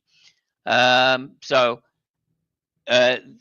fact that, but the point is that, look, they say a body can survive death, right? By the resurrection. They're saying the body can survive death, but then they go on to say that it's impossible to survive the crucifixion. And that doesn't make any sense to me. If it's possible to survive death, it's also possible to survive the crucifixion. So the idea that it's impossible that for the Romans to say that he didn't die on the cross is impossible because the Romans killed everybody. That doesn't follow given the presuppositions that the Christians have that you can survive an actual being dead, right, by resurrection. So it just doesn't make any sense, this particular argument. So neither the mass hallucination nor the no death makes any sense, and they're perfectly logical claims as a result. Go ahead now. That's what I wanted to say about no death. Yeah, JG's asking, Mike is a physicalist, Captive Desk is not. I hate to nail myself down to any of these specific things, but physical things, material things seem to be the way of reality. Now, if there are other things going on that we cannot detect or see or test or anything, it doesn't seem to me that it makes any difference whether they exist or not, because they don't seem to be part of our reality. I'm a physicalist and a materialist as far as, that seems to be what reality is. However, I like investigating a lot of supernatural things. It's not just religion. I have my own cryptid channel where I look at cryptids and ghost stories and all kinds of things. And I would really, really enjoy finding any of those things to be true. I really would. But so far, I haven't. So I will, I lean certain ways, but I don't like to be too strict on anything, because I do like to call myself a skeptic. And a lot of skeptics get a bad name because they nail themselves down. And like I was just telling our guest, if you're going to give me a prophecy that says next month something's going to happen, well, good for you. But I don't think it's worth anything, right? Now, of course, something is going to happen next month. But if you can't tell me a what, where, and a when, I don't think you're serving any purpose, even if you are seeing the future. Even if God is talking to you and telling you these incomplete sentences, I don't see it serving anybody any good. You know what I mean? It's not saving anybody from getting on a plane. It's not, telling you that, you're going to have how many children, or I don't know, something relative. You know what I mean? It just seems to be useless information. So, but if the supernatural is governing something, or we find something that we just can't explain behind the universe or the genome, or I heard somebody claim there's a supernatural interjection in our genome. If you can produce these things, then I think it'd be worth in looking at, and I wouldn't deny it like Pastor John here is just denying things outright that he doesn't like. Right. So the point about, I just want to make a couple of points about physicalism and materialism. So the point about it is that you don't have to be like a 19th century materialist where they had no real concept of the physical bounds. That you can help yourself to a large amount of, as an atheist, you can help yourself to a large amount of conceptual ideas, right? Which still align with, in my case, imperialists, but also maybe materialists as well. So you can help yourself to some versions of maybe Platonist type existence of objects, or you can help yourself to, in my case, as an empiricist, I help myself to things like mathematics and logic on the basis that they help explain our observations. And that's what I mean by empiricist. And that goes along with materialism, right? You can still have a strong belief in materialism, but help explain how material, help yourself to the things that help explain how material operates, such things as laws of physics, mathematics, logic, and several other things as well, such things like the way society works, for instance, in terms of helping yourself to morals and such things as sociological, sociological ideas. And if you want to discuss these things, Deacon Verdeman's already saying there, I can prove laws of logic with truth tables. Deacon Verdeman's really good on the logic arguments. If you want to get a hold of Deacon Verdeman, I'm sure you could have a great discussion over there. But as far as what Robin said, presupposing the laws of logic, it's just because these are things that are known, I think is what she means. You correct me if I'm wrong. Well, yeah, that's not quite it. It's okay. Well, there you go. If it is the case that the mind is the brain, right, and there's a one-to-one correlation, then of course those things such as concepts are in fact physical. So there's no contradiction there. But that still doesn't have to be the case.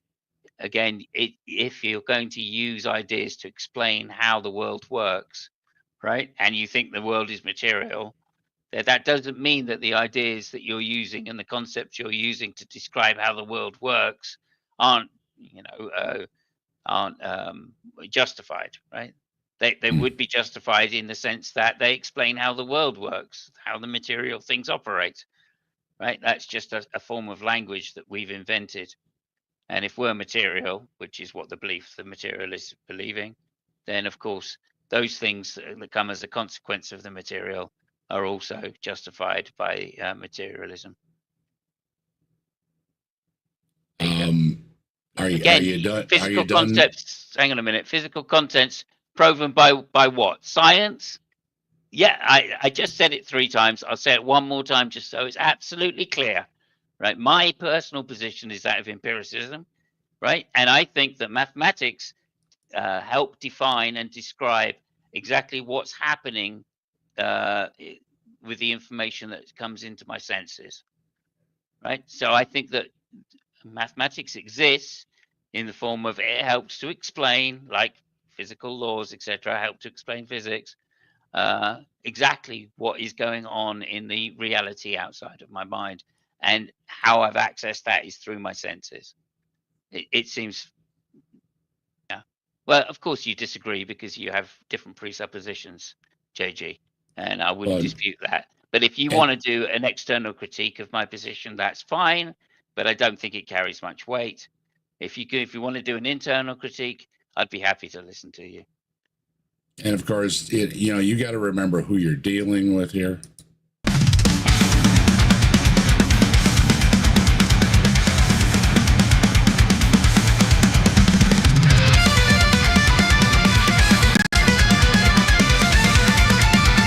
No such thing as an atheist. You guys do not exist.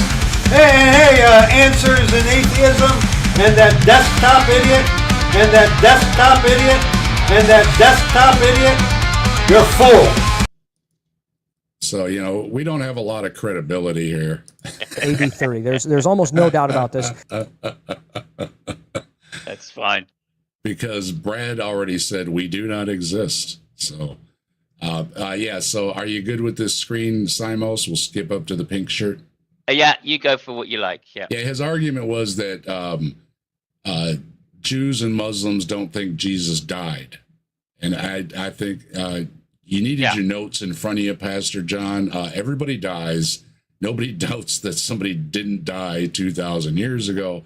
But the Jews, of which Simos pointed out, Jesus was one, don't accept Jesus's resurrection, Son of God, or any of those things. So I would say that's pretty telling from the folks who started the basically the big monotheism religion there that branched into the 2 largest religions we have now, which are Christianity and Islam.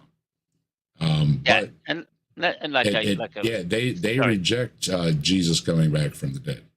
Yeah, and like I was saying, if you think Jesus can come back from the dead, I don't see why you can't accept that he may have survived crucifixion. Yeah. Okay, and so the video is what? How accurate is the Bible? Okay, now we're going to get to the featured video. Oh my God! 4 hours in, Dave. 4 hours in, we're getting to the featured video. Of course, we had a lot of fun. Deconverted Man joined us. We had a guest joining us. Everybody's always welcome. And you know what? I'll hang out for a little while. It's still early for me. So, if folks want to still hear what Pastor John has to say, he is now going to tell us atheism's big lie. And this is what we're all about here at Saturday Night at the Atheist, finding out all these lies that we're telling, or we have fallen for, I guess. So, all right, Pastor John, let's see. Get you queued up here in a different shirt.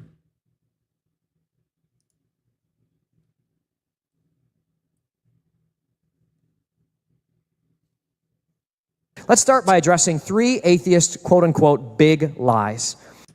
Okay, he's got 3 big lies. He had 3 myths in the last video. I think those are totally debunked. They're not even myths. They're just terrible. And really the weakest arguments, I would say, against the Bible. I think we provided a lot stronger ones. I don't think it matters either way. I mean, we agree with all 3. I think atheists Pretty do much, say yeah. atheists do say those things. They're all good critiques. Mhm. Okay, moving on, but nothing Yep. to see here. Oh, also, I'd like to say quickly what I've just noticed. I could see why he was wearing the shirt untucked. He's quite a small man, isn't he? Yeah. That's a joke, by the way. Yeah, I got it. Okay, just to make sure. And the first big lie I want to address is the idea that religion has caused more harm than good, that atheism is a better way. I think a lot of us have heard, Okay, stop. Atheism is not a way. Okay, Right. let's just get that straight out there. The whole premise of this particular part is going to be false. It's And all straw yes, man. And Yep. yes, religion has definitely caused a lot of harm. You only have to go through European history to find out the bloodshed that is caused between the different sects of Christianity alone, let alone different religions, let alone Christians against Muslims. And even if it's because he's going to point out, he's going to bring up wars. He's going to drift right to wars. Oh, he's going to go to Hitler, Pol Pot. Yeah, sure. There's been a lot of lot of wars. It seems to be what we do, and he's going to bring up that well, Christianity didn't start as many as other folks. It's like, why did you start any at all? See, these are the things he's going to skip over. He's just going to say, well, again, a lot of books out there, so the Bible's just another book. Okay, we'll agree with you, and then he's going to say, well, sure, Christians did some atrocities. Wait, back up. What? Why are Christians in the name of God and Jesus committing atrocities? See, again, we're on another whole level that Pastor John doesn't seem to appreciate. Sentiments like this. Elton John says, from my point of view, I would ban religion completely. The reality is organized religion turns people into hateful lemmings, and it doesn't seem to work. This is... There you go. Yeah, I mean, it's a harsh critique, but coming from Elton John, I do understand what he means by it. Obviously, famously a homosexual, which is, shall we say, not endorsed by most of the Christian churches I can think of, or most Christians. So I can understand him thinking that it's hateful. That's that, because there's definitely a lot of homophobia going on with some of those Christians. And then it doesn't work. Well, if you think that religion is bad because it causes wars and tribalism, more importantly, then of course, if from that perspective it doesn't work. It does cause tribalism. Faith schools do separate our children from one another and do not encourage, shall we say, inclusion in a multi-faith societies. Yeah, there you go, JG, Deconverted Man. There's the email. You want to talk with Deconverted Man? Deconverted Man's always happy to talk with folks. A lot of great discussions over on Deconverted Man's channel. Make sure you check that out as well. And great friend of the channel. And as well, if you want to hear me narrate a book, I narrated Deconverted Man's book on my channel, and I also had him on to talk about it and to talk about his other book. So if you want to know all kind of things about Deconverted Man, go through my channel and look at the things that say Deconverted Man on them. Some great streams we had. The reality, right? Elton John speaks with authority on it. No, Elton John is speaking for himself. He doesn't speak with authority on it. No, obviously not. He's a singer. Yeah. He's a singer-songwriter. He's not a theologian. He's not a politician or any of those things. He's a rock star, and he speaks for himself, just like Stephen Fry does, because he's gone right up against the Catholic Church as well, because, again, he's homosexual, and they say nasty things about him. And he has every right to say nasty things back. You dish it out, you should be able to take it. And the problem with the church and with this pastor as well, he wants to dish it out, but he doesn't want anybody to give him any flack back. And he thinks that's a tolerance issue. No, it's not. It's something that Ken Ham brings up. You can be intolerant. I do not have to tolerate your intolerance to be tolerant. It is just ridiculous. Yeah. I will tolerate you, if you turn your music up a little loud at being my neighbor, okay? And then we say, hey, you know what? Could you not do that when my kid's asleep, right? And, he's got to get up early for work. And your neighbor's like, yeah, no problem. I'll jam a little later. Okay, I can tolerate that. If the neighbor tells me, no, I'm going to smash his car in, I don't have to tolerate that, right? There's a difference when they're talking about tolerance. And of course, Elton John, being a smart man, he wasn't being particularly offensive in any way. He was just stating an opinion. Yeah. And he wasn't criticizing individuals. He was literally criticizing a set of beliefs, not the individuals themselves. So the fact that you take offense to that is somewhat ridiculous, and I feel it shows the, shall we say, the delicacy of your own position rather than the bruteness of Elton John's. Yeah, and thanks for stopping in, Katie. I hope you have a good evening, morning, day, wherever you're at. Hi, Katie. Thank you. Lovely, good to see you. JG, if you're going to go back and forth, I don't know what to tell you. Deconverted Man gave you the email if you want to have a talk with him. And again, you're always welcome to come here and talk, especially during the week when I'm on. But usually Saturday night at the Atheist, we're trying to cover some videos. So if you do have something to say about, anything we've got to say, you're welcome to chime in. Yeah. About the video. We're not really interested in a metaphysical talk here, I don't think. Yeah, that's not really what this is about. I'll be happy to talk with you about presupposition sometimes if you really want that chat. We did so before on Brojo's channel, and I think we covered everything between us, but my view hasn't changed since then. Simos also hosts shows when they're in season on Thursdays, so there are plenty of opportunities to talk with us. We're not shy about talking, just sometimes, we're trying to get through the featured video after we started at 5 o'clock and it's now 9 o'clock. So that's the only, just to say actually quickly that this Thursday I'll be starting up State of the Onion again. If you want to come by my channel, I start at 5 o'clock EST. I think it's EST. Is that when we started, Dave, today? Yep. Yeah. So 5 o'clock EST on my channel. There is an open panel discussion. And if it's not already full, you're welcome to join. I usually put the link in the chat fairly early in the session. And you're always welcome to join. Yep. Always welcome. Again, if you want to come talk to me sometime, all hail Bigfoot at gmail.com. It's also in my description on my channel, and I'm Captive Desk everywhere else. You go to Discord or the Twitter X or any of those kind of things, Captive Desk. It's not hard to find me. I don't know of any other Captive Desk. So, you can always drop me an email or a message or in the community post, any of those kind of things. And we can set something up where we can, have the time specifically allotted to talk about these things. Yeah. And I'm loving the title that you've put on there, JG. I'm loving that. That's quite funny to me as well. So thank you very much. I appreciate you recognizing that we're humorous people. Yeah, we try to be. Yeah, I like a good joke. I like a good joke, Dave. Just so you know, JG, if you think we're not being too serious or something, that's on purpose. Okay. Covering a lot of these videos here, I try to find really terrible videos, and I have done videos on specific things where I will take it more seriously, but we do joke around here. We have fun here. And when we're told there are no such things as atheists,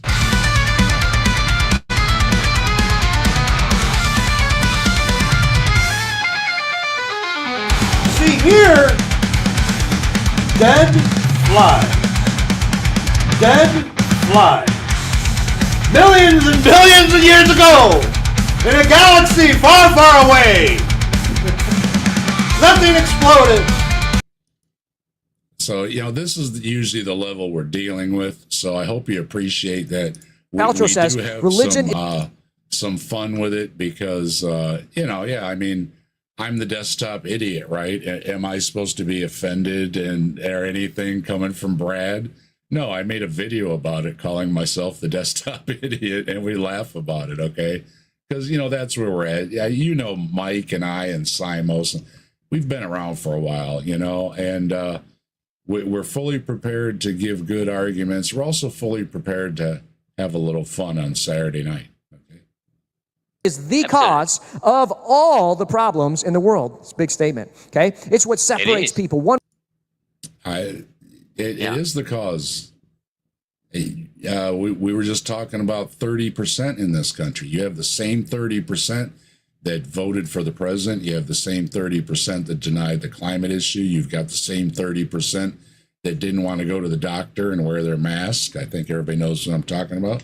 You've got the same 30% that thinks the Bible is literal. You've got the same 30% that support people like Ken Ham and Kent Hovind. There's this same 30% that are a problem, and it affects a lot of people. So yes, directly or indirectly, yes, it's the biggest problem I think we face. Now, people will argue whether it's Islam or Christianity or even believing at all.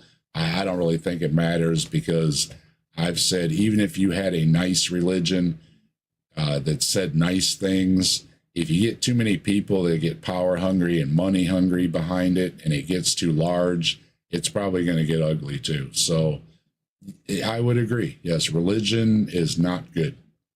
Yeah, and I think also, just to point this out to Pastor John again, I'm pretty sure that Gwyneth Paltrow is not a philosopher, and that when she uses language like religion is the cause of all the problems in the world, I don't think she literally means all of the problems, any problem, right? So if you get if you have a flat tire, right, when you're going down the motorway, I don't think Gwyneth Paltrow is saying that your flat tire is due to the religion in the world, right? Just to point that obviously. out. I know it doesn't.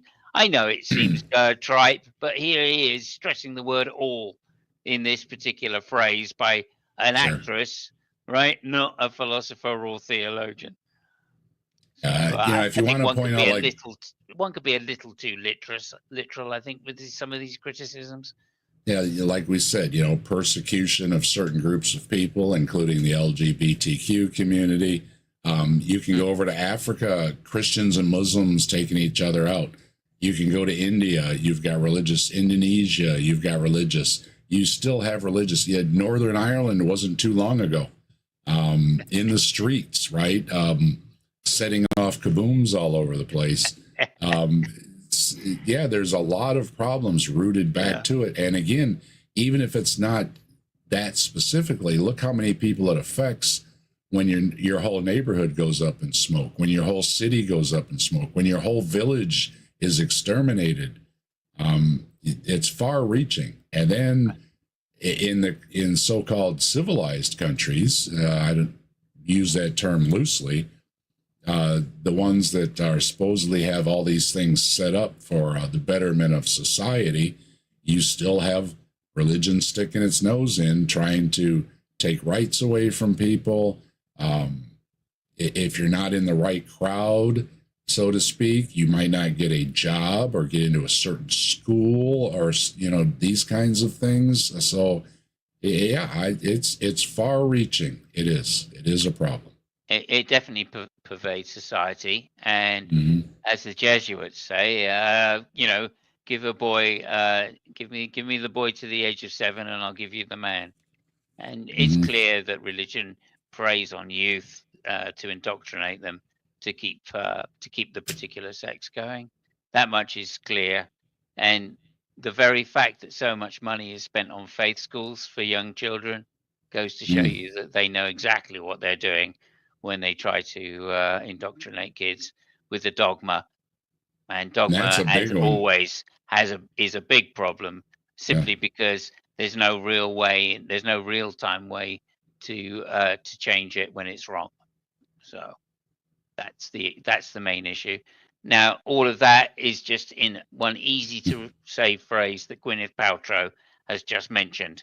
And this guy, for the life of me, is going to try and straw man it to the best of his ability. Let's see what he says. Deconverted man, you set up a syllogism that God causes flat tires. Yeah, you can do it. And, but he loves them nails. That's right, he does love them. Yeah, no, if JG just wants people on his channel, that's fine. Let him come round and try and get some people to come on his channel. That's perfectly all right. Hey, send me an invite. I'll come over and talk to you. You know, I've gone in the lion's den more than once. It's not the lion's den. I can assure you of that. Well, However, I think they can be. Well, I don't know, but it looks to me like some of the titles he's putting up are somewhat clickbaity, shall we say? Mm-hmm. So I think that doesn't show an honest approach at the best of times. Yeah, if you can always send me a heads up that you're going to stream or something, let me know. Again, I'm not hard to find. You found me pretty easy here. I'm not hard to find. Deconverted man's not hard to find. Simos is not hard to find. We're not hiding, but you got to get a hold of us, and, I appreciate you stopping in and all, but, you got to appreciate, it's kind of last minute, right? That's fine. I'm sure he understands that as well. Yeah. I mean, let's face it, he's a big boy. He knows what he's doing. He just doesn't like talking to, particularly, I don't know what the word to say is, non-aggressive, shall we say. He's come on Mike's stream before when I was over there. Everything was all right. I know. So I know. it's not a problem. I know exactly what his MO is. Don't you worry. Religion just causes fragments. It causes war. Religion causes war. Again, that's a big parallel to draw. Well, it does cause war. I mean, religions have caused wars. Let me just say, right. 30 years war, 7 years war, just to mention 2. There you go. Bill Murray says religion is the worst enemy of mankind. No single war has caused more death than religion. These are Yeah. I don't know what that means exactly. It's not exactly no single war. That's he means the war against religion, I guess. Okay. Well, it's Bill Murray, It's Bill Murray. Again, not exactly a theologian, and I'm not sure I particularly agree with him because he's a comedian, and I guess he's kind of an issue on the set. So I really don't care. Okay, when he's in a movie or Saturday Night Live back in the day and whatever, then I care. I just was talking about Ted Nugent recently, who's completely said some absolutely awful and ridiculous things lately. But it's hard not to appreciate the talent he has when he's on stage with a guitar, and that's where I like to leave Ted Nugent. You know what I mean? I really don't care what he has to say about anything. I really don't. Right. Also, I've just reread this. No single war has caused more death than religion. I'm not sure that's necessarily true, because I think most of the death that religion caused was fairly early on when there weren't really the means to kill many people. But there you go. Well, I don't know. I mean, we had plenty of churches, again, that were not closing when they were supposed to, didn't have distancing, didn't have masks, and most of their congregation weren't going and getting their you-know-what in the arm and everything. Right. So, again, wide-reaching. And then they'll try to use back something like the old argument of my body, my choice. That's fine. Okay, my body, my choice. If you want to get modifications, if it's a women's health issue, all these kind of things, yes. But what they fail to understand is when you sneeze in public, you just affected a lot of people. It's no longer your body, your choice. If you want to live by that kind of a motto, go find an island all by yourself and sneeze on yourself. And I don't have an issue.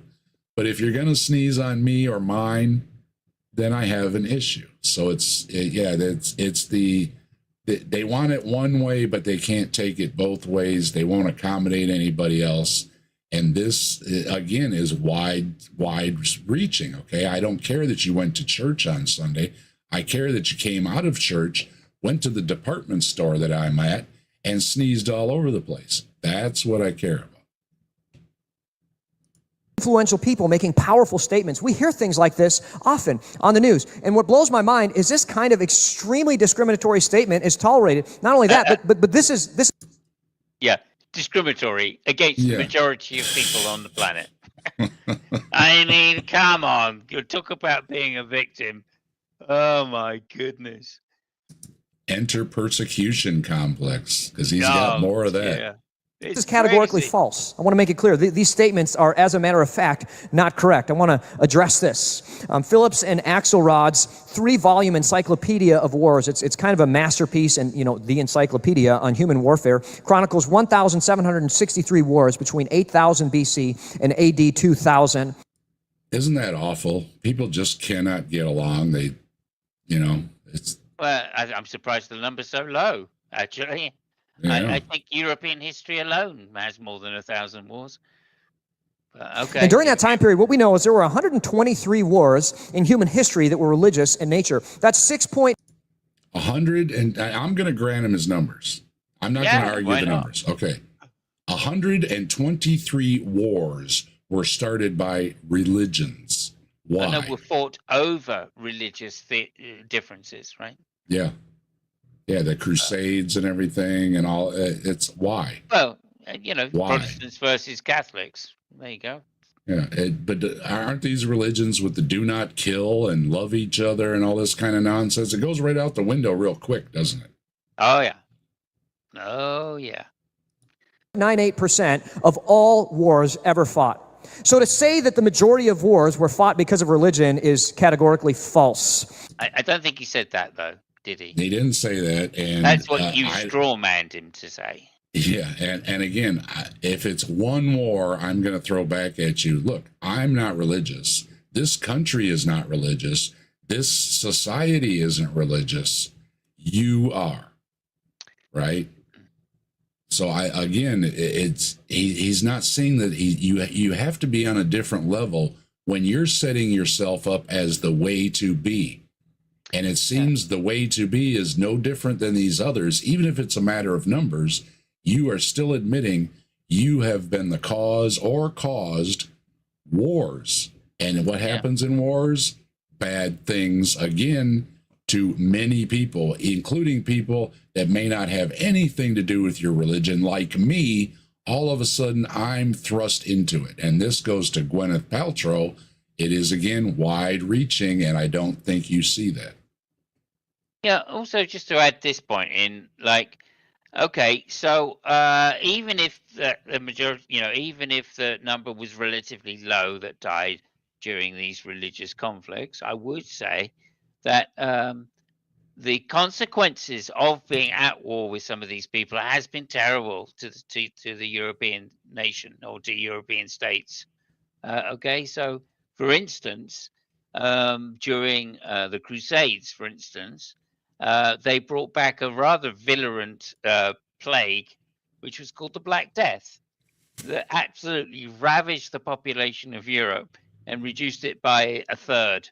Now, that, strictly speaking, is not because we were at war with the rats, right? But who were religious, but it was certainly brought back by crusaders into Europe, which then absolutely spread like wildfire through Europe and killed, estimated, I don't know, 100 million people or something. And they were the missionaries or whatever they were called of their time. They were going from town to town praying for people, carrying it with them. Yeah, well, it's not, yeah, for sure. But the fact is that it was brought from the Middle East into Europe by returning crusaders, right? So and where was the prophecy? I think that is a caused, if you're going to lay that Black Death at the feet of something, you're going to lay it at the cause of religion, because it was a religious war. And here's where I want a prophet to step up and tell this person, don't go to Asia and bring back this disease. Yeah. You know what I mean? Where is a prophecy that would serve people some good? Or, hey, by the way, this disease is running around, and in case you haven't figured out what's causing it, it's the fleas on the rats. Give us a heads up. Where is a useful prophecy? Again, what was it? A third of Europe perished or something like that? Yeah, that's right. I believe it was Good around time that for a figure. prophecy, Yeah. But there was none. There was none. And bearing in mind that Christendom was basically Europe at the time, so Yeah, sure. this basically affected Christians more than anybody else. Yeah, they harmed their own on top of it. Yeah. Unbelievable. But anyway, If you- like I'm saying, I think you couldn't even calculate these figures. So although he's got some boffin to go, or read a book by a boffin who claims that he's added up all of the deaths in particular wars, that's at best an estimate, and doesn't count secondary causes. There you go. And I have to get a beverage because I've been going for a while. So I'll just talk on my own for a minute. you want to talk on your okay? And of course, I'll do that. I will for be you, right Dave. back. I will be right back. For you.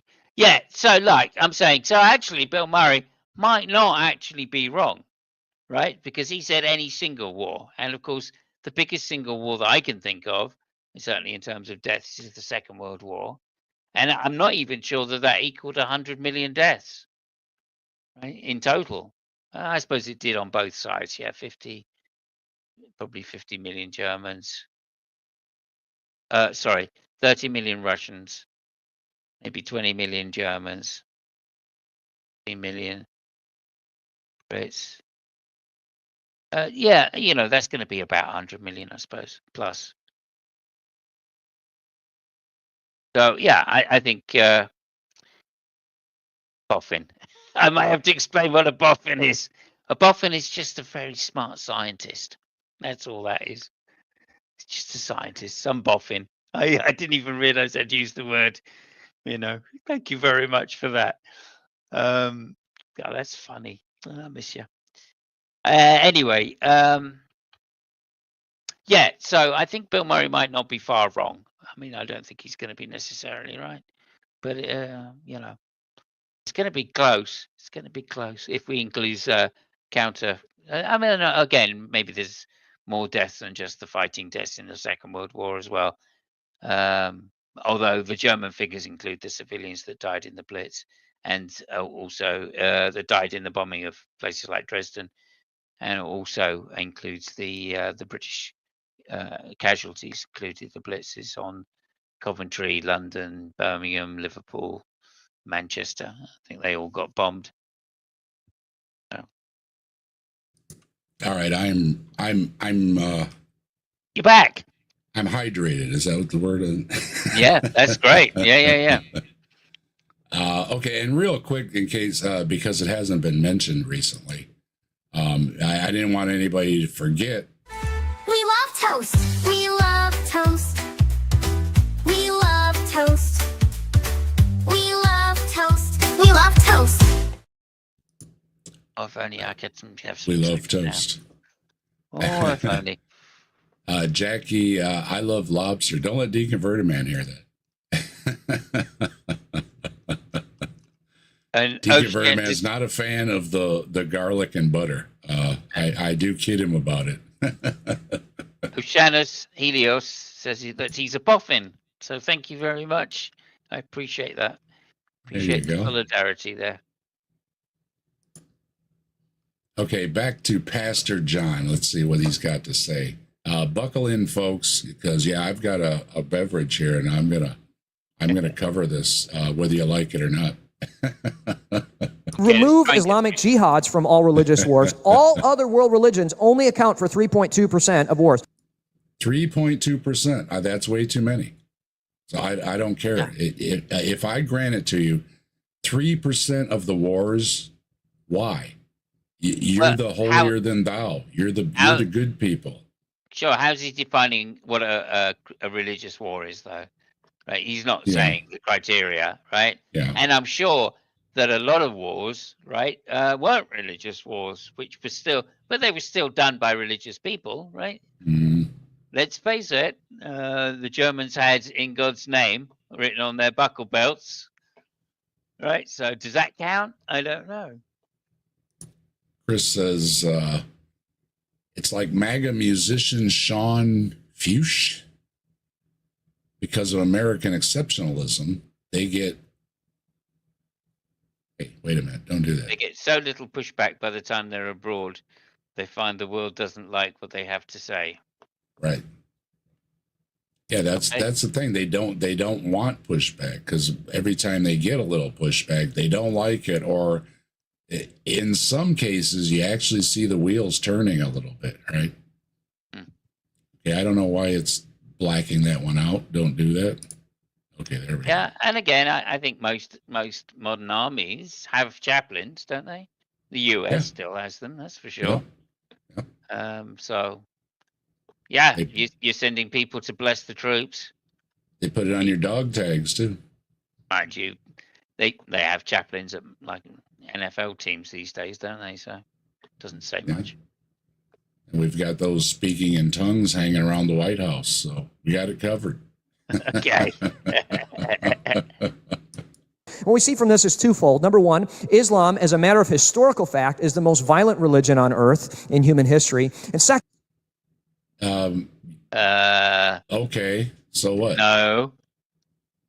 Like, no, it's not. It's pretty violent, but Well, yeah, again, what criteria? yeah, it's vague, yeah. But I did look it up, and Islam is considered a violent religion. However, Well, by who? once again, though, I think Christianity is like right behind it. And wait a minute, I've got the thing. I've got I'm it not right here. sure, Dave. I'm not sure, right? Because, like, yeah, certainly some sects of Islam are considered very violent, right? The jihadi sects which Yeah. endorse violence, right? Then, yeah, I agreed. But that is a very small percentage of Islam, right? Most people that believe in Allah are not necessarily violent by any stretch of the imagination. In fact, they call it a religion of peace, right? Yeah. So, I'm just saying, although it's undeniable that there are a large group within particular sects, the Wahhabi sect, for instance, that are extremely violent and wish to spread Islam through the sword, as they used to say. It's not the case that that's Islam by majority. Here's my point, that what is the least violent religion? And I looked it up, and according to Wikipedia, it's Jainism. Why isn't it Christianity or Islam? Yeah, Jainism. Yeah, but You know, they to be fair, that they drink water through cheesecloths to make sure they don't harm. And as flies far and as the persecution complex against Christians, according to the FBI, it's anti-Semitic. It's Jews were the most frequent victims. Okay. The most targeted religions in the world are Christianity and Islam, that are strangely persecuted in the countries that have the other religion. There you go. So Christians are persecuted by Muslims, and Muslims are persecuted by Christians. It's not, and they in both my case, the persecute United Jews, States. by the Yeah, way. it's religions are doing it against each other. So is religion a cause of problems? It seems to be. Now, of course, he doesn't count other religions or whatever, but we do count other religions, and it seems to be, by everything I looked up here, that religions do cause a lot of problems. However, there are exceptions, and I wanted to mention the ones that are pacifists. You have Mennonites, Amish, Quakers, Jehovah's Witnesses. Some of the Buddhists and Hindus have things about being pacifists. So there are pacifists. And again, why aren't the biggest religions in the world pacifists, but rather have no problem? Again, this is not saying they bothering everybody, but it does say the Muslims bother the Christians, and the Christians bother the Muslims when they're in each other's countries. Yeah. Also, it's worth pointing out, I feel, that they don't necessarily have to, they don't not get along, right? They can get along. It's just that in recent years, the genocides have been caused in places like Croatia and Bosnia, right? That was a religious war, right? Or it was claimed not to be a religious war. It was claimed to be a war of territory, but in fact, it turned out to be 3 different types of religions all living too close to each other, right? And so they claimed that it was not a religious war, but of course it was. It was genocide attempted on particular types of Muslims or Christians, depending on which side you were on. And Israel's big in the news now, firing at all their different neighbors. But they feel that they're justified because they are God's chosen people. So whatever they do is good with God. So you can add all that they've been doing into it as well, that they believe is it sanctified by God? Yeah, I'm not sure exactly that that's the case. I think that there's certainly a sect within. Well, in the government, at least, yeah. Yeah, within the government, there's a sect which needs to keep the support of the Zionists in order to hold power. And I think that so the Zionists have more influence over the government than perhaps they should. And I think that that's been driving the conflict for many, many years. So many years as I've been alive, right? The West Bank has always been a hot topic and an issue.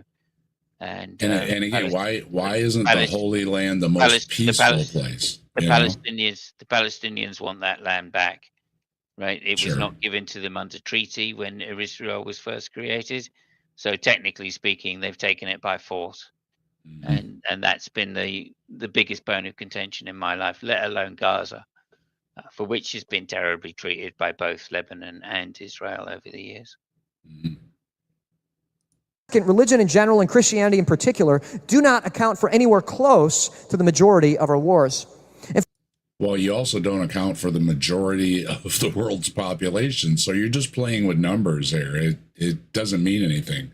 One war by religion, to me, is one too many. So it doesn't matter what all your other numbers are. In fact, most wars are caused by fighting over resources, political instability, and power struggles. Where's God? And where's God? Well, no. That the reason that that's the case is because there is no God, right? If there was a God, we'd be happy to be fighting for God's purposes. But there is no God, and they all know it at the top. So when they make these wars, it's going to be about something material, like land, resources, etc. It's really clear that to say that traditional religion has caused more wars than anything else, it's just a big lie. It's just false. Well, again, I don't think anybody said that but you. It is brought up often that religions have caused a lot of wars. And again, more than one is too many to me, okay? If it's 300 or whatever the number was you said, or 100 and what, I don't know, it doesn't matter. If it's one, you've got a big problem. So whataboutism, I think, is what he's trying to pull here. It doesn't dismiss what you've done. Yeah, he said 123. 123, right? And then, out of 1,000 and something, and by my reckoning, that's about 10%. And then he turns around and quotes 3%. So I don't think he's very strong on his maths, but by my reckoning, it's about 10%. And that's still quite a lot considering the number of wars that have gone around since the 8,000 BC. Oh my God. I mean, how do they know 8,000 BC? How do they know? Were you there? It's crazy. Well, it's crazy to think that, every little skirmish that's gone on, right, between two tribes, has been noted down in history and then accounted for how many people died in it. I mean, it's just fatuous bollocks. I'm sorry. It's categorically untrue. Must be true. I read it in a book. Must be true. Yeah. Well, Pastor John said so. So yeah. Got a pinky orange shirt on, looking pretty hipster nice. There. Yeah, I like it. A nice t-shirt. Yeah. It's immoral to teach. And anyone who says otherwise is ignorant and uninformed at best, or at worst. Well, that would apply to you because you seem to be the one saying it. manipulative and evil, trying to further an own personal agenda. Your own personal agenda, which is to bring the entire world to Jesus. Yeah, I sense an agenda. I'm agreeing with you again, Pastor John. I don't think you want me to, but I am. I'd like to look a little bit more deeply at the types of leaders that have led us into the greatest human suffering. While Christianity... Yeah, I think I diced this up a little bit. Simos already brought up who they're going to be, and these things are not done in the name of atheism. Even if they were atheists, they're awful people. They're brutal dictators. I'm an atheist. I have no desire to wipe out most of the city. Okay, that is a completely different thing. Atheists do not believe in God. There is no dogma or books or writings or rules or regulations that says I have to take out a bunch of my neighbors. Now, a brutal dictator, that is exactly how it works, because they put the fear into people. They take out large groups of people. Anybody that's dissenting, anybody that doesn't look right or talk right or anything according to their standards, and that is a loud and clear message to everybody else. You better act right, you better fly right, you better dress right, you better pray right, whatever the rules are, or you're next. It's the ultimate power. However, you're not, again, getting out of that by comparing yourself somehow, or not comparing yourself to it, because as Hitchens pointed out, these people they name, like Stalin and Mao and everybody else, and even in North Korea as an example today, are pretty much run by the same under thumb, do as I say or else mentality that religions use, including Christianity. Because what happens if I don't believe you? You're going to burn in hell. Well, there you go. Christianity as a religion in general is not responsible for the majority of wars. The vast majority of deaths from war in human history, particularly in the modern era, have been caused by a specific type of belief system. Yeah. Okay, awful. here it comes. Here it comes. Hitler, Pol Pot, Stalin. Okay. Atheists.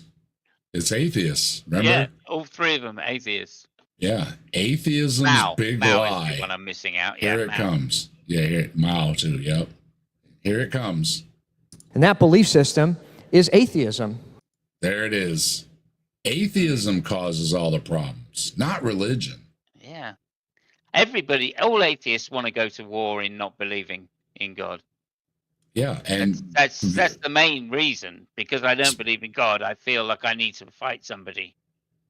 and even if these wars weren't so-called religiously based, who was the majority of the people in these wars fighting them? Yeah. Right? If Well, they come again, from this country, it was a lot of Christians. I mean, the funny thing is, right? The funny thing is, there are two of those examples that he's going to give in a moment of two have fought each other, right? Yeah. So it's like, oh, okay, the Russians and the Germans, yeah, they fought each other. You're calling them both atheists. Fine, whatever. Well, we're the big liars, I guess. So here we go. Unbelievable. Let's take a look at the four most deadly atheist leaders that we know of. Four. The most deadly atheist leader of all time was Joseph Stalin. He ordered 42,672,000 of his own people killed. These are not We stop deaths there? from... Yeah, Stalin, educated in the seminary, by the way. Yep. That's what I say. They use the or else mentality of religion, right? Do as I say or else. It's no different than Christianity or most of the religions. Almost all of them have an or else. Some of the Eastern ones are a little different there, but if we're going to just talk about the Abrahamics with Judaism, Christianity, and Islam, there is an or else. Jews don't really have a hell, but there is just a non-existence, so to speak. You won't be raised or anything, I think. Christians and Islam, though, you're going to hell. There is a severe, eternal, horrible punishment for the carrot and the stick that is the or else, right? It is a big or else. Well, just to lay out the trope again, of course, Stalinism was a cult of personality, and it was literally a death sentence to criticize Stalin. And if you think that that is some kind of atheistic belief system, then you don't understand what atheism is. And if you believe that the positive beliefs that atheists hold would hold to Stalinism, I don't think you know what the majority of atheists currently believe. As far as I'm aware, humanism is probably the most represented atheist belief system for morality and societies, and for the running societies. And Stalin's or else is blasphemy, right? Yeah, that is an anathema to a humanist, the way Stalin set up the state. The same with Mao. Communism is just not part of humanism in that sense. We don't have a lot of blasphemy laws as far as Christians goes, but Islam still pushes blasphemy laws in countries they rule. And the way I've heard it, Christians would be willing to accept blasphemy laws. And Skeptic, we're still on this guy. Well, this is another video. We did cover the other one. We also had a guest on, and we started the show out with Deconvertiment, and we were kind of put behind, and I really wanted to cover this. So, yeah, I'm hanging out. Simos is hanging out with me here. Yeah, we're going a little long because we have to cover Pastor John. War. These are deaths ordered by the leader of their own populace. Mao Zedong ordered 37,828,000 of his own people killed. Yeah, and some of those people he killed for things like wearing glasses or something, right? I mean, I like Simon said, I wear glasses, right? I have no desire to take out people that wear glasses. You know, these are the things that, yeah, it was just a brutal dictatorship. It had nothing to do. I what's think the saying? Good people do good things. Bad people do bad things. But it takes religion for good people to do bad things. These are terrible people. And I'm not arguing with it that these are terrible people. Yes, they were terrible people. Yeah. But most of these deaths occurred really through incompetence in the systematic, in how the state was run. Right. So it's not necessarily even at Stalin's. I mean, the policies set by Stalin are maybe to cause for it. But most of these deaths occurred through famine or shortages of one kind or another. So just to say, that, it's because of Stalinism. No, it's because the revolutions which put these cults of personality into power, is such a major upset in the way societies were run that there was literally a breakdown of societies for the very poorest people, and large areas in terms of China, which could no longer feed themselves and relied upon the pre-existing system. The isolationism. Yeah, the isolationism doesn't help, right? Yeah, I mean, in the case of Stalin, of course, he advocated for a new form of growing food and distributing food, which was in itself superstitious and completely unjustified. So it was non-scientific. Well, Skeptic says that the worst genocidal leaders had mustaches. So I think we found the common denominator. Beware of the mustache. Yeah. So I just think that it was bad system administrations or bad state administrations which really caused most of these deaths. Not to say that there wasn't a gulag and people were sent to the gulags for criticizing Stalinism. And of course, as things got worse in the state at the time and people were dying through hunger and famine and they couldn't distribute the food properly, then people criticized that. And guess what? They were then killed. Right. So, I'm just not surprised that a lot of people died in these things. And of course, when you're talking about 30 million people in China, you're talking of, probably a population of 500 million, right? It's not like it's 30 million people of, whatever. And a Chris, small state like Britain, that half the population, it's nowhere near half the population. As a percentage, it's still relatively small, and hence it doesn't take a very big fuck up in the system to cause such an extreme amount of death, amongst the populace. and I Chris just think it's Chris is yeah, pointing out the Red Scare propaganda, atheism equals communism. Yeah, and speaking of Ozzy passing away, I remember when the Ozzy shirts and even mentioning Ozzy was kind of outlawed almost because of the religious people saying, Ozzy was satanic and all these. Yeah, it's the satanic panic, it goes on and on. Atheism equals communism is a popular one too. I've heard it a lot. And we repeat over and over here on Saturday Night at the Atheist, atheism just means you don't believe in God. You can be a crappy person. You can be a good person. It's got nothing to do with being an atheist. And it also applies, what Pastor John doesn't get, is that religious people can be awful people. So if it's not actually making you good people, one more reason that I don't go to church, I don't see that it's going to make me a better person. If there was evidence it did, I would look into religion. I would like to better myself. But I don't see, first of all, believing in a bunch of mythology is going to help me be a better person. And secondly, as the Pastor John, I don't know if he said it yet or if I might have cut it out, but there is a point where he has gotten flack for things he has said defending the Bible. And usually that means he spoke out against probably the LGBTQ folks saying some unkind things, but he smiles and says, I'm doing it out of love. And that's his ultimate pass on everything. And we'll go back to Gwyneth Paltrow again. That's a problem that's widespread. So pastor here can be sitting there in his church in Indiana, not bothering anybody or thinking he's not bothering anybody. But he stirs up something, and next thing you know, some idiots are doing something because pastor told him to, and it's in the Bible. And on top of all that, it's what God wants. And you can do some really horrible things when God wants you to, including putting a cross on your shield and going into battle in the name of.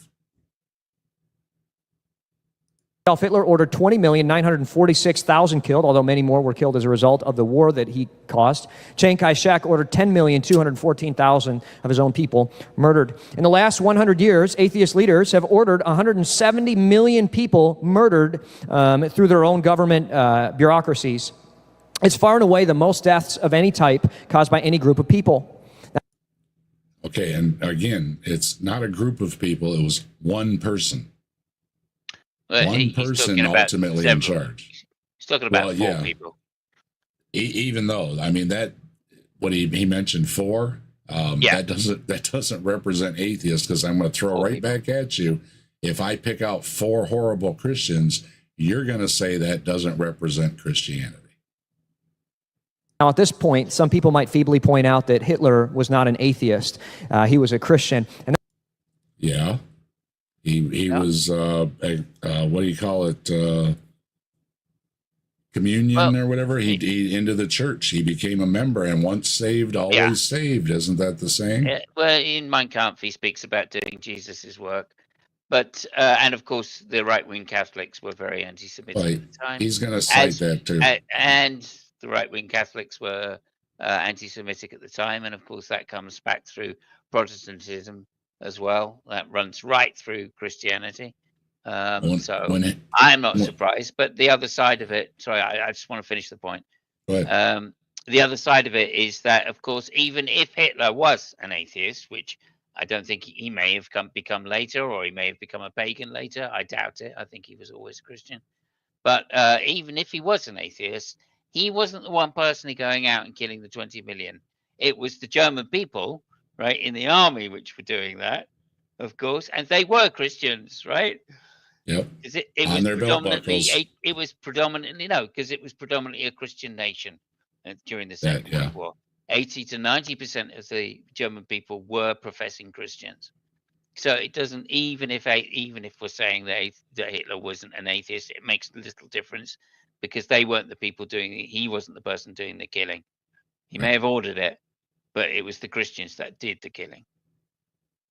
And he's going to bring up some Mein Kampf, and yeah, he's going to quote mine it.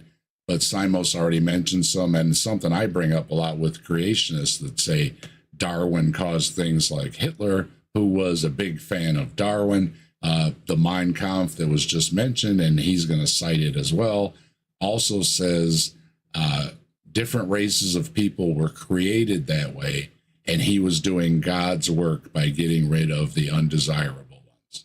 So you can quote Mein Kampf all you want, but I've read it, and if you want to read it, it is free online. It's public domain. You can check it out and see that he is cherry picking it. Yeah, and also Tilting Windmill. You're absolutely correct. I just want to make sure this one gets read out. Tilting Windmill says, but they were just following orders. Right? Yeah, that's the excuse they use, of course.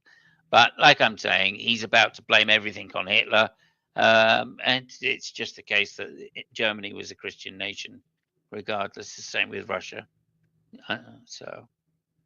That's simply incorrect. Let's read two Hitler quotes. The first one, Hitler says, "The heaviest blow that ever struck humanity was the coming of Christianity."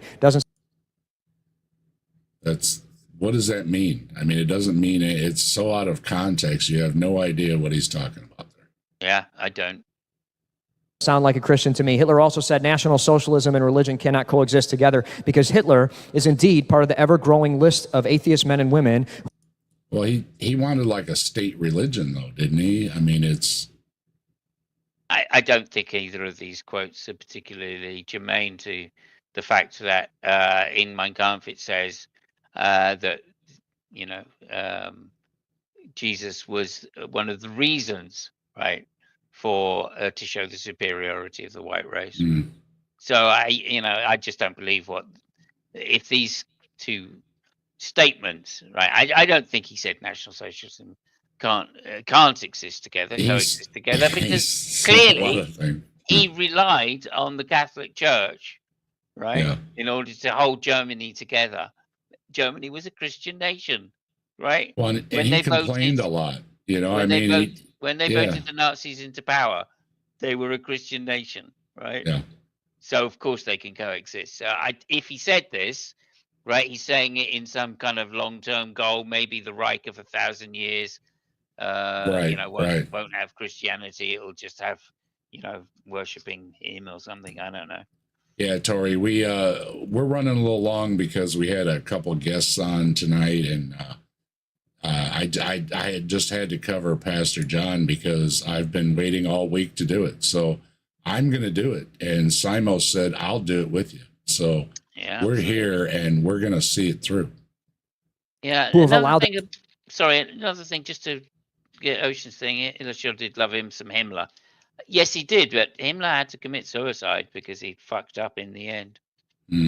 I don't think Hitler was ever about the paganism of the occult bullshit, as you're calling it, of Himmler. I think Himmler was, was a separate thing. And Mein Kampf is a lot of the little guy being just pissed at everything and everybody, and he expresses it a lot, and he kind of rambles. It was a few years ago, but I have read it, and it's the rantings of a madman, and this was before he was even mad. Yeah. So really mad. Yeah, really mad, drugged up mad. Yeah. Also, just to say that it seems I read a book. I can't remember what it was called, but it was on my parents' shelf when I was a kid, documenting the history of the war before, during, and after. And it was quite clear, even from the mid-30s onwards, that Hitler was doing things in order that were pragmatic to further his power. There was no sense that he was doing things for any higher goal or ...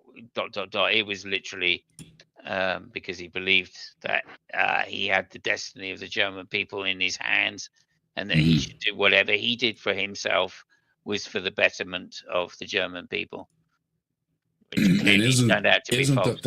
Isn't the 1,000-year reign also biblical? You know, it's kind of borrowed right from that idea, isn't it? Yeah, I don't know. I mean, I think all of the ideology that the Nazi Party was set up on was all pseudoscience. First of all, the idea of social Darwinism and eugenics, and secondly, was like, shall we say, religiously inspired. Right. So yeah, that seems to me. Although Hitler himself, I don't think was particularly a religious person. I think he hated the Jews for religious reasons, right? That's because that was the fashion, I guess. That was certainly the Catholic right wing, which had taken over in Germany. Yeah, Germany was he very did say, anti-Semitic. Yeah, he did say like he was getting rid of them because God wanted them gone or something like that. That's right. Yeah. Again, that was that Luther obviously was anti-Semitic, famously anti-Semitic, right? And I think that kind of German Protestantism had prevailed for like 100 years previously. The natural course of their belief system to hurt beautiful, innocent people. When we lived with no authority, it only hurt ourselves and human endeavors. Now, there are... When we live with no authority, we live under a lot of authority. We got all kind of laws. I love that. I love that, Dave, because he's literally said, look, all of these authoritarian regimes have caused mass amounts of death. And when we live with no authority, hang on a minute, all of them, fascism, right, or National Socialism, dictator, Hitler, right, communism, Stalin, dictator, right, Mao, dictator, right, these are all authoritarian figures. These are all right-wing ideologies. But they're not the right one, though. You're wrong if you pick that ideology, but he's right for picking his. Well, okay. Obviously, we know the argument is because these are human authorities. Yeah. And if you don't have a supernatural authority, you're going to go wrong. I mean, it's crazy, especially living in the modern world, that people say this kind of thing still. But there you go. They're grifters. They're grifters, as far as I'm concerned. Oh yeah, well, like I said, he's brought his church up to a bigger following, and it looks like he's got all kind of state-of-the-art equipment and everything going on. So, yeah, okay. Yeah. Sorry, I just want to say, Oceanus Helios is making some really good points in the side chat. Yeah, I agree with everything you've written there. Yeah, thank you. See here, Oceanus, they sent the real scientists to the camps and replaced them with a bunch of quack charlatans. Yeah, that is true. Martin Luther conducted some horrendous programs in his time. That's also programs, yeah. Programs, and let's not forget about Franco and his Opus Dei, complete Nazi ideologues in Spain. Indeed, yeah, fascist. Franco was a fascist, yeah. Several great studies that talk about Christianity in the world. And what we know is that across time, Christians have eliminated more suffering as a movement than any other movement in human history. I want you to think about this. Compulsory education for all races and genders. That's a Christian thing because we believed that God created the world with order, so the world and universe was worth studying. The idea of education and literacy for the masses wasn't a thing until the teachings of Jesus. Literacy amongst the people in the first century? Really? I don't think so. Jesus wasn't literate. Wasn't literate himself, right? So I mean, this is nonsense. And then if you think education for the masses comes from one person, you don't know what the masses are, I'm afraid. And, He didn't even speak. He didn't even speak Greek, for goodness' sake. How is he? How can he educate the masses? God incarnate couldn't manage some Greek, right? That's another issue. Yeah, Skeptic says, yeah, Hitchens cooked this argument. Yeah, I mentioned it earlier. Yeah, right. Yeah. Make sure you check out the Hitchens had some great points about how dictators are using the same techniques to keep people under thumb that religions do. So they're just pointing out all the things that are wrong in religion when they're pointing out these authoritarians, because it's exactly what they want ultimately. And we see it with the Christian nationalism in this country. They want a theocracy, including bringing back all the barbaric laws, like 8 of the 10 commandments carrying a death sentence. So, I mean, you could be getting a death sentence for something as stupid as being envious of your neighbor's car, so it can be quite ridiculous, and as awful as exactly these people he was these dictators were eliminating these people for. Like I said, I think one of the things Pol Pot took people out for was people that had glasses and were scientists and just things like that. Well, if you can just put anybody on a list, so can the Christians. Yeah. Also, I should just mention there's. I'm going to get you a link to put in because this is quite germane. That is to say that. Sorry, I'm just doing it now as I'm speaking, and I shouldn't. Right, here we go. Here's the channel. Right, I got it. Okay. So at the moment, there's a book out actually called the Alt-Right, I should say, which goes to show that currently there's a movement across the Western world for far-right groups to try to infiltrate governments, etc., of which Trump's one of them. And what they're doing is using the pseudoscience of race and racism to justify a lot of the policies that they're coming up with, including things like immigration and also poor education for those that they deem are not able to take higher education. You can guess what group that is. And I'm just going to include a series of a channel which is trying to investigate the pseudoscience of it right now, and it's called Pseudoscientific Racism is the channel. Okay. Science and politics of racial research, and they literally are going back to the same old talking points. Let me put it. I'll put it into the private chat for you, Dave. If you could put that into the description for me, because I think it's quite important. And then I'll also drop it into the chat in the side. And you'll see there's some interesting interviews and articles and research done to show both the history of where this pseudoscience comes from and how it was used to justify fascism and the right-wing parties in Europe, both before and after the war, and also how that ties in with what's being used in the far right currently to try and generate some hate and division amongst the groups of people that were predominantly targeted back then, i.e. the migrants, the Jews, and the black people as well.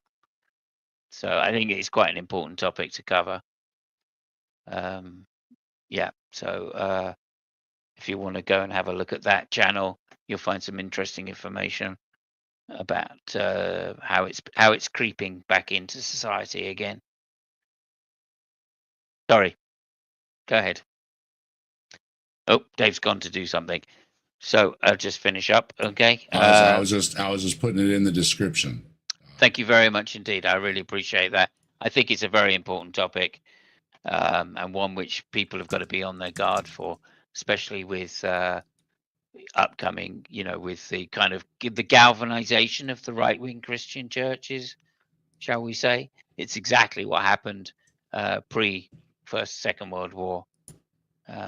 And as I say, we know where that leads. It leads to hate and division. And this is the so-called science.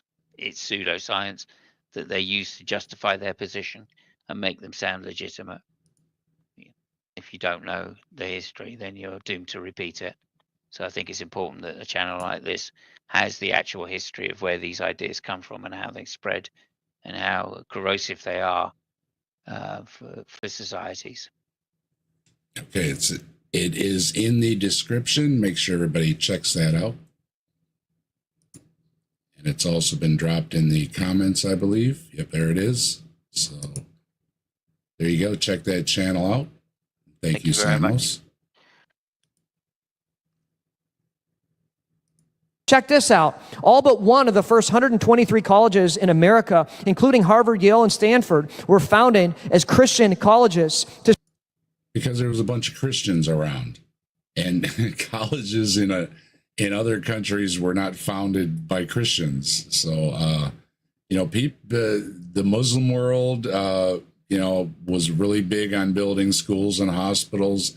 The Chinese have been doing science in schools, whatever you call them, and medicine and stuff for a very long time. Not influenced by Christianity. It was influenced by the amount of people in that area. So yes, when you're in our country, the United States, that has a lot of a large population of Christians, who's building the schools and stuff? And as we pointed out earlier, who has the money to do so? Well, the church has the money to do so. Now, it is appreciated. It's one of the things I do appreciate about religions is charity. However, I think a lot of these folks would still do charity without the religion. They may force the plate in their face and everything and stuff, but I will always point out that these people, especially the retired folks, should I say, they have some free time, that donate a lot of time with the church and the bake sales and the charity drives and all that stuff. I think they do that because they are genuinely good people. So let's give a little credit to people out there that are good people, and let's point out at the same time all the atrocities that are committed in church basements by priests. So if you're trying to say, hey, give me a pass because I do good things, I'm going to say you're trying to cover up for doing the bad things, or you're trying to have me look over here and not look over there. And I've heard this from Vodi Bakum before, when he says, hey, we have homeless shelters and we do rehabs, and then you give us a hard time when we badmouth the LGBTQ folks. Why is that? They want a pass, right? Well, we did some good things. Forget the bad things. And we can go back to the little tiny German guy again. I'm sure when he was with Ava, he was perfectly nice. I'm sure he might have whispered some nice things into her ear. My, you look lovely today. Oh, you smell so good. Things like this. And if you're just going to take out, well, he was a nice guy for 5 minutes and ignore the rest, that is a problem. And I think that's what he's trying to do with religion is, look, we do good things. Don't look at all the bad things. And you have to own them both. Study the teachings of Jesus, which is pretty amazing to me. I mean, if you just think about that, we wouldn't have higher education. We wouldn't have the scientific method. We wouldn't have any of the modern technology, the Industrial Revolution, the Enlightenment. None of those things would exist. Hospitals, orphanages, none of the Red Cross, none of them would exist without the teachings of Jesus. Baloney. Yeah, I think that's a stretch and a half. I mean, I completely agree that Christians have defined the Western civilization. No doubt about it, right? I don't think anybody really is going to do that. But to say we wouldn't have some of these things unless Jesus, that's a bit of a stretch. I think a lot of the influence that has spread, like certainly scientific influence, of course, has spread because of the Greek classics, not because of their Christianity. The fact that Christianity allowed it to be spread is, although under protest when it comes to things like shall we say, some of Aristotle's work on induction, right, and the scientific method in particular, that came through the Muslims and through Spain, because it didn't come through the Christians, that's for sure. But eventually, when it got into Europe in the 1500s, then of course it was taken up by Christians nonetheless, but they were humanists. So yeah, I think that scientific revolution came about in spite of, and not because of, shall we say, the hardline religious authorities. However, there's no doubt that, just to say this or finish up on this point, there's no doubt that Newton thought, although he was a Unitarian, right, he didn't believe Jesus was God.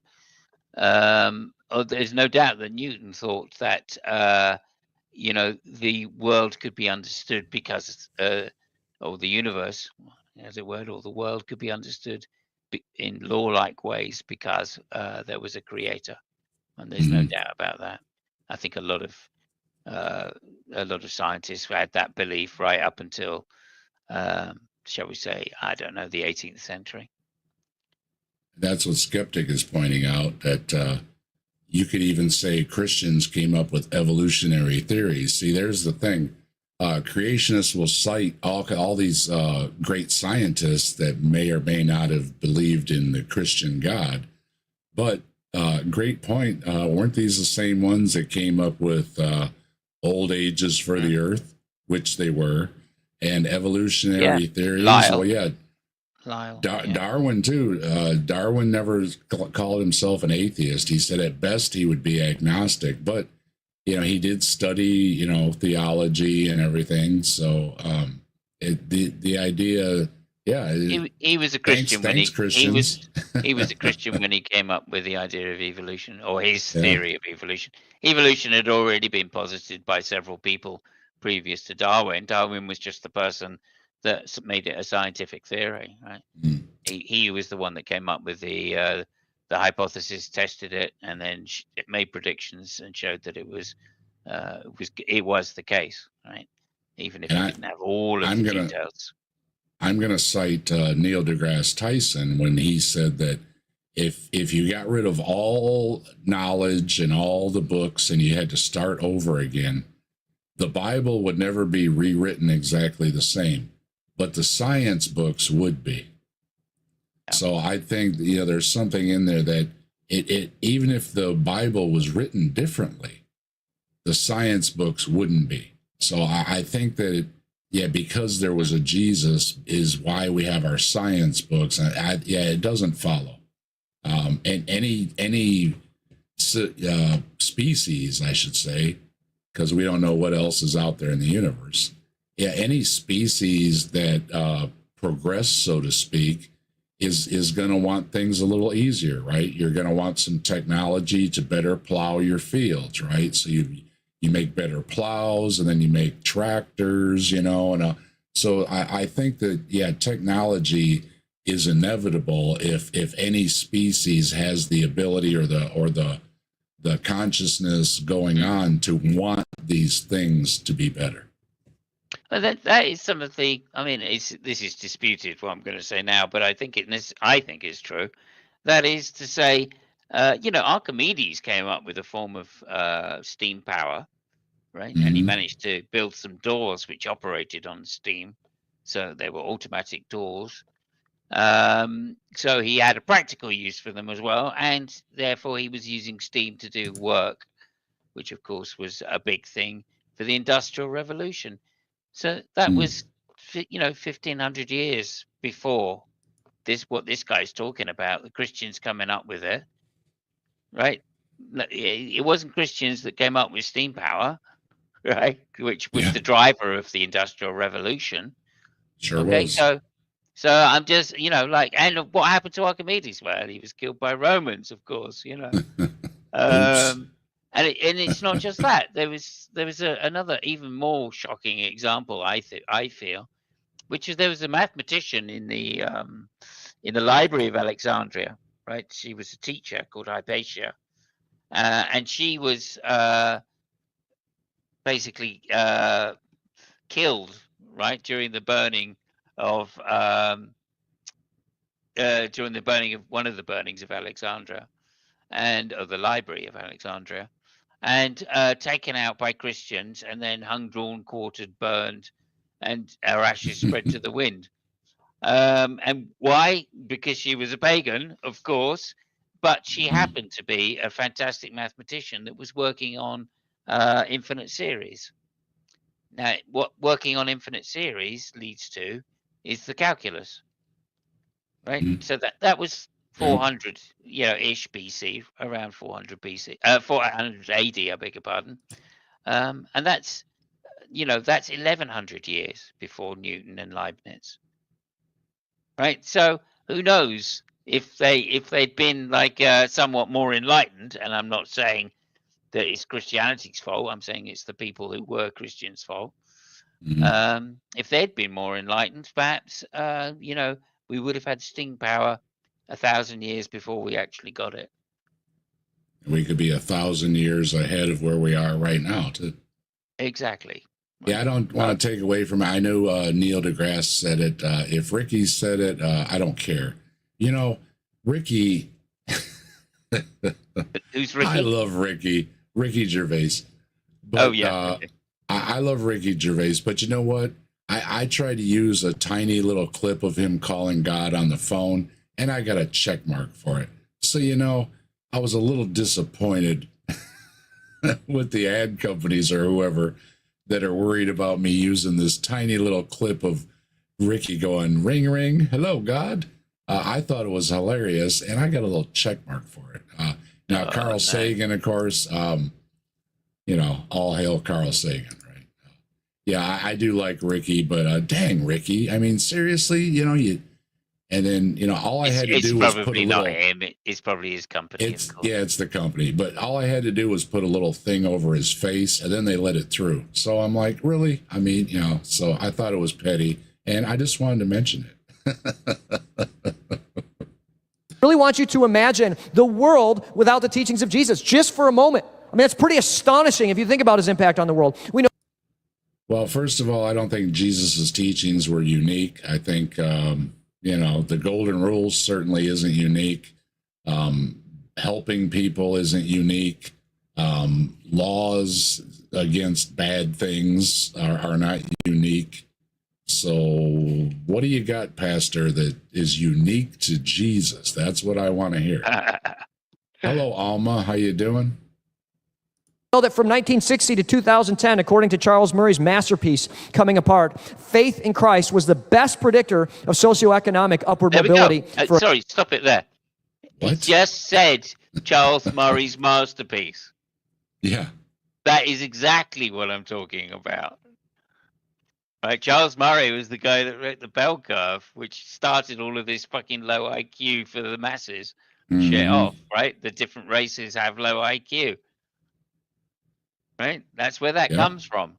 He's part of the long and inglorious history of pseudoscience, eugenics. Yeah, I know it wasn't him personally, Skeptic. I just make a little jab back, right? I mean, I had to fix the thing. I got a check mark and everything. And Dave doesn't like those little check marks. A lot of people don't care about them. They bother me. I don't like to have those check marks. So I clear them up on my channel. And I had to, clear it up and everything over a clip that's only a few seconds long. I thought it was ridiculous. That's all. You know how I am here. It is what it is. And I'm laughing about it because, I put a thing over his face and then I used it anyways. Culture and societal responsibility and productivity. Could you just go back for me a little bit? I just want to hear what he has to say again about that so I get it absolutely right. Thank you. The idea of education and literacy for the masses wasn't a thing until the teachings of Jesus. Check this out. No, it wasn't for the masses. But one of the first 123 colleges in America, including Harvard, Yale, and Stanford, were founded as Christian colleges to study the teachings of Jesus, which is pretty amazing to me. Yeah, so was Well, they Oxford and Cambridge. So what? Yeah, they studied a lot of other things, though. They weren't just studying Jesus. I mean, they were studying science and history and language, and right. I mean, he's making it sound like it was just a theology course on the Bible and then nothing else. You know, they were, as Skeptic just point out, they were reading the Bible, but then they went and discovered evolution, anyways, right? So, Yeah. okay. You're not winning. I don't see the winning argument here at all. Yeah. Yeah. I'm more worried about the bit coming up, to be honest with you. Okay. I mean, if you just think about that, we wouldn't have higher education. We wouldn't have the scientific method. We wouldn't have any of the modern technology, the Industrial Revolution, the Enlightenment. None of those things would exist. Hospitals, orphanages, none of the Red Cross, none of them would exist without the teachings of Jesus. I really want you to imagine the world without the teachings of Jesus, just for a moment. I mean, it's pretty astonishing if you think about his impact on the world. We know that from 1960 to 2010, according to Charles Murray's masterpiece, Coming Apart, faith in Christ was the best predictor of socioeconomic upward mobility for a culture and societal responsibility. Okay. Yeah, I think I just need to check that. So, Coming Apart, he called it. Well, right, carry on. You know, Carry on. To what you need Islam has had a lot of, I mean, they've, had a bump in the road recently, but I mean, Islam was very successful with schools and hospitals and the Red Crescent, which is like the Red Cross. So I think you could have these things without Jesus. I don't agree there. And productivity, right? If you believed in Christ, you'd be better at all those things.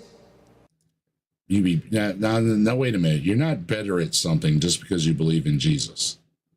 No.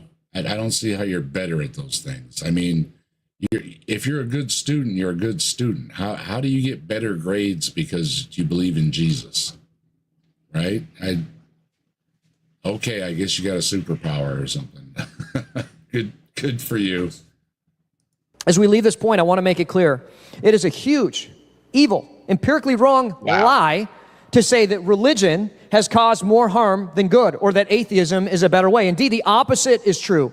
Christians are statistically the most generous people in society. And I love that. I love associating myself with a generous group of people. They're the most productive and responsible. So it turns out that he's just quoted from a racist book, and he called it a masterpiece. I'm deeply, what's the word I'm looking for here? I'm deeply offended by this person. I told you I didn't like him. Yeah, I had no idea.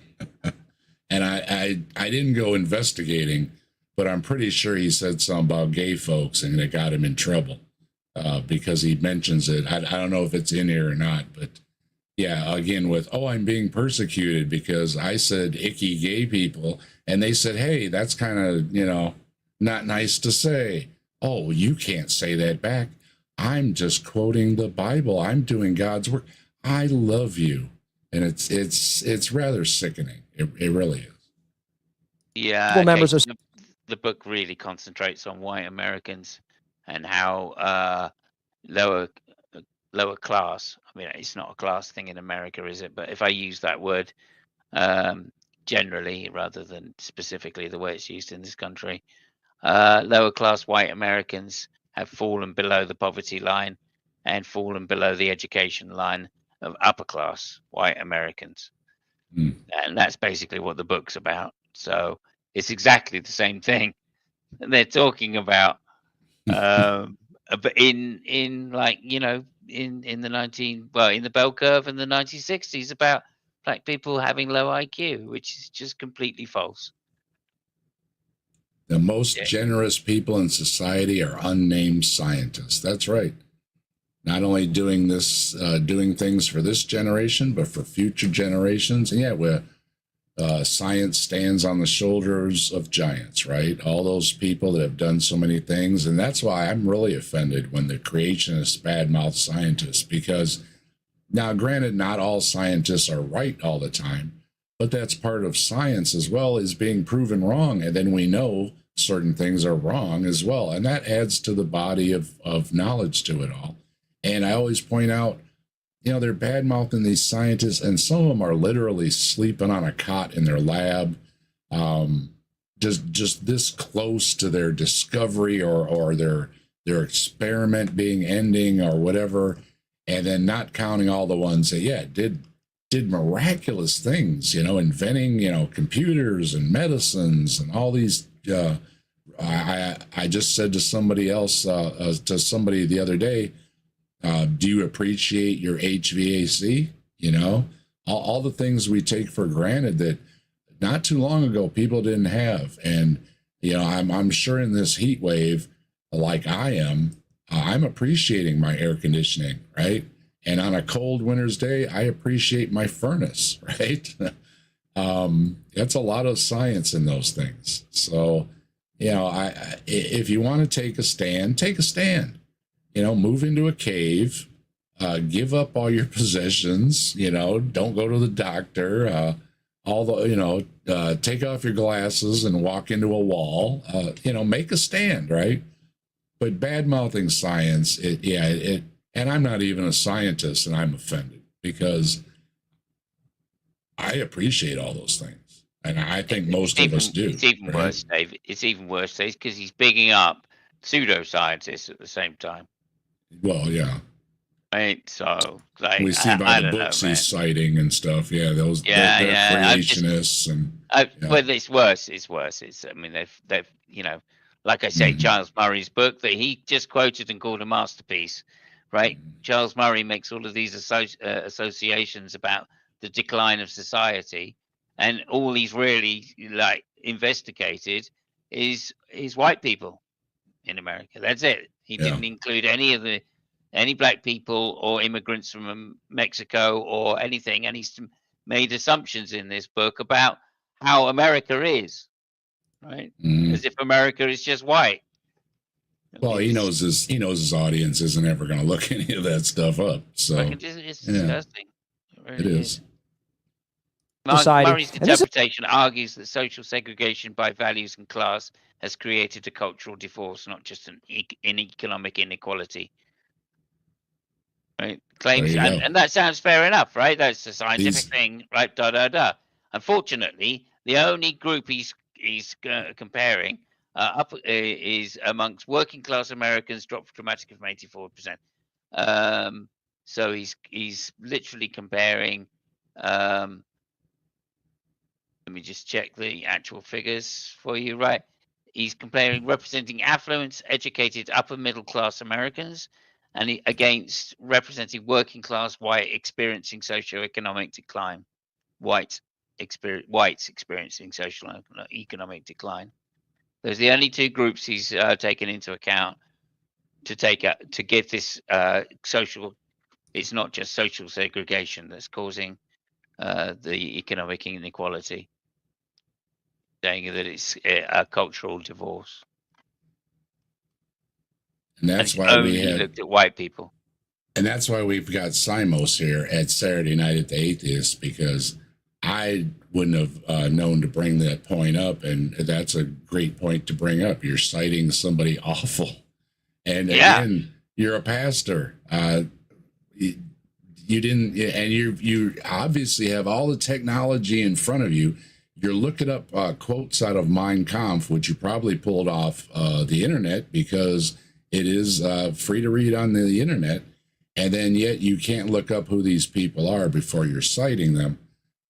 Maybe do a little more homework there, Pastor John. This is kind of cool. Evangelical Christian perspective among the populace is a great positive indicator of societal stability and health. And what's interesting is we see the Christian population in America decline. What do we see? We see societal instability and a decline of societal health, right? We can watch it happen because the teachings of Jesus bring good things to society. Societal health has gone. The only health things I've seen have gone down is the Christians that wouldn't wear a dang mask and get their thing in the arm. That's what I saw. I saw a lot of people die because of Christians. That's what I saw. Yeah, and he's just wrong to say that it's Christianity that's the cause of that. Murray's book, is clearly an example where he's excluding vast numbers of Christians to make his point. It could be worse. And everybody knows he could have a mustache. Everybody knows the black community is very religious, if not more so, on average They than the are. white community is these days. Yes. Society, statistically. So even if you're an agnostic, you should say, yeah, maybe I'll buy into the teachings of Jesus because it's good for the world. What we do. I don't see how, again, it's good for the world because Well, most yeah, it's a fallacy. the It's a fallacy. world is not Christian. Yeah. And Just I to will say give that good things that Christians have done. I mean, yeah, if you Well, build a it's- hospital or a library or a school or something and people went there and they learned things and they cured people and on down the line, but you seem to be saying, again, look at the good things and the bad things get a pass. So that doesn't make your religion somehow the best one or above others or anything. It's just it's not. It's not setting you above other religions, even though you're going to say others are not as good or anything or false religions. It's equivalent. I don't see any difference between an atheist, a different religions, or the Christianity as far as the arguments he's putting forth, because it could apply to other religions. Like I say, Islam could have built schools and hospitals and the Red Crescent and all that, and that would have been great too. And atheists could have said, you know what? I don't like walking into walls. I think I'm going to invent some glasses, right? So I'm not seeing where the advantages of Jesus is, other than cherry picking some things about, love your neighbor or some, which don't apply to neighbors in other countries. Also is that atheist leaders have caused more human suffering in the 20th century than all of recorded human history combined. It's not just a few atheist players, but a disturbing 58% of all atheist heads of state who have killed large swaths of the own population that they rule. So to conclude, Christianity... Well, again, then I'm just going to say everything that a Christian did bad is blamed on Christianity. So nobody should be a Christian. Christianity is a big lie, because there's been some awful things done by Christians and in the name of Christianity and in the name of the God, Jesus, and everything else. Horrible, horrible things. Even if it wasn't a lot, there are horrible things. And even to this day, we had that woman in, I think it was Texas, that gave all her children one last bath because of the voices in her head. That where did she learn those from? At church.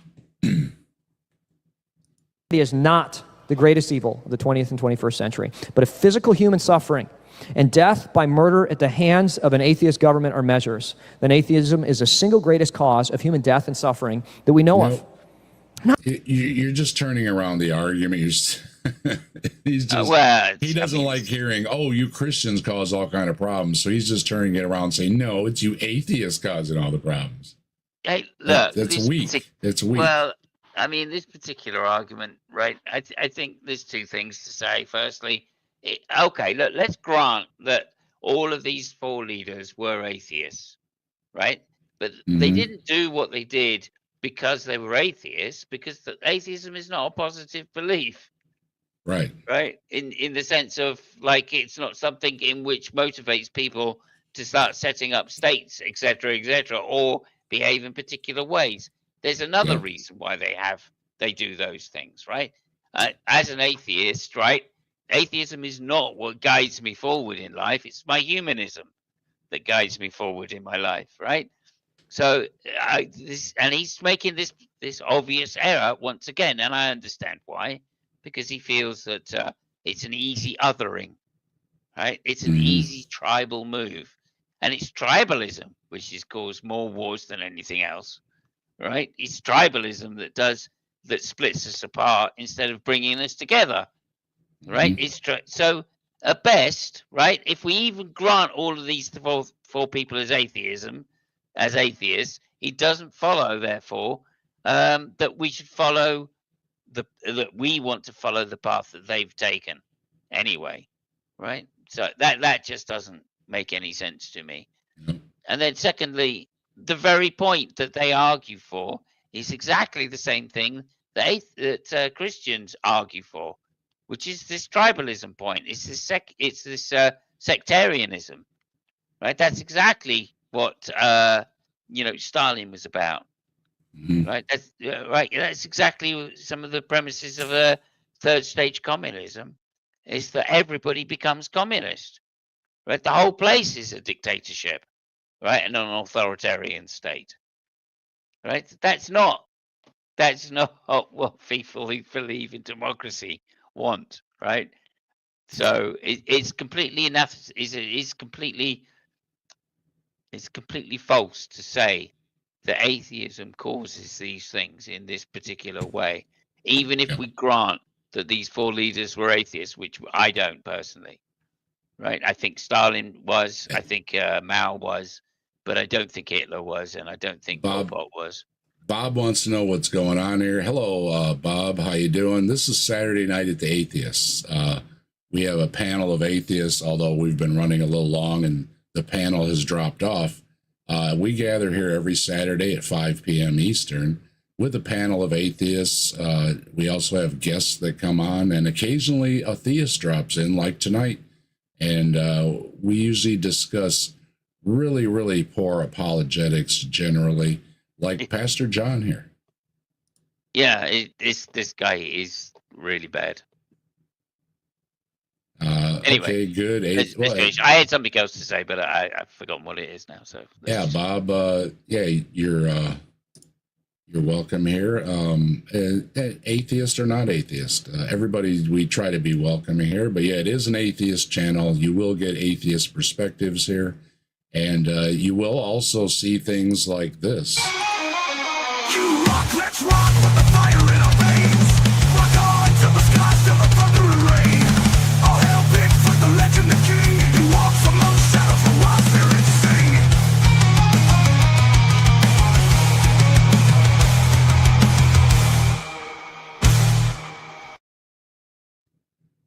Because we do enjoy some Bigfoot fun around here, as well as toast. And I think it's been a little while.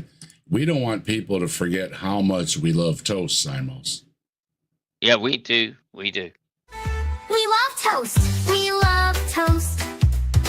We love toast.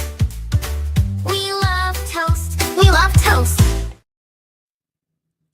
So, yeah, I hope that's a sampling for you there, Bob. We try to have some fun around here, and we hope you were amused and will join us in the future for more shows. And we also do other things with other members. Simos has a show he does on Thursdays. Well, he's going to start it back up on Thursdays. I also hang out with Answers in Atheism that does shows. I do a weekly show. I do my cryptid shows. You'll find me here, there, everywhere, including, I wanted to mention, next weekend, I'm going to be on Skeptic Haven with Neil, and that is August 3rd, and I think it's at 7 Eastern. I may be wrong, but I think that's what it is. It'll probably come out sometime this week, and when he posts it, when Wes posts it, I will post it on my channel, let everybody know. But yeah, next Sunday, I think it's 7. It might be 8. I have to check, but 7 or 8 p.m. Eastern, somewhere in there, I'll be on Skeptic Haven with Neil. And I always like hanging out with Neil, the 6 of 4 atheist. Neil's a lot of fun to hang out with, and Neil likes Bigfoot too. So we have some fun with the Bigfoot too. And if you don't know, Skeptic Haven's a talk show, call-in show with non-believers, and they try to get folks to call in, and sometimes we have some good discussions, and sometimes it's just the hosts having some good discussions. Depends how it goes. Oh, yeah, you might also notice emojis. This channel does have memberships, Bob. So if you like hanging out here and you want to join in the emoji fun, you are in the UK, and it's late in the UK. Yeah, Simos is overseas too. We understand. And thanks for stopping in. Hope you have a good evening. And that goes for you too, Skeptic. Have a good evening. And there is, for Skeptic Haven, there you go. I'll be there next Sunday, August 3rd. I'm not saying that people who are atheists should be hated. Indeed, Christians will not repeat the mistakes of the Inquisitions or the Crusades. I think people who believe in atheism should be shown the truth in love, right? I mean, that means a conversation. Yeah, see, there it is. You atheists need the truth in love. It's sickening, Pastor John. It really is, because we've already discovered some things about you, and your smiling, way too tight face is just bugging me more and more. And that's not personal. I'm just making a joke. And say, hey, I love you enough to tell you that the religion you're a part of has caused the greatest atrocities of the 20th century. No, you told me a bunch of fibs, lies, out of context quotes, and things that just weren't true. Factually not true. Your numbers don't add up. And you're telling me the truth in love. First of all, you're lying. You're being dishonest, disinformation. Liar's a strong word, but it's not true.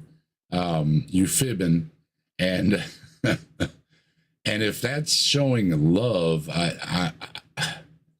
this is like hearing the God of the Bible doing awful things is showing you love. Okay, it doesn't add up. If the God of the Bible is doing an awful thing, it's not good. All right, and you telling me a bunch of baloney and saying it's love, I'm insulted. I really am. I'm liking you less. I want you to understand that what you decide to believe has consequences for human society and the human endeavor in general. Well, see, yeah, there's a good one. And see, when the bug was going around, you know what I did? I stayed home. When I had to go somewhere, I stayed away from people, and I wore my mask, and I went to the doctor how many times and got the poke in my arm, okay? A bunch of your peers didn't do that, all right?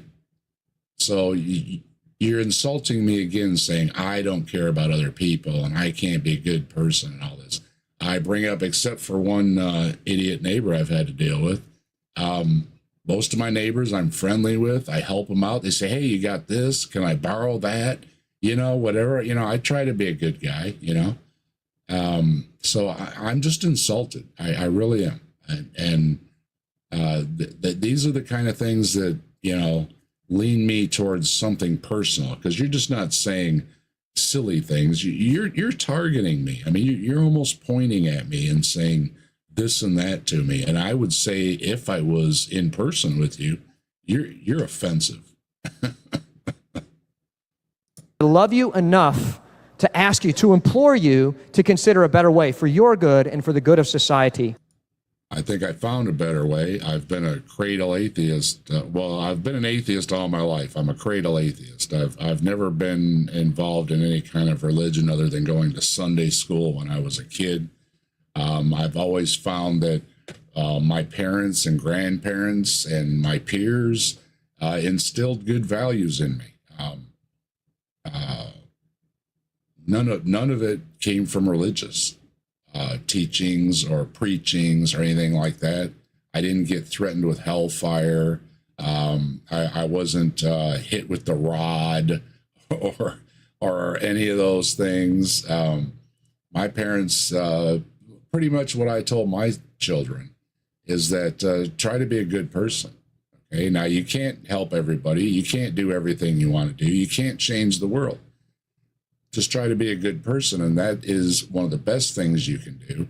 On top of then, any extra you do for charity or helping anybody out is all bonus, okay? There's a Buddhist saying that if you can't help somebody, at least don't hurt them, right? So I think that my being more neutral is harming less people. You being on one side or the other actually harms more people. And I will agree, yes, religions harm people. And I think you've harmed people by some of the things you've said. And you've had to get some flack for some of the things you've said.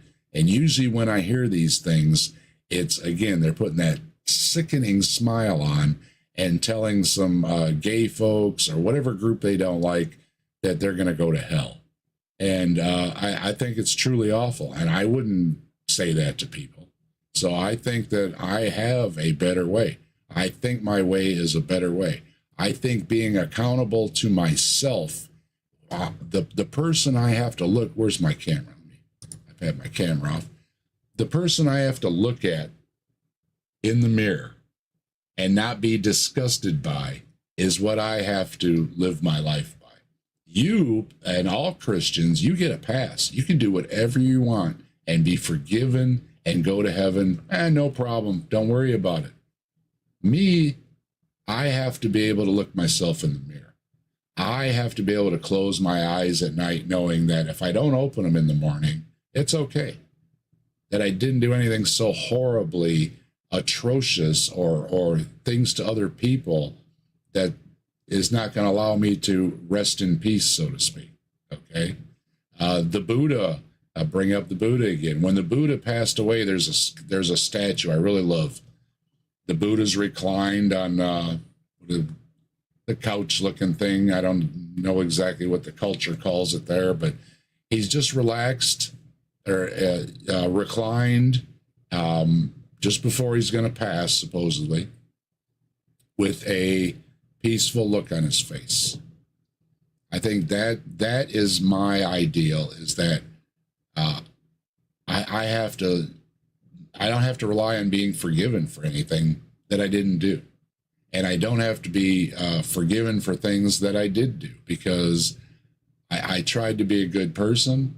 And, I have friends, I have, my kids, people online here, we seem to get along just fine.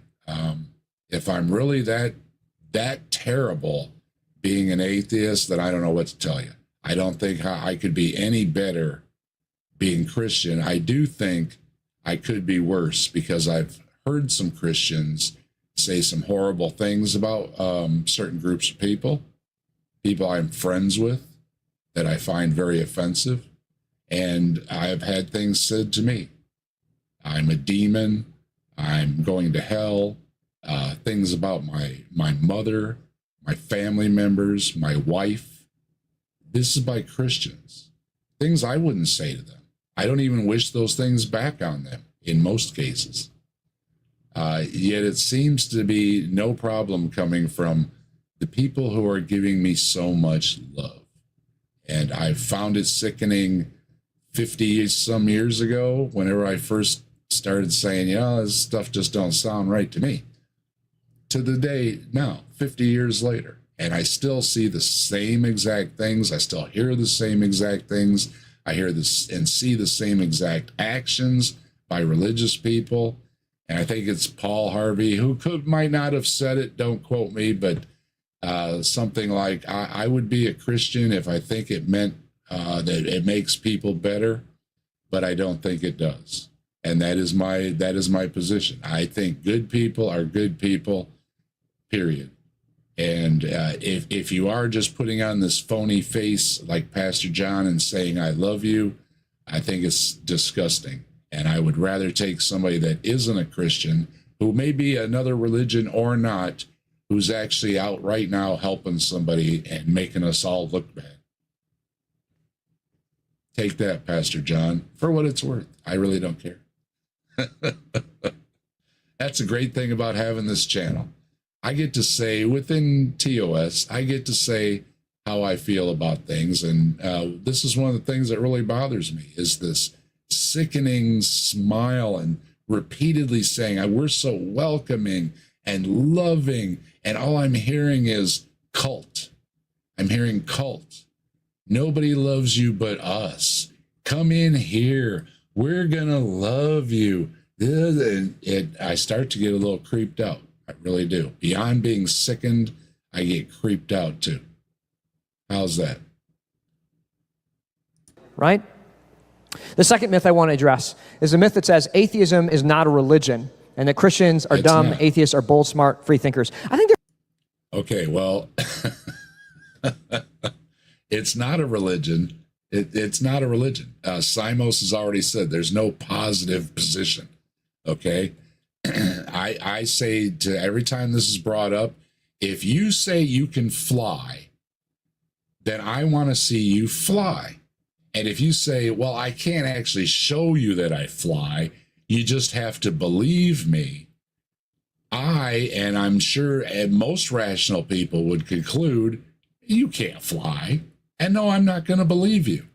Well, that's what atheism is. You're making a claim that you can fly, that you can live forever, that there's magic people and a magic zoo boat and everything else without any evidence. And then you say, well, you just have to believe me because it might be better when you die. Because you know what? All those people on death row that did horrible things, and I'm not saying everybody's guilty, I'm saying the ones that were guilty, that did horrible things, Jesus forgave them. They're all going to be in heaven. Don't you want to be there too? No, I don't. And I sure don't want to spend eternity with this phony smile in my face either. That's the last thing I want to face for eternity is you, Hovind, Ray Comfort, all on down the list, all with your big phony fake smiles all the time that just really bug me. And I hope my smile bugs you as much.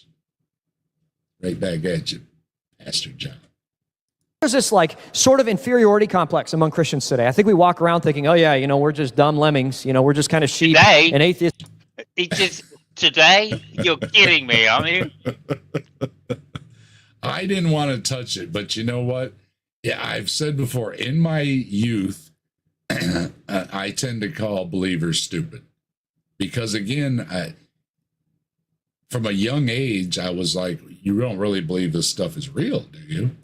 So when I hear grown adults telling me about the magic zoo boat, I have the inclination to say, what are you, stupid? But I've mellowed with age, sure. and I've realized people can be indoctrinated and deceived, and I do understand, and as well as Mike Shermer, Alex O'Connor, and others have done books and talks about smart people can believe in silly things. And I have learned and grown from this. However, the thought is there, yes. And it's because, really, you know, magic zoo boat, zombies, talking plants. I laugh. I try to laugh more than to actually call you stupid. But the thought is there. I'm sorry. I don't think it's stupidity as such, but I do think it's poor education. Yeah, well, yeah, like I said, that's the reason. They're just badly educated, either by indoctrination or by carelessness in itself. And there's a long history, right, going back to probably the 18th century, right? There was a movement through most of Europe for, shall we say, the most educated, right, to move away from religious doctrines. And that, you know, that was a known thing, right? So they write about it, right? So they say things like, we're the aristocracy, right? We don't need religion, right? And they called themselves deists, by the way, in general. But at the beginning, they wouldn't talk about it in front of the staff. That was the criteria, right? It's okay for us, right? Yeah. But just don't talk about it in front of the staff. Otherwise, who knows where we'll be. And that was Nietzsche's position at the end of the day, right? So, like into the whatever Nietzsche was in the 19th century. So 100 years later, then we get people talking about it or so. But up to that point, it was pretty much just the aristocracy and the educated that were either deists, as they were called in this country, or atheists, as they were called in France. So let's just say, you know, it's been tied to education. And to this day, if you go to most of the universities and the people working in science, you'll find a large majority of them are atheists, simply because they are the most, especially at the higher levels. Yeah. Yeah. The higher you go, the more it gets up to 90% at the very top levels. And that's simply because they've had the best education you can get. Tilting Windmill has a request. He says, or they say, I'm not even sure. What do you have a pronoun, Tilting? I don't want to mess that up or anything. But Tilting has a request. it's been a while since we played the Magic Zoo book. Well, Tilting, you know what? I can't deny a request to you, Tilting. You're a great mod, you're a great supporter of the channel and all that kind of good stuff. For your he, him, okay, thank you very much. Just for you, Tilting Windmill, everybody kick back for a minute and enjoy the song.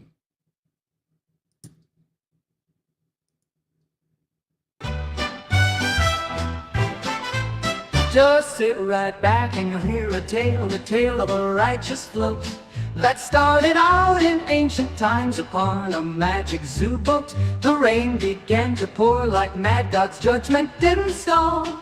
If not for Noah's floating crate, there'd be no life at all. No life at all. No life at all. If Noah and his ancient beard, his wife just rolled her eyes. They boarded raptors, stegos too, all trained to sit and stay. 2 T-Rexes in bunk bed stalls, what could go wrong, we say? 3 sons with wives who taught the dinos how to harmonize. Who taught the dinos how to harmonize? There's gators, frogs, and woolly mammoths, zebras sharing beds, triceratops and kangaroos stacked 10 high on their heads. The ark was built with cubic math and doors that sealed with prayer. You ask about sanitation, don't go there. Just don't go there. Just don't go there. So come aboard this sacred ship where science hits a wall. With creatures from all continents, pre-flood we had them all. The timeline's tight, the logic light, the rain began to float.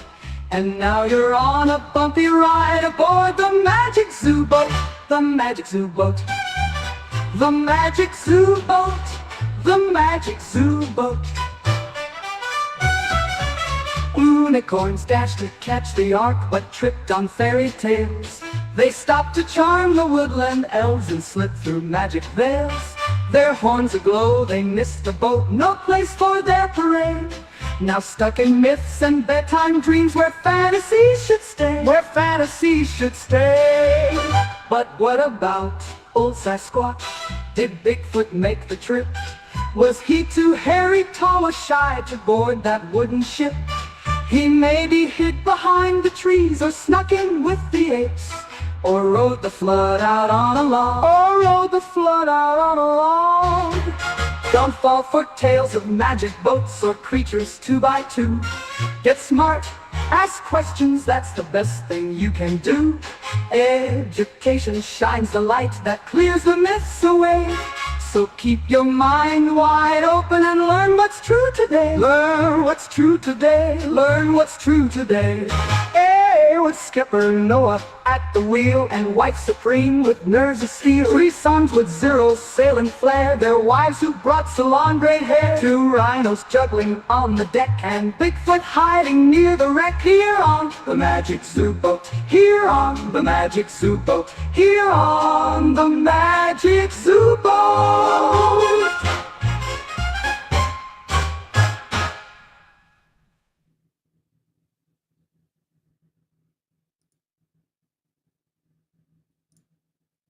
Get my thing back up. Just for you, Tilting One. Well, not just for you, for everybody. I like the song too. For bold, smart, free thinkers, they're all the. And we did go to the ARC protest this year. There are videos on my channel and other folks' channels as well if you want to see the goings on there. Ambushed Apostate put out a video showing me from the back, and you can see how soaked my shirt is. If you have any doubt about how hot it was, you can see the captive desk perspiring quite profusely. So other than that, though, we did our thing. We did our protest. I got to meet all kinds of YouTubers, and it was really great meeting everybody. And all in all, I don't regret going at all. You know, the devil was throwing the heat at us or whatever, right? And we stood strong, all right? So take that, Ken Ham, and you and your Magic Zoo boat are one of the reasons I'm going to bring up one of Simos's and I's favorites is Peter Atkins when he's asked, would anything convince you God exists? And he says, pretty much no, I think I would have gone mad. And yeah, if I ever start to believe in the magic zoo boat, I would think that I went mad. Educated, smart people. And that's actually not true. I define religion as a belief system built on faith, right? I think that's a pretty good definition of religion. That's a pretty weak definition. It could be anything. And when it means anything, it doesn't mean anything, right? Where when it means everything, it doesn't mean anything. So this is a tactic Ken Ham uses, that everything's a religion, science is a religion, watching TV is a religion, I guess, whatever. It kind of takes away from what a religion is supposed to be, right? We've got these folks in the politics and everything, that everything's woke. Woke. Everything's woke. Oh, you're woke, that's woke, this is woke, that is woke. Well, then it doesn't mean anything anymore, right? So, okay, religion doesn't mean anything. That's what you're saying. Once again, Pastor John, we're going to agree with you. Chris says the magic zoo boat didn't account for insects. Yeah, the magic zoo boat didn't account for a lot of things, although Ken Ham's story with the dinosaur running the treadmill to get the poop out of there is pretty hilarious, and again would be adorable if it was from a 5-year-old, but from a man that's ready to retire, it's pretty sad. It really is. And that's the problem. I think Simos and I both agreed when we had our guest theist on that joined us earlier. I don't remember the name. Was it Tolios? Yeah. Telos. Yeah. Telos. Yeah. That Telos or something. The supernatural claims in the text are the biggest problem for disbelievers. And it's not that there couldn't have been a nice guy named Jesus or a troublemaker named Jesus or different battles that happened and civilizations rose and fall. Those things could have happened even if there is, again, exaggerated by the victors, which usually that's how the story goes. But when you add in all those supernatural, like the magic zoo boat, I'm going to make a joke about it. And I'm going to agree with Peter Atkins that I think I would have gone mad if I think a bunch of animals got on a magic zoo boat. And that is the problem. And I think something that we addressed about Katrina yesterday, debating Austin, is that when you, for whatever reason, accept the resurrection of Jesus, then you start after wondering or asking yourself, are you going to accept the magic zoo boat? Are you going to accept the Garden of Eden? Are you going to accept 6-day creation? And Katrina seems to have said, well, if I'm going to accept, because I guess she wasn't a Christian, became Christian. So when she became Christian, so to speak, whatever her past was, that's accepting Jesus and not being lifelong or anything. You might not be familiar with all the rest of the Bible, whatever, I don't know. But however it goes, you're going to have to ask yourself, do I believe in all these other supernatural things? And do I believe everything in the Bible is literal and not, as our guest said earlier, colorful language, which many stories can use, especially mythology stories that are not written to tell you about reality, I guess we would say. There's meanings to them, right? So I cite like the fox and the grapes from Aesop's fables. It's not about a talking fox.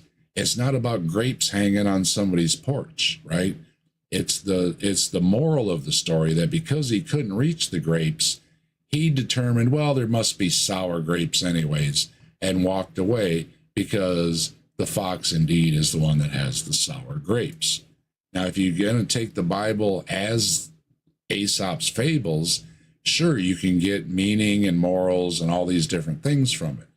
As soon as you try to make it at all literal, at all real, at all historical, at all defying everything we know about reality, then no, I'm not going to be able to accept it. And I just excuse me, I just might make a funny little video about a magic zoo boat. I think the best religion, Christianity, has informed faith. I think most religions have what I call blind faith. You just have to take it blindly. And I think some religions have faith that is willfully ignorant. That means willfully ignoring facts and evidence to preserve a belief system that is clearly, empirically, and factually not real. Yeah, like say I'm going to pick on the Muslims for a minute. They believe the moon was actually split in two. You have to believe that. And it becomes a little ridiculous. And I'm going to point out the moon ain't split in two. So what do you got to say? Well, it was, and then, Allah just undid it. And it's like, well, isn't that convenient, right? And I have the Ark of the Covenant here in my closet, but you're not allowed to see it. It's always very convenient, the excuses. And again, why am I not a believer? It's not my fault. I've asked you the questions, and you come back with, well, you just have to believe that the ark's in my closet. And I'm going to say, well, no, I'm not going to believe that. For instance, the Book of Mormon has to willfully ignore a bunch of facts. Like we know Joseph Smith was spurious, right? We know that the Book of Mormon... Yeah, he's picking on the Book of Mormon. Like that's too much, right? Yeah. Like, first of all, oh my God. They believe most of the Bible, right? Catholicism's one thing, right? But the Book of Mormon? Yes. What's this nonsense with this angel talking to somebody? Who could have made up that kind of story? That doesn't happen. Yeah. We know for a fact that it's not legitimate. You do not know for a fact that an angel didn't show up and show Joseph Smith some golden plates and a hat. You do not know that. You're accusing atheists that we cannot disprove God or some kind of nonsense. Well, you cannot disprove that an angel talked to Joseph Smith. It is not possible. And if you're going to accept that an angel talked to people in the Bible, if you're going to accept that an angel spoke to people in the Quran, then you should be more open to, well, maybe an angel showed up and talked to Joseph Smith, but you're clearly not. Why is that? Why is it so quick to be dismissed by you and brutally dismissed as, well, it's just not true. We know it's just not true that this angel didn't show up. It's like, yeah, okay, well, feel my pain when you're telling me about the magic zoo boat. See, that's how it is. And I don't think you get that at all, Pastor John. Not at all. And that's why you bugged me. And that's why I'm seeing this video through to the end.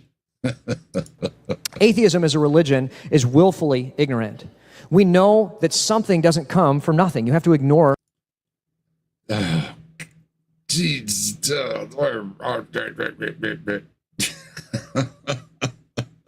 atheist doesn't believe in God.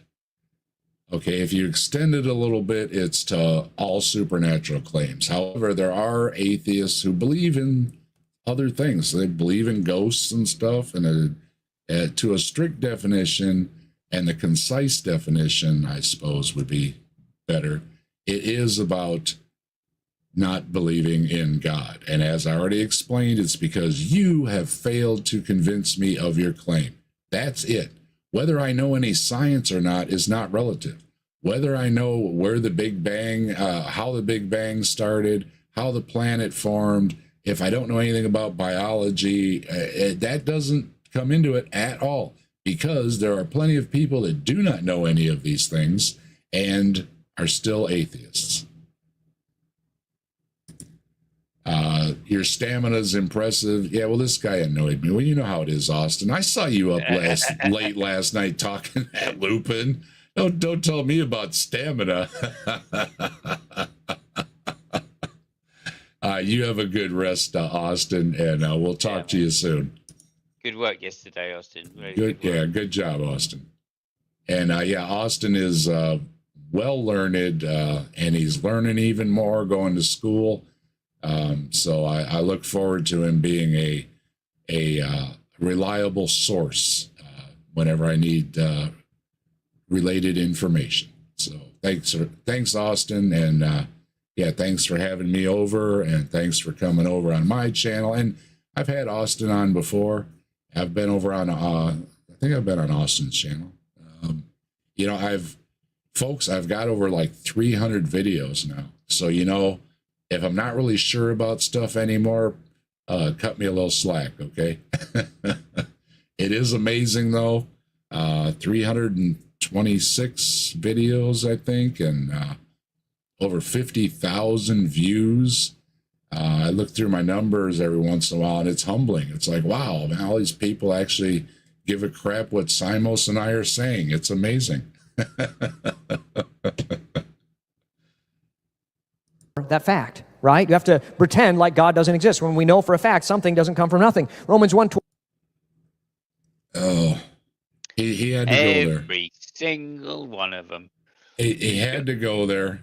So you're asking for it. Are you ready? Here it comes. No, no, no, no.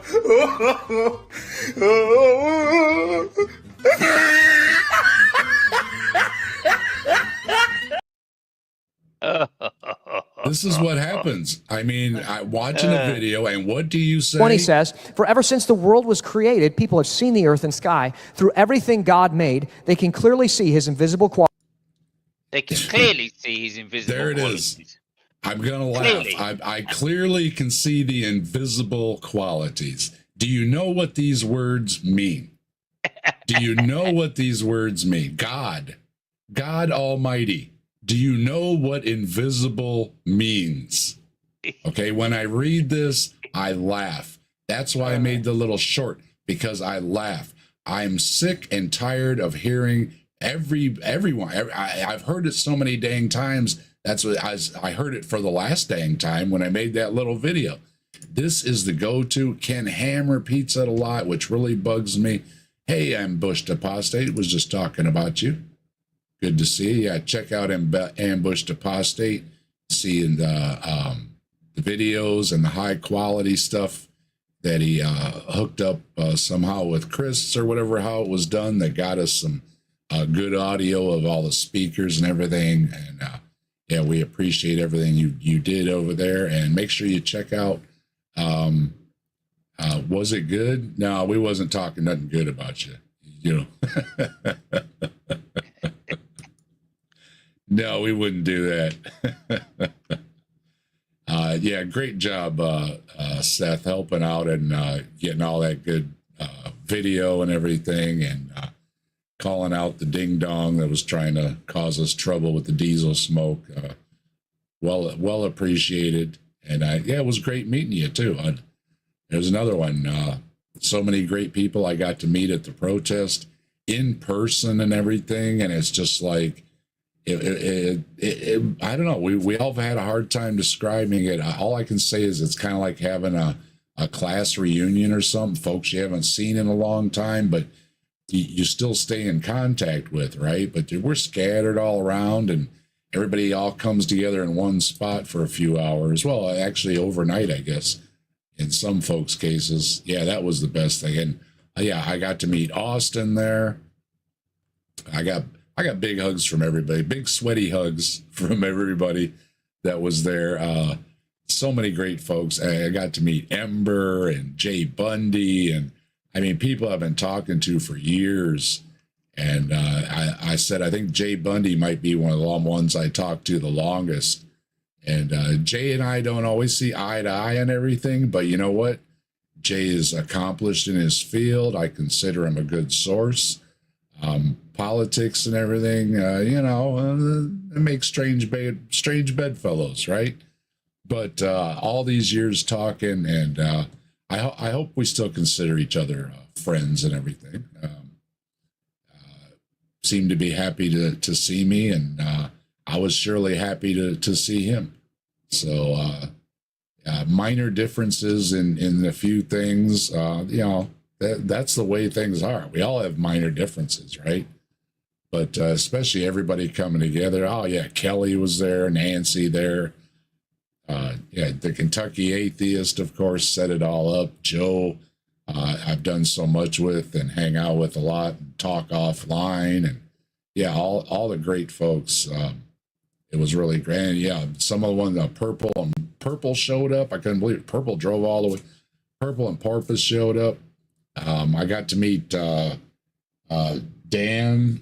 Bought his book on Bigfoots and BS and stuff. That was really cool. And of course, where's my thing here? Yeah, and of course I got the great swag, you know, Dade Murphy giving out the cups. Kind of shiny there. There we go. Dade hanging out the mugs right here on the desk. Yeah, well, I got it. We'll plug Dan's book too, Addicted to BS. I got that at the protest. So yeah, I've got some great souvenirs on top of the memories. And I visited the Bigfoot statue on the way there. Perfect timing. I mentioned Bigfoot, and there's Bree. Hello, Bree. Yeah, I got to see the Bigfoot on the way to the protest. His name's Nelson. And yeah, if you want to see all that stuff, you want to see the protest, the Bigfoot statue, and all kind of other good stuff, check out my channel. I got lots of stuff on here now. So yeah, if you want to binge for a minute, then give me some views and check out some content. I always appreciate it, and do the same for other folks. We all appreciate it. Bumps in our numbers help everybody. I know Bree appreciates bumps in her numbers, and Bree's doing a new show, Charlatan's Web, on Fridays, so make sure you check that out. And Bree is always in the description. You can get the link down there. And don't forget, if you need a new t-shirt like the one I had on when I was on with Bree last week, I've got a Bigfoot. She's got Bigfoot. I don't even remember all the ones now. I don't want to. Anyway, go to Bree's page. It's in the description. And you get yourself a cryptid shirt with all. I know I got the Bigfoot one. So get yourself. You're gonna need a t-shirt. Get yourself a t-shirt over there at the HiveSci. All right.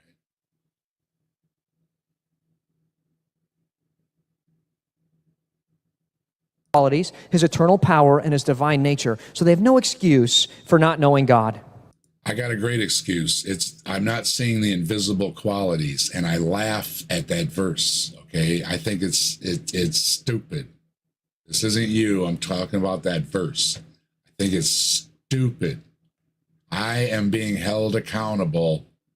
My eternal soul for the afterlife and all this stuff is being held up because I do not see invisible things. These are the problems with your text. You need to clarify this stuff. You need to get some white out, maybe shred some pages, most of the pages.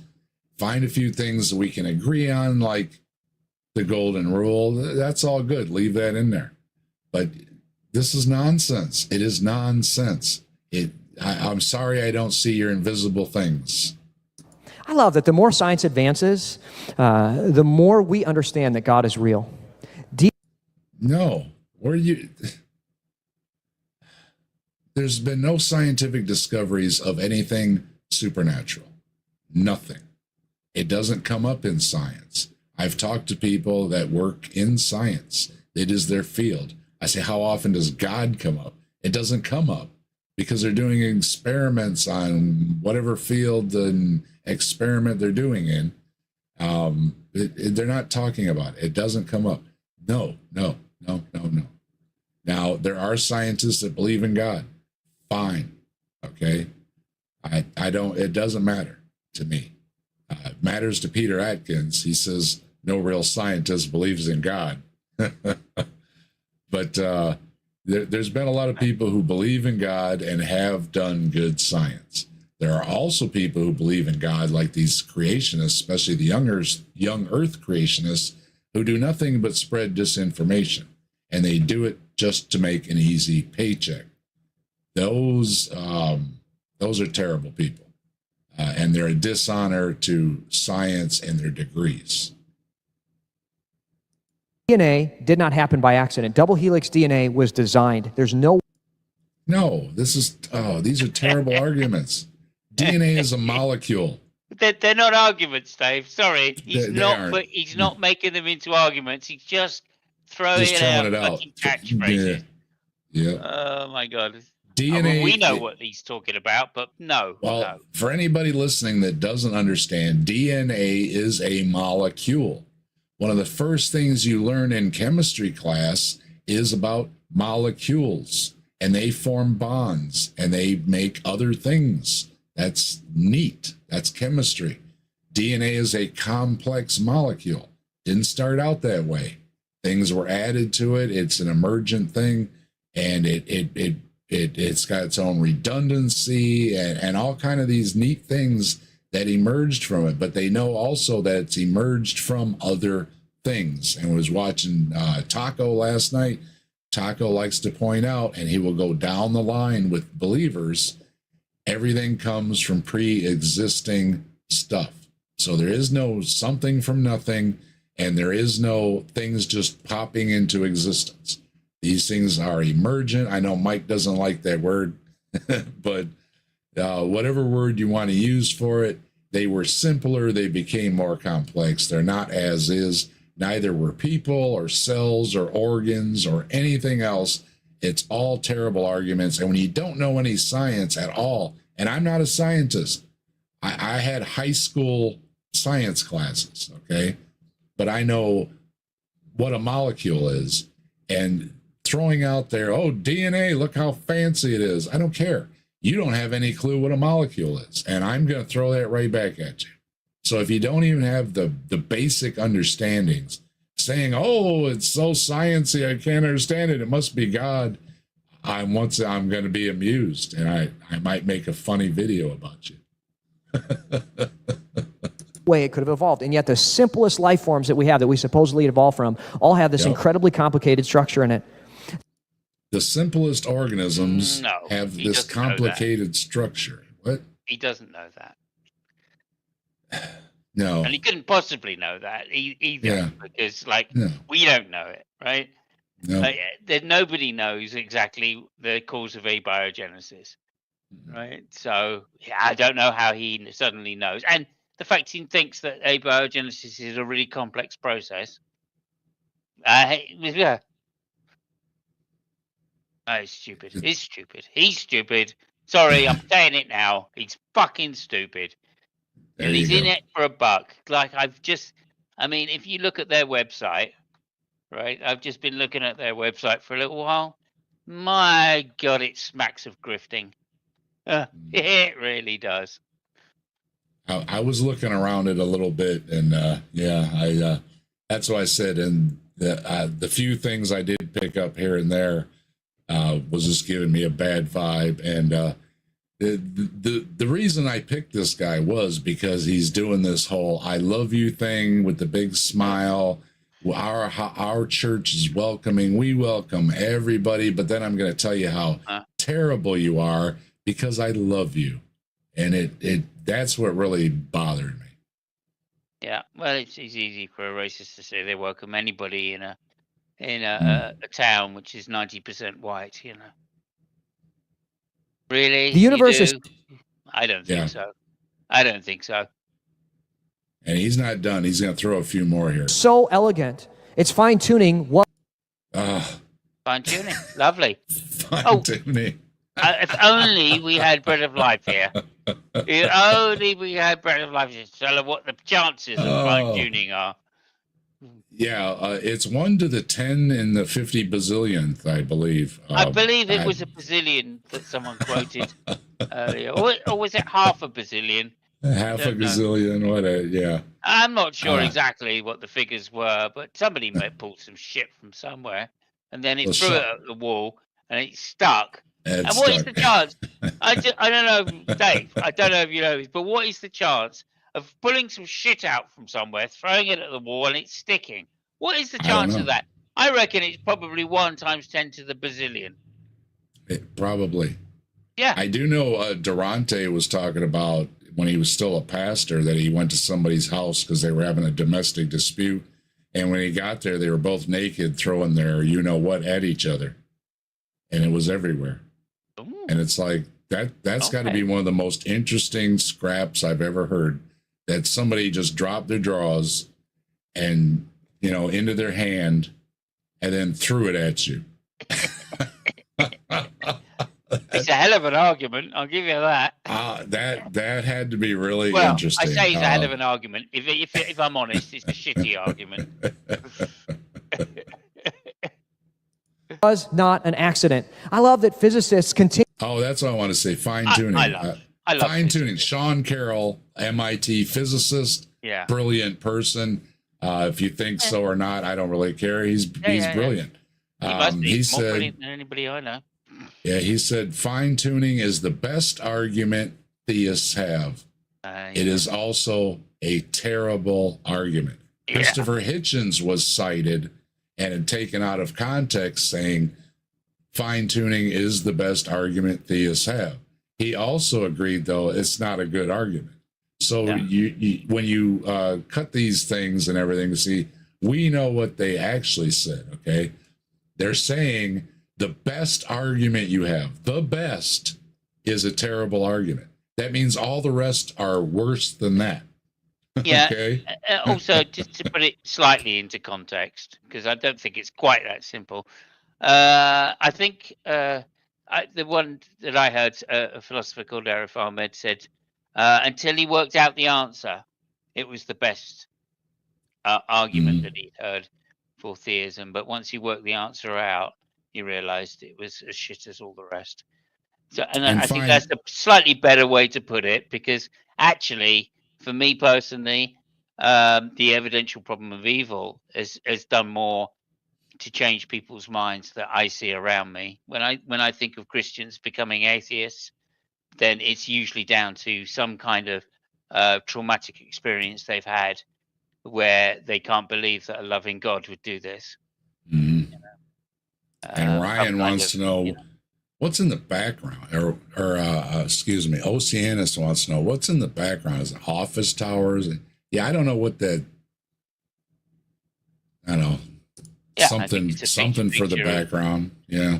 Picture of an office tower or a skyscraper, like a landscape, city landscape. If I would imagine, it's probably somewhere that they know. Continue to move away from atheism because the more they learn about our universe, the more they recognize there's a supernatural force behind it. How is that at all possible? The more you learn about the universe, right? How is it possible that you're going to move towards a supernatural conclusion? That is not a scientific argument.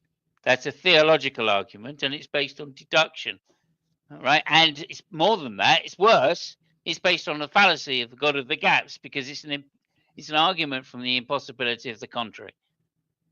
So and that's just terrible. And he's saying that science learns more, right? So see, that's the thing. Science is always learning more, and every time science learns all these things, you get up there and take all the credit for it.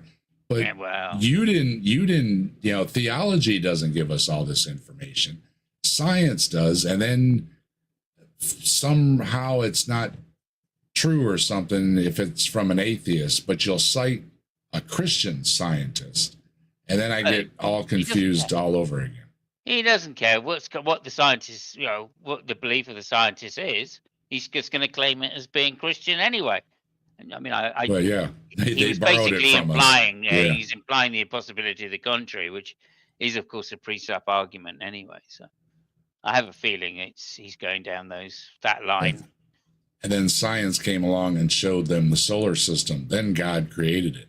Then the Milky Way was all we knew. Again, their God. It's always like you're saying with the DNA.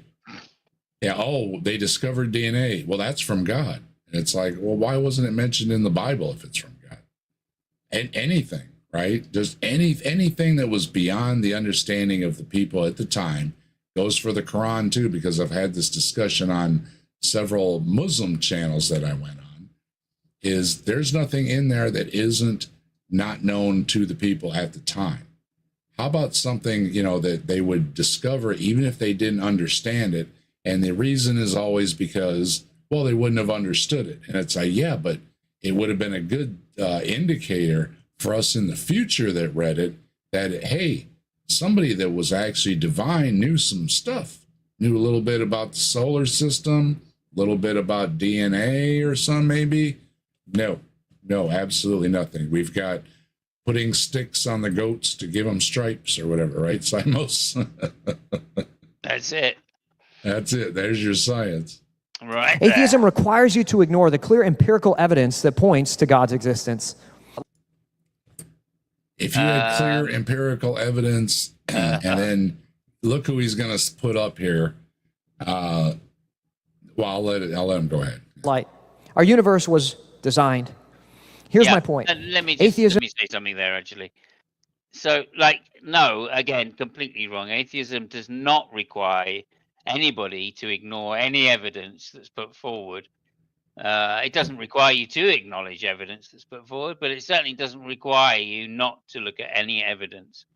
So, I mean, just straight out, that your lack of logical reasoning is shocking, and it has been in these last 5 minutes or so, where you've made just hints at arguments and then just followed them up by straightforward fallacies. So, I mean, it's just nonsense. Yeah, and that's another good point, Oceanus. The religions fight you on making all the great scientific discoveries, and then they want credit for it all. You know. Like Sam Harris said, it's playing without the net, right? You can't lose either way. Yeah, there you go. Is a religion based on willfully ignorant faith. It ignores. And in love, atheism is a religion based on ignorance. Okay, it's not a religion. It's got nothing to do with ignorance. It's, I don't believe you. Now, what I really don't like is the way you're just digging yourself deeper and deeper. Yeah. Being a jerk to atheists and then telling me that you love me. I don't believe you at all. I think you're a jerk. Ignores clear, observable, scientific evidence. If I may just quickly, because looking at the background, atheists are bold, smart, free thinkers, and free thinkers, I think it says. I can't quite remember now, but no, free thinkers is just a label that they decided to take on board because atheism had such a bad reputation that they wanted other names, right? At the time when it was still probably illegal to be an atheist. So one of the names they took on was free thinkers, humanists, or free thinkers, whichever you prefer. So one of the just names of different movements. That's all. Yeah, one of the groups that was at the protest that helped out with a lot of stuff was the Tri-State Freethinkers. It goes back a long way. It goes back to the 1800s. That name.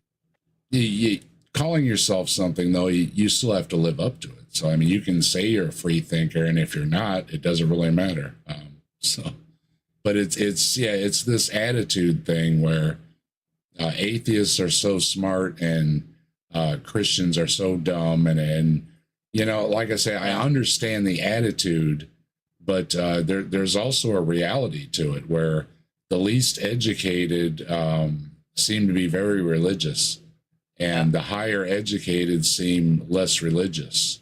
Like I said, this goes back to 300 years plus. Also, atheism is not a religion. That is absolutely a fact. Atheism is a lack of religion. So, therefore, it could not possibly be a faith-based position. Atheism in itself, right? Hence the word "a" prefix there. No, take all that stuff away. It also applies to anybody that's suggesting that we immediately leap over to Satan because we don't believe in God. Yeah. No, that's all in the same too. All that stuff, you know, and accusing me of satanic imagery on my channel and everything is completely ridiculous. I don't do that here. I don't know where they get it from, Dave. No I don't idea. either. Somebody said it and everybody believed it. So, it doesn't automatically go to Satan. It doesn't automatically go to anything else of the universe from nothing. You having to know biology or anything. No, please stop it all. Drop it all. It's atheist. Okay. I don't believe you. That's it. The DNA-based life was created. I like Tilting Windmill's last message there. Oh yeah, it's a religion. Hawaiian shirt guy says so. Yeah. Totally. I'm not going to pay my taxes for that religion. You'd pay taxes for other religions in school, though, wouldn't you? So, yes, take a seat, Hawaiian shirt guy. Oh my goodness. And intelligently designed. Our universe was created and intelligently designed and fine-tuned. I've given much longer talks on this. Yeah, you can keep saying it, but not backing it up. But okay, I don't expect him to because he's preaching to the choir, right? And the puddle said, "This hole is made just for me. It fits me perfectly. Yeah, it surely must be made for me." Yeah, absolutely. Again, they'll be in the description, but the bottom line is atheists are unaware. I think most atheists are unaware of the compendium of evidence which undermines their religion. There is no evidence undermining a religion that doesn't exist. Did they? Yeah. Does that even make sense? As you know, that sentence doesn't actually track. Okay. No, it not doesn't. only is it not a religion, but they're not unaware either. No. Most atheists have been brought up as religious people, Christians, but he loves you in particular, and therefore they are aware of the evidence. They've had to deal with it and overcome it. He loves you, Simos. Who does? This guy. Oh, yeah. One that's saying all the stupid things. Yeah. He's a yeah. I won't say the British word that we use, but yeah. I think what happens is people adhere to something because dogmatic authority says this is true, right? You see Gwyneth Paltrow and Elton John make these powerful statements. It's like, well, if they say it, right? That's right, because of course, as we know, there's no better argument from authority than God. Yeah, because, and that's the other thing. God doesn't show up and say these things. God pulls somebody up into a mountain or onto a mountain or into a cave or somewhere where they're all by themselves. And then that one person comes out and tells everybody what God said. What happened to God being God? Why doesn't God just show up and say, I'm God? Why doesn't God knock on my door and hand me a book? You're God. No, it's always, well, you have to believe this one person that went up on the mountain. Okay. The weird dude that hangs out on the mountain all the time talking to himself. This is the perfect example. This is the perfect example of an argument from authority, this guy. Because all he's done throughout the whole video is say, trust me, bro, I know. Yeah. Right? I have a friend who told me. And he's big. Yeah, he's big, he's clever, and trust me, it's right. I mean, you know, that's what really fucking bites my balls, really, because like I find, right, that if I sit in a debate with a theist and I make an argument from authority, they're gonna want a citation, they're gonna want the data, they're gonna want, you know, exactly why this is they should believe this to be true. And yet when they turn around and go, well, Jesus said X, you know, and that's got to be true, like this guy did earlier, right? All of the science throughout all of European history wouldn't have happened unless Jesus, right? Well, that's just an argument from authority. It really is. And it's poorly constructed at best because, of course, the two things don't even follow, right? At least when I say, well, okay, there's this, you know, evolutionary theory is a fact because, you know, here's a whole list of people that have done, that are evidence-based scientists that have done work to show that it's true. And there you go, right? And they go, well, argument from authority. You go, yeah, but unlike God, I can go and look up the papers. I can go and look up the experiments they've done to show that it's true. Right, so that's not a fallacious argument from authority. Whereas yours, no, you can't show me God. That's a fallacious argument from authority. You can't show me Jesus. Tori appreciates the humor of the pastor knows a guy. Wink, wink. Yeah, does he I know a guy. I bet you the guy that he knows is white. Go ahead. Sorry. Problem is, most of the atheist movement today, the new atheist movement, is not free-thinking people. I think it's more of people following blindly what's in front of them. Atheism is a willfully ignorant religion, full of... You're just brutal. I mean... Yeah, full of people like straw manning it. You have no clue. You have no clue what you're saying. No idea. You have no idea. None at all. Dogma. You have to believe this because that's what it is. Christians, on the other hand, have. You have to believe this because it's what it is. Right. I mean, that's just that doesn't make sense when applied to atheism either.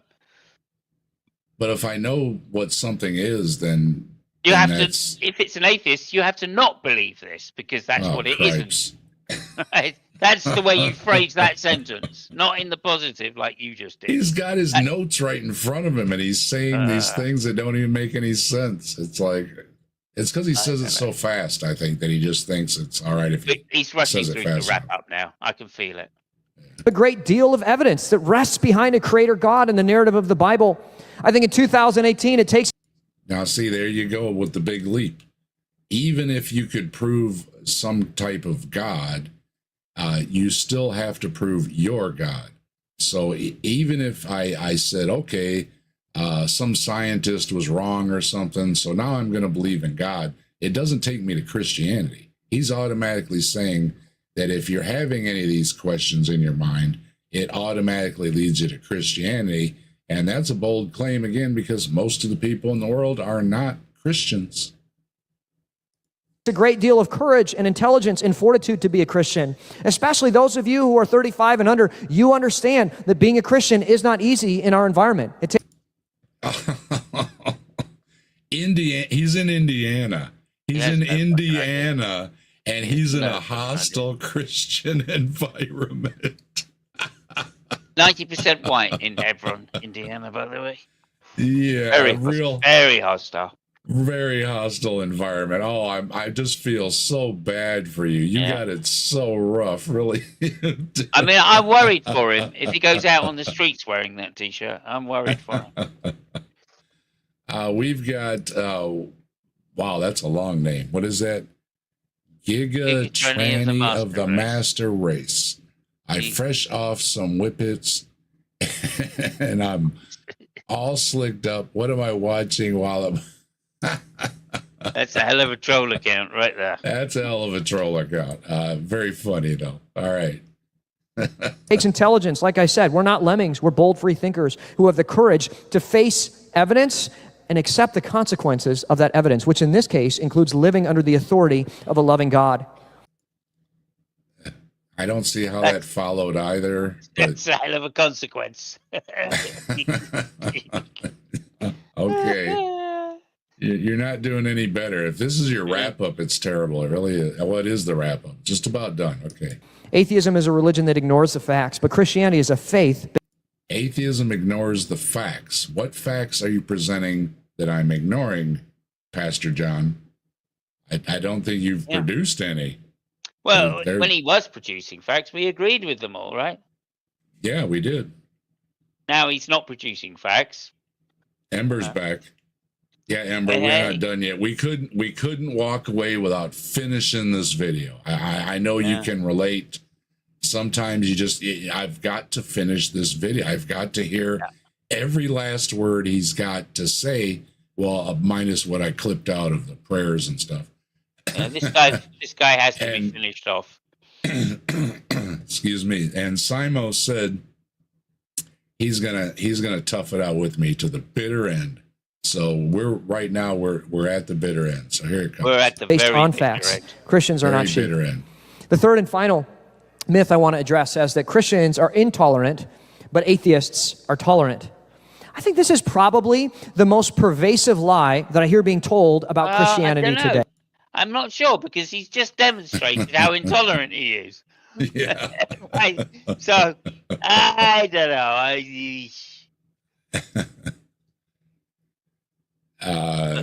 Giga, I'm going to say Giga because that's too long. The Christians are ignoring the fact that if you're not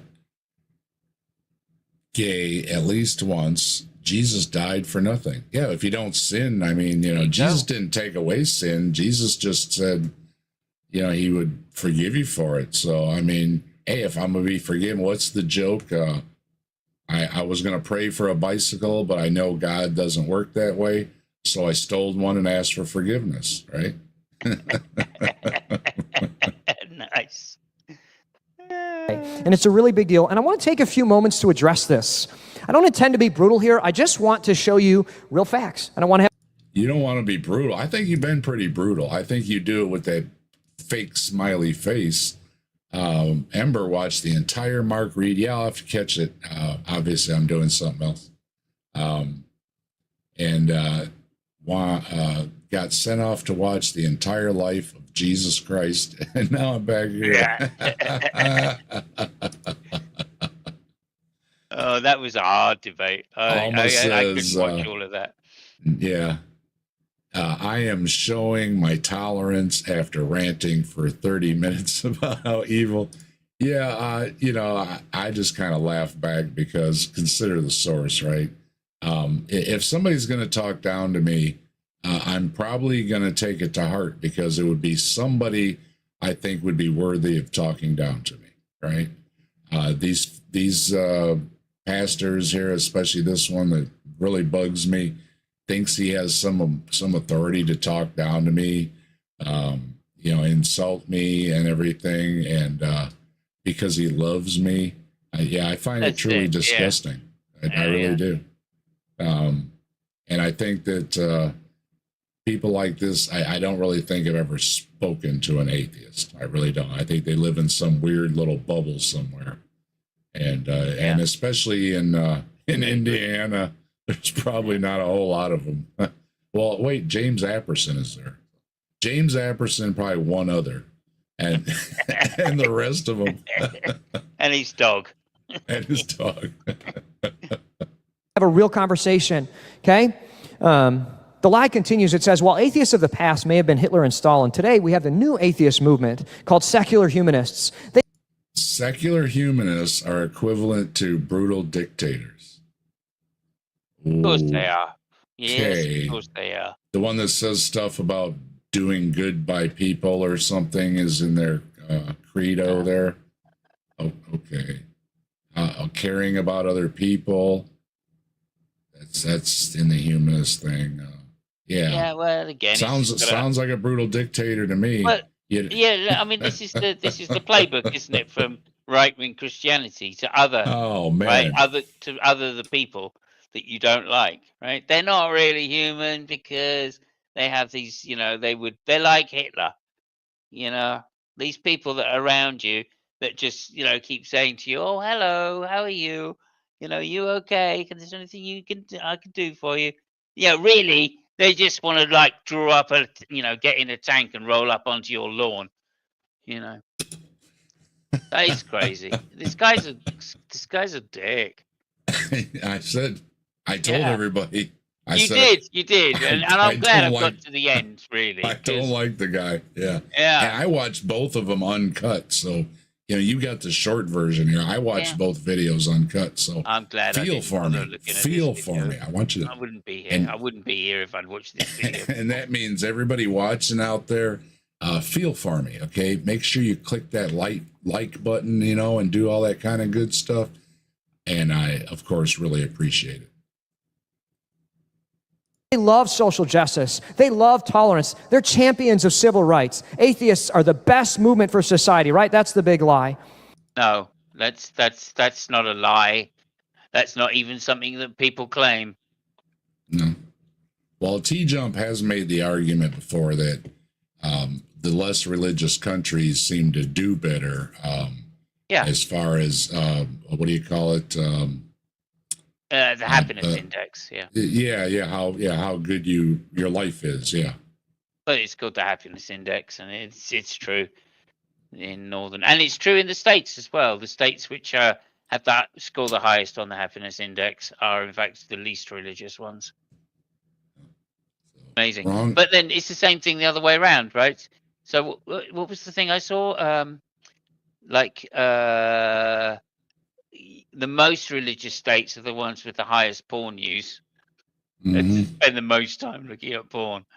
And some of the sites release their tracking information, and they know. But like a lot of all the companies do it now. They're targeting their customers, and they want to know who and what and where and everything and stuff is consuming their product. And if you are consuming adult entertainment. They want to know what you're watching. And guess what? We know exactly what the Bible Belt is watching. And it's exactly the things that they say that they don't want. So we know they're full of crap. Yeah. Yeah, quite literally, in some cases. Literally. Yeah, they even make videos about it. You know, I don't want to go there, but you can find it. Me neither. Me neither.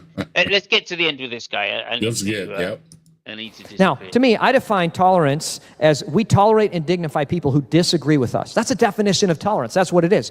If you are a tolerant place, a tolerant organization, somebody who has a different opinion or mindset can come and be dignified there. The idea that again, no, I don't have to tolerate you if you have an armband on and you're goose stepping into my establishment. No. It's like respect, you know, it has to be earned. Okay. I will return in kind, you know, how you treat people.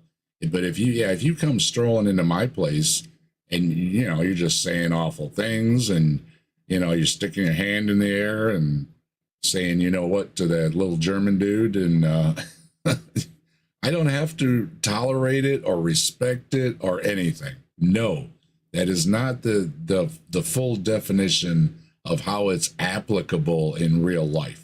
No. atheists today are tolerant and ultimately different than atheists of the past is, as a matter of fact, untrue.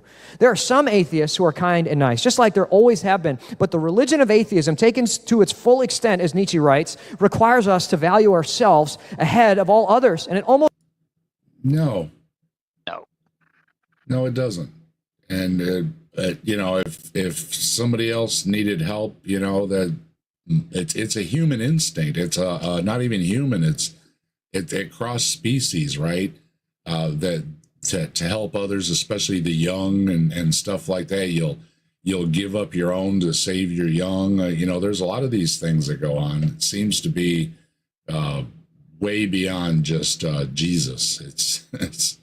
It's what you do. And people often say, well, you know, why did you dive into like a freezing lake to save somebody or something like that? You know, you could have perished too. And they always say, I didn't think about it, right? You just have that reflex to help this other person. And it's not always a person. Sometimes it's a dog or a deer or whatever.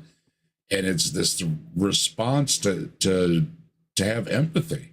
So...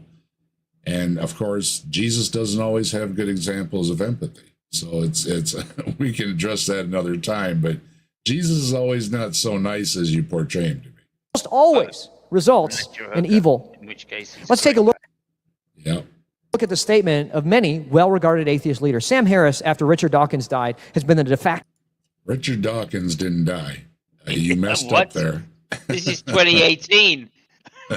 he's still alive today. What the fuck are you talking about? I think he meant Hitchens, but oh no. Yeah, okay, yeah. Just so everybody knows, he's still alive.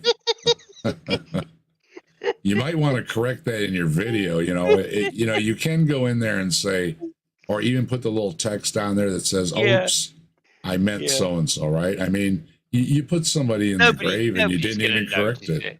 They don't even know who these people are. I noticed it when I watched it. I said, wait a minute. Yeah, well, of course. leader of the new atheist movement, okay? I want you to Google churches near you, okay? Churches near you. You just Google churches near you, and you take a look at their websites, and you'll see churches that have specific beliefs, right? That Jesus is the only way. They might have specific beliefs about, you know, LGBT issues or gender identity or sexuality. But in every case, almost... you'll see a place that says, even if you disagree with us, we'll extend love to you, right? There are some intolerant, bigoted churches, but they're the exception. Yeah, they're not going to turn down donations. They're not going to turn down fucking somebody coming in, regardless of who they are, and putting money in their tithing bollocks. Well, I don't know. Some of these places check your freaking credit rating, and they don't. I had a neighbor, sweet little old lady. She tried to go to one of these, you know, so-called mega church things, and you know, somebody told her that's where Jesus is at or something, you know, so she wanted to go there. I mean, you know, sweet old lady, probably thinking about, you know, that kind of stuff, and yeah, they didn't like her credit rating, so don't think it's just a few. I think there's quite a few that check your credit rating. And not only that, but you hear how many times people that went to a church their whole life, and then they reached a point where they were on a fixed income, they had medications and everything, and the church would send them a letter that says, hey, we haven't seen you putting in the plate lately. Well, isn't it time for the church to give it back? You know what I mean? Say, hey, we noticed, things might be a little tight, and could we help you out with, you're getting your medications or something? No. You go there your entire life, and as soon as you ain't got something to put in the plate, they're sending you a letter saying, hey, not a word about hi, how are you? It's hey, where's our money? And so I think it's more widespread than even in the smaller churches. Yeah. I think it does go on a lot. They are always on the money thing, and it's and funnily enough, it's a problem. It was mentioned earlier, but I knew a woman in the community who was a Mormon, and her husband passed away, and she didn't have an income because her husband didn't have one. And so one of her neighbors came round, right? She was a devout Mormon. One of her neighbors came round and said, oh, I know, like, your husband passed away. If there's anything I could do for you, I'd be more than happy to help out. Anyway, some time went by, and she found she couldn't pay her mortgage. And she didn't ask her neighbor, but her neighbor just started paying her mortgage. Now, just saying, this guy is saying Mormons aren't Christians, and yet, hey. Yeah, and they badmouth a lot of rock stars too that have donated a lot of money to charity. The demon music or whatever they want to call it and stuff. Yeah. And a lot of these folks have donated a lot of money to charities and done, charity concerts, and all that kind of stuff. So, yeah, shut the heck up, right? If somebody's helping somebody, shut the hell up, Stop distracting people off by helping people. Yeah. Not the norm, right? If you do a search for atheist groups on the internet, you'll find something startlingly different. It's a contempt-filled, anger-filled ranting session on Christians, and that is the norm.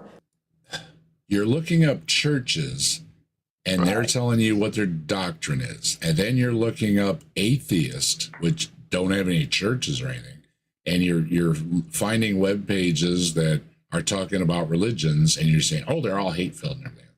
And well, again, your comparison is crap. You're looking up churches. Of course, they're not saying, oh, this and this and this, you demon, you're going to hell. Yeah, they don't put that on their page. Well, some of them do, I guess. Pastor Anderson maybe or something does, but most of them aren't going to put that on their page, right? Now, an atheist group, their headlines are probably going to be something about what a church did, or what a religion did, or what it did to them personally. There's a lot of people put their stories out there. So yeah, that I'm not surprised at all about that Google search, and I don't think it means anything at all, Pastor John. Nothing. You got a Google search. That's what you got. Dave, I don't believe it. I believe if you put in atheist groups, local near me, they're going to say, "Oh, please come down. We welcome all sorts of people." We're putting it to the test. Hold on. Even if you're Christian, just come down and you can see what we're about and stuff. I know for a fact that's what it's going to be, because like the one in Austin, right, has got a similar message. Yeah. Come down. We have a show on this. Come down, be in the audience, find out what's going on and what we do. Atheist groups near me, right? And I'm going to hit enter, and we're going to put the pastor to the test, because it's just that easy. In my area, let's see, find your local atheist group, use our atheist group map, and find such and such. With 200 affiliates nationwide, this group is dedicated to developing and supporting an active and visible community meet other local atheists and free thinkers at a meetup. Okay, I'm going to scroll. And not one of them says mean or nasty things. So we're going to call that baloney. Yeah, there's a surprise. Not one of them had anything other than to say, Mr. Loving Christian gets his information wrong again. Yep. And just to be fair, let's see what we're going to put what was the other one? Churches near you. We're going to finish this off with a fact check here. And the churches by me, it says what they are. We have such and such locations. We welcome people of all backgrounds. Okay, well, it does says it in that one. Love and that Jesus provides. Okay, yeah. What churches would say, where we're at, and that we love you. Come pray with Jesus. Okay. We'll give you that one. The other one, you're full of crap on. Yeah, like we said, Christian groups, Christian churches are going to say, come on in. Yeah, donate, put some money in the basket. Mm-hmm. That's all good. We don't mind who you are. Right? We love, what do they say? Hate the sin, not the sin. You know what's going to be in my Facebook tomorrow now, don't you? What's that? Churches near me. Churches near you.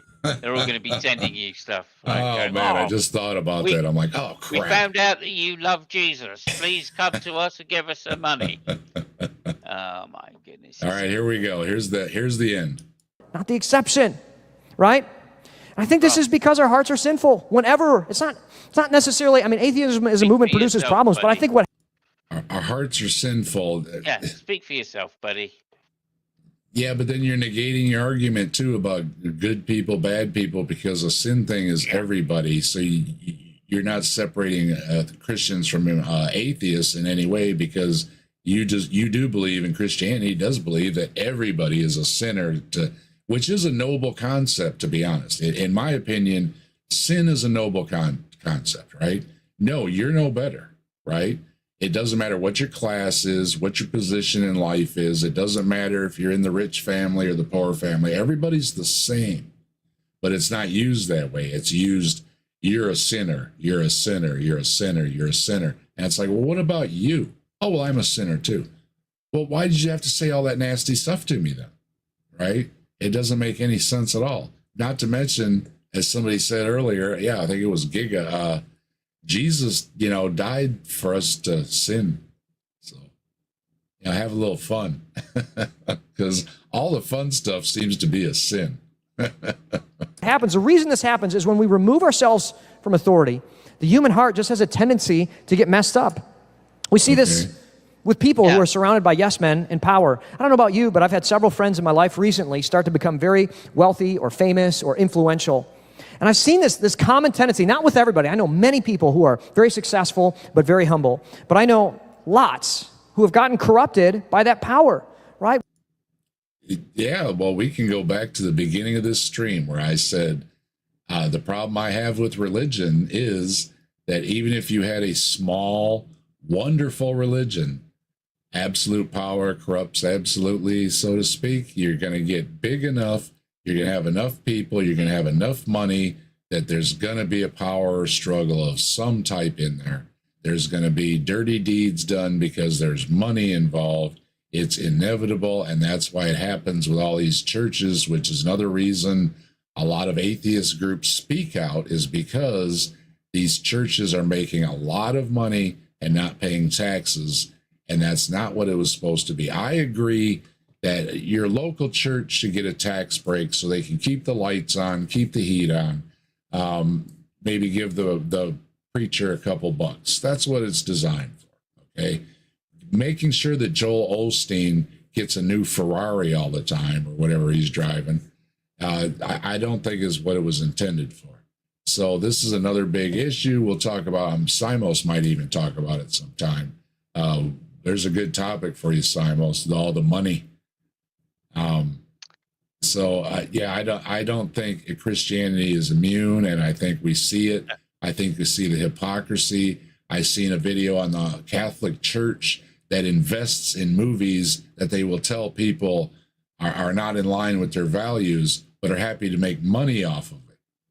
So there's a big problem with money all over the place. And as I think we're in agreement here, I think money's a good driving factor for Pastor John here. We see this especially and disproportionately with movie stars, athletes, and politicians. When you remove yourself from all accountability and you become your own final authority, it doesn't result in good things. Lord Acton of British Parliament once said, absolute power corrupts absolutely. And there you go. And that's the end of the video. And there it is. And I absolutely am going to agree with you. I just said it. I didn't even remember that was the very end of the video. But that is, of course, he said a little something. I clipped it off because, again, I did clip it a little bit. I don't usually do that here on Saturday Night at the Atheist, but there was prayers and repeats of stuff, and it kind of, I was like, no, this can be a lot shorter, and it still went way too long. Of course, we take things apart pretty good when Simos and I get together, and we also had a guest theist join us this evening, which was very nice, very civil. I appreciate it, and if you can come on here and talk with us nice like that person. What was it again? Telios? Truth of Telios. Truth of Telios. Telios.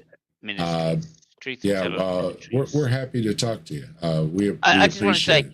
I love the fact he ended on that particular quote, because, of course, the only person that has absolute power is, of course, God. So, way to shoot yourself in the foot in the last sentence. Right? I absolutely love that. I think that's hilarious. So yeah, I like I said, I had told the panel beforehand, because I usually send them the link and the link for the StreamYard, all that stuff for the show. Exactly, Ryan. Right, and, right. Mr. Pot, may I introduce Mr. Kettle? Mr. Kettle. There you go. Thank you, Ryan.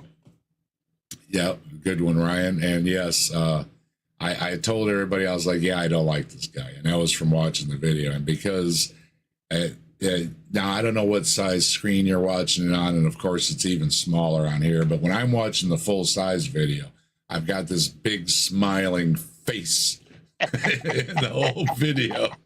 And he just, I love you, but you're ignorant. And I love you, but,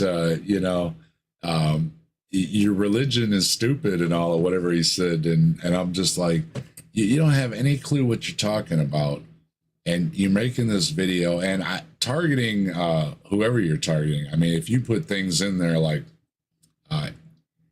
atheism's big lie, I'm going to pick it up in a search. So I'm pretty sure the intention is for some atheists to see it. So amazing.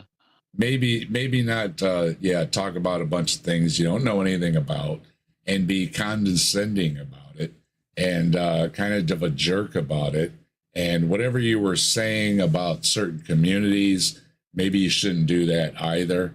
I would cite some Jesus that says, depart from me, for I never knew you.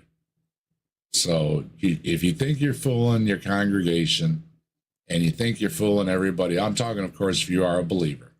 If you think you're fooling everybody and you think you're fooling Jesus and God themselves because they can't see what you're doing in the back room or when you're on the internet because you cleared your history or whatever, I got news for you. Jesus is going to tell you, depart from me, for I never knew you. The Bible also says things like, many are called, but few are chosen. So just calling yourself Pastor Love, as Pastor John likes to do here, you will know them by their fruits, to also quote the Bible. I can quote the Bible. And I would say maybe you should check your own book. And if you're going to live by Jesus, live by some Jesus. Jesus did say some things that are worthy, as did a lot of other people through history. And take heed to them, and maybe talk to an atheist. You can come on here and talk to us if you want to. We always put out the offer to anybody we review. If you want to come on and talk to us, come on and talk with us. We'll talk to you, because honestly, a lot of us think most of you have never really talked to an atheist. Seriously. Not a serious atheist. I mean, like I think with this guy here, I think there's one phrase which I would just end up with, if I may, which is to say, you shall know them by their balls. Because I think that was just a lot of balls, that talk.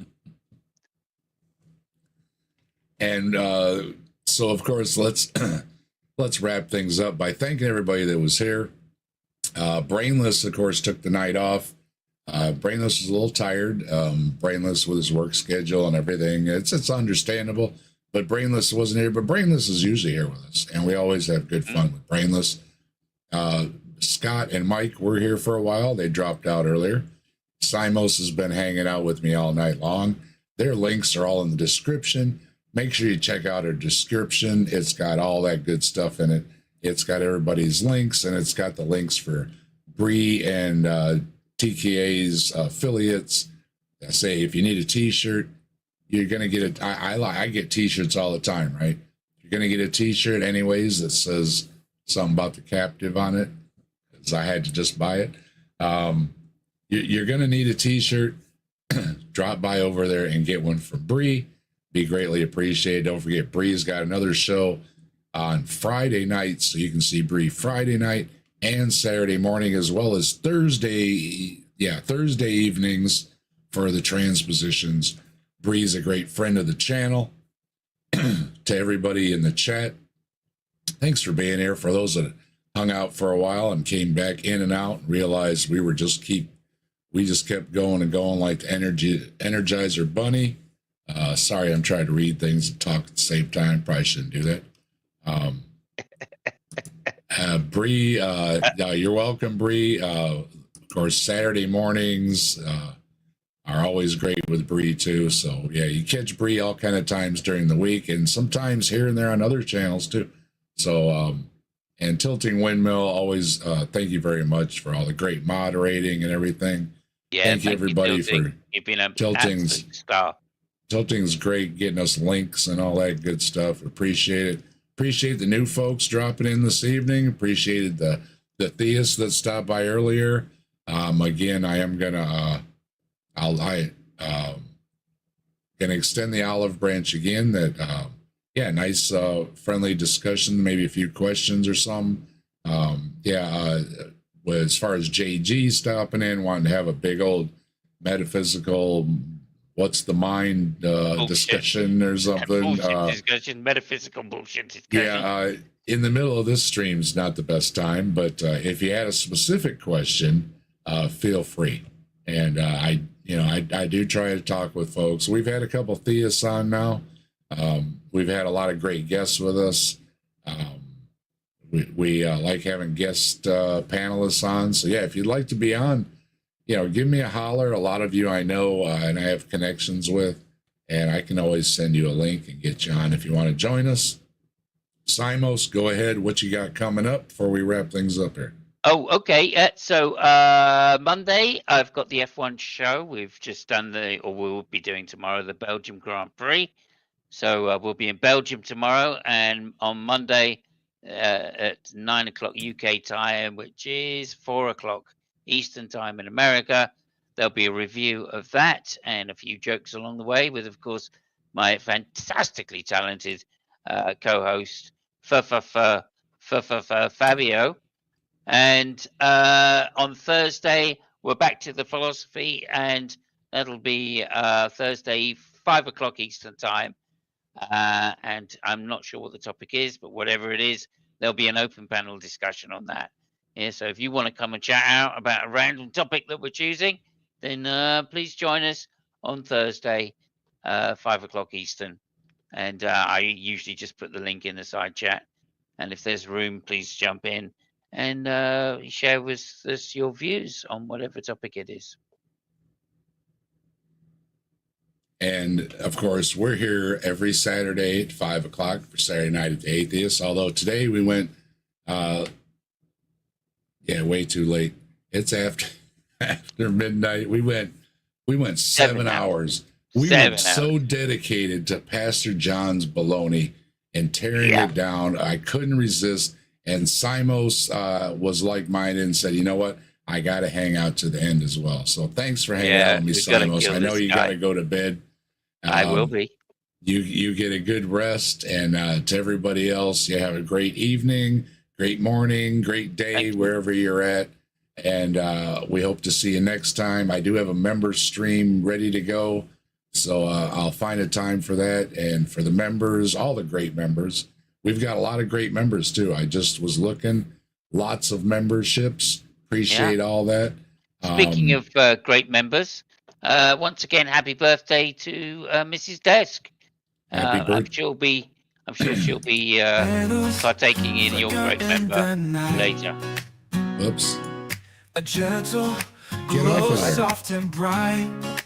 Is this your outro? Your There smile we go. Oh, this is your beautiful wife. Yeah. Oh, I was just trying to wait. I was trying to hit the. There we go. Once again, happy birthday, Mrs. Desk. We're gonna have dinner tomorrow, my son and everything, and all that good Beautiful. stuff. So Beautiful. yeah, thanks to everybody that's been through many hours of of this stream, and look for me. The members stream coming up, and of course I'll do the night watch usually like Tuesday or Wednesday. I think I've been doing it mostly on Tuesday night. Again, just having some fun. And next weekend, August 3rd, I'm going to be on Skeptic Haven with Neil, the 604 Atheist. And that's, I believe, 7 p.m. Sunday, August 3rd. I'm getting it right. I'll be hanging out with Neil over there. So I hope everybody stops by over there too. And we'll see Simos on Thursdays. You see Bree on Fridays and Saturdays and Thursdays. You got plenty of stuff to check out because we're all out there, doing these mega streams to keep you all in hopefully in stitches. And speaking of, I don't think I'm gonna do my usual outro tonight. I think we're gonna do the funny one. Good. I think that's appropriate because we've had a funny time. Yeah, I like Brad. I think we're gonna go out with Brad tonight. So, thank you, Simos, for hanging out with me. Thanks everybody You're in the welcome. chat. Thank you for having me. And here we go. We're going out of here with Brad.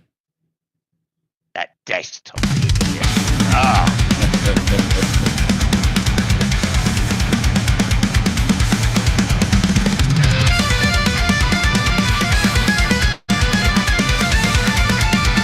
No such thing as an atheist. You guys do not exist.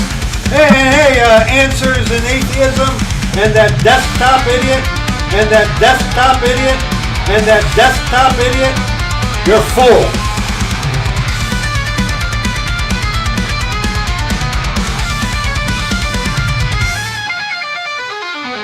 See here, dead flies.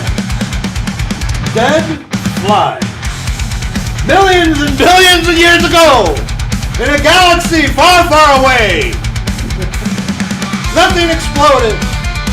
Dead fly. You call me crazy.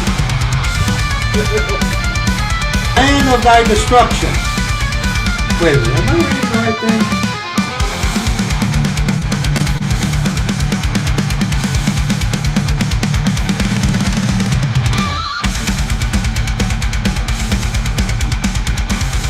And you know what, atheist? Right. And you know what, atheist? Right. And you know what, atheist? Right.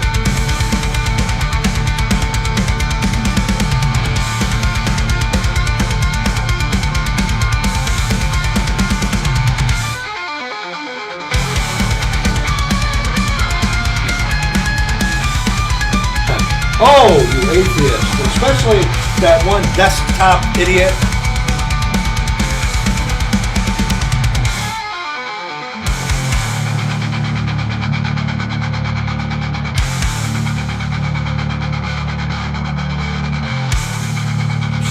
self-theist, plan of thy destruction.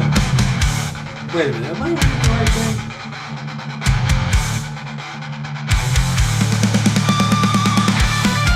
On you.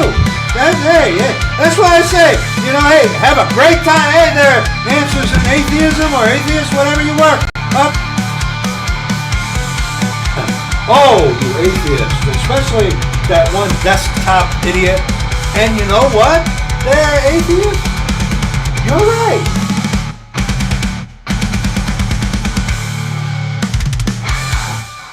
Unless the Lord Jesus Christ saves you, you are going to go to hell and burn forever. That's going to be it for this little video.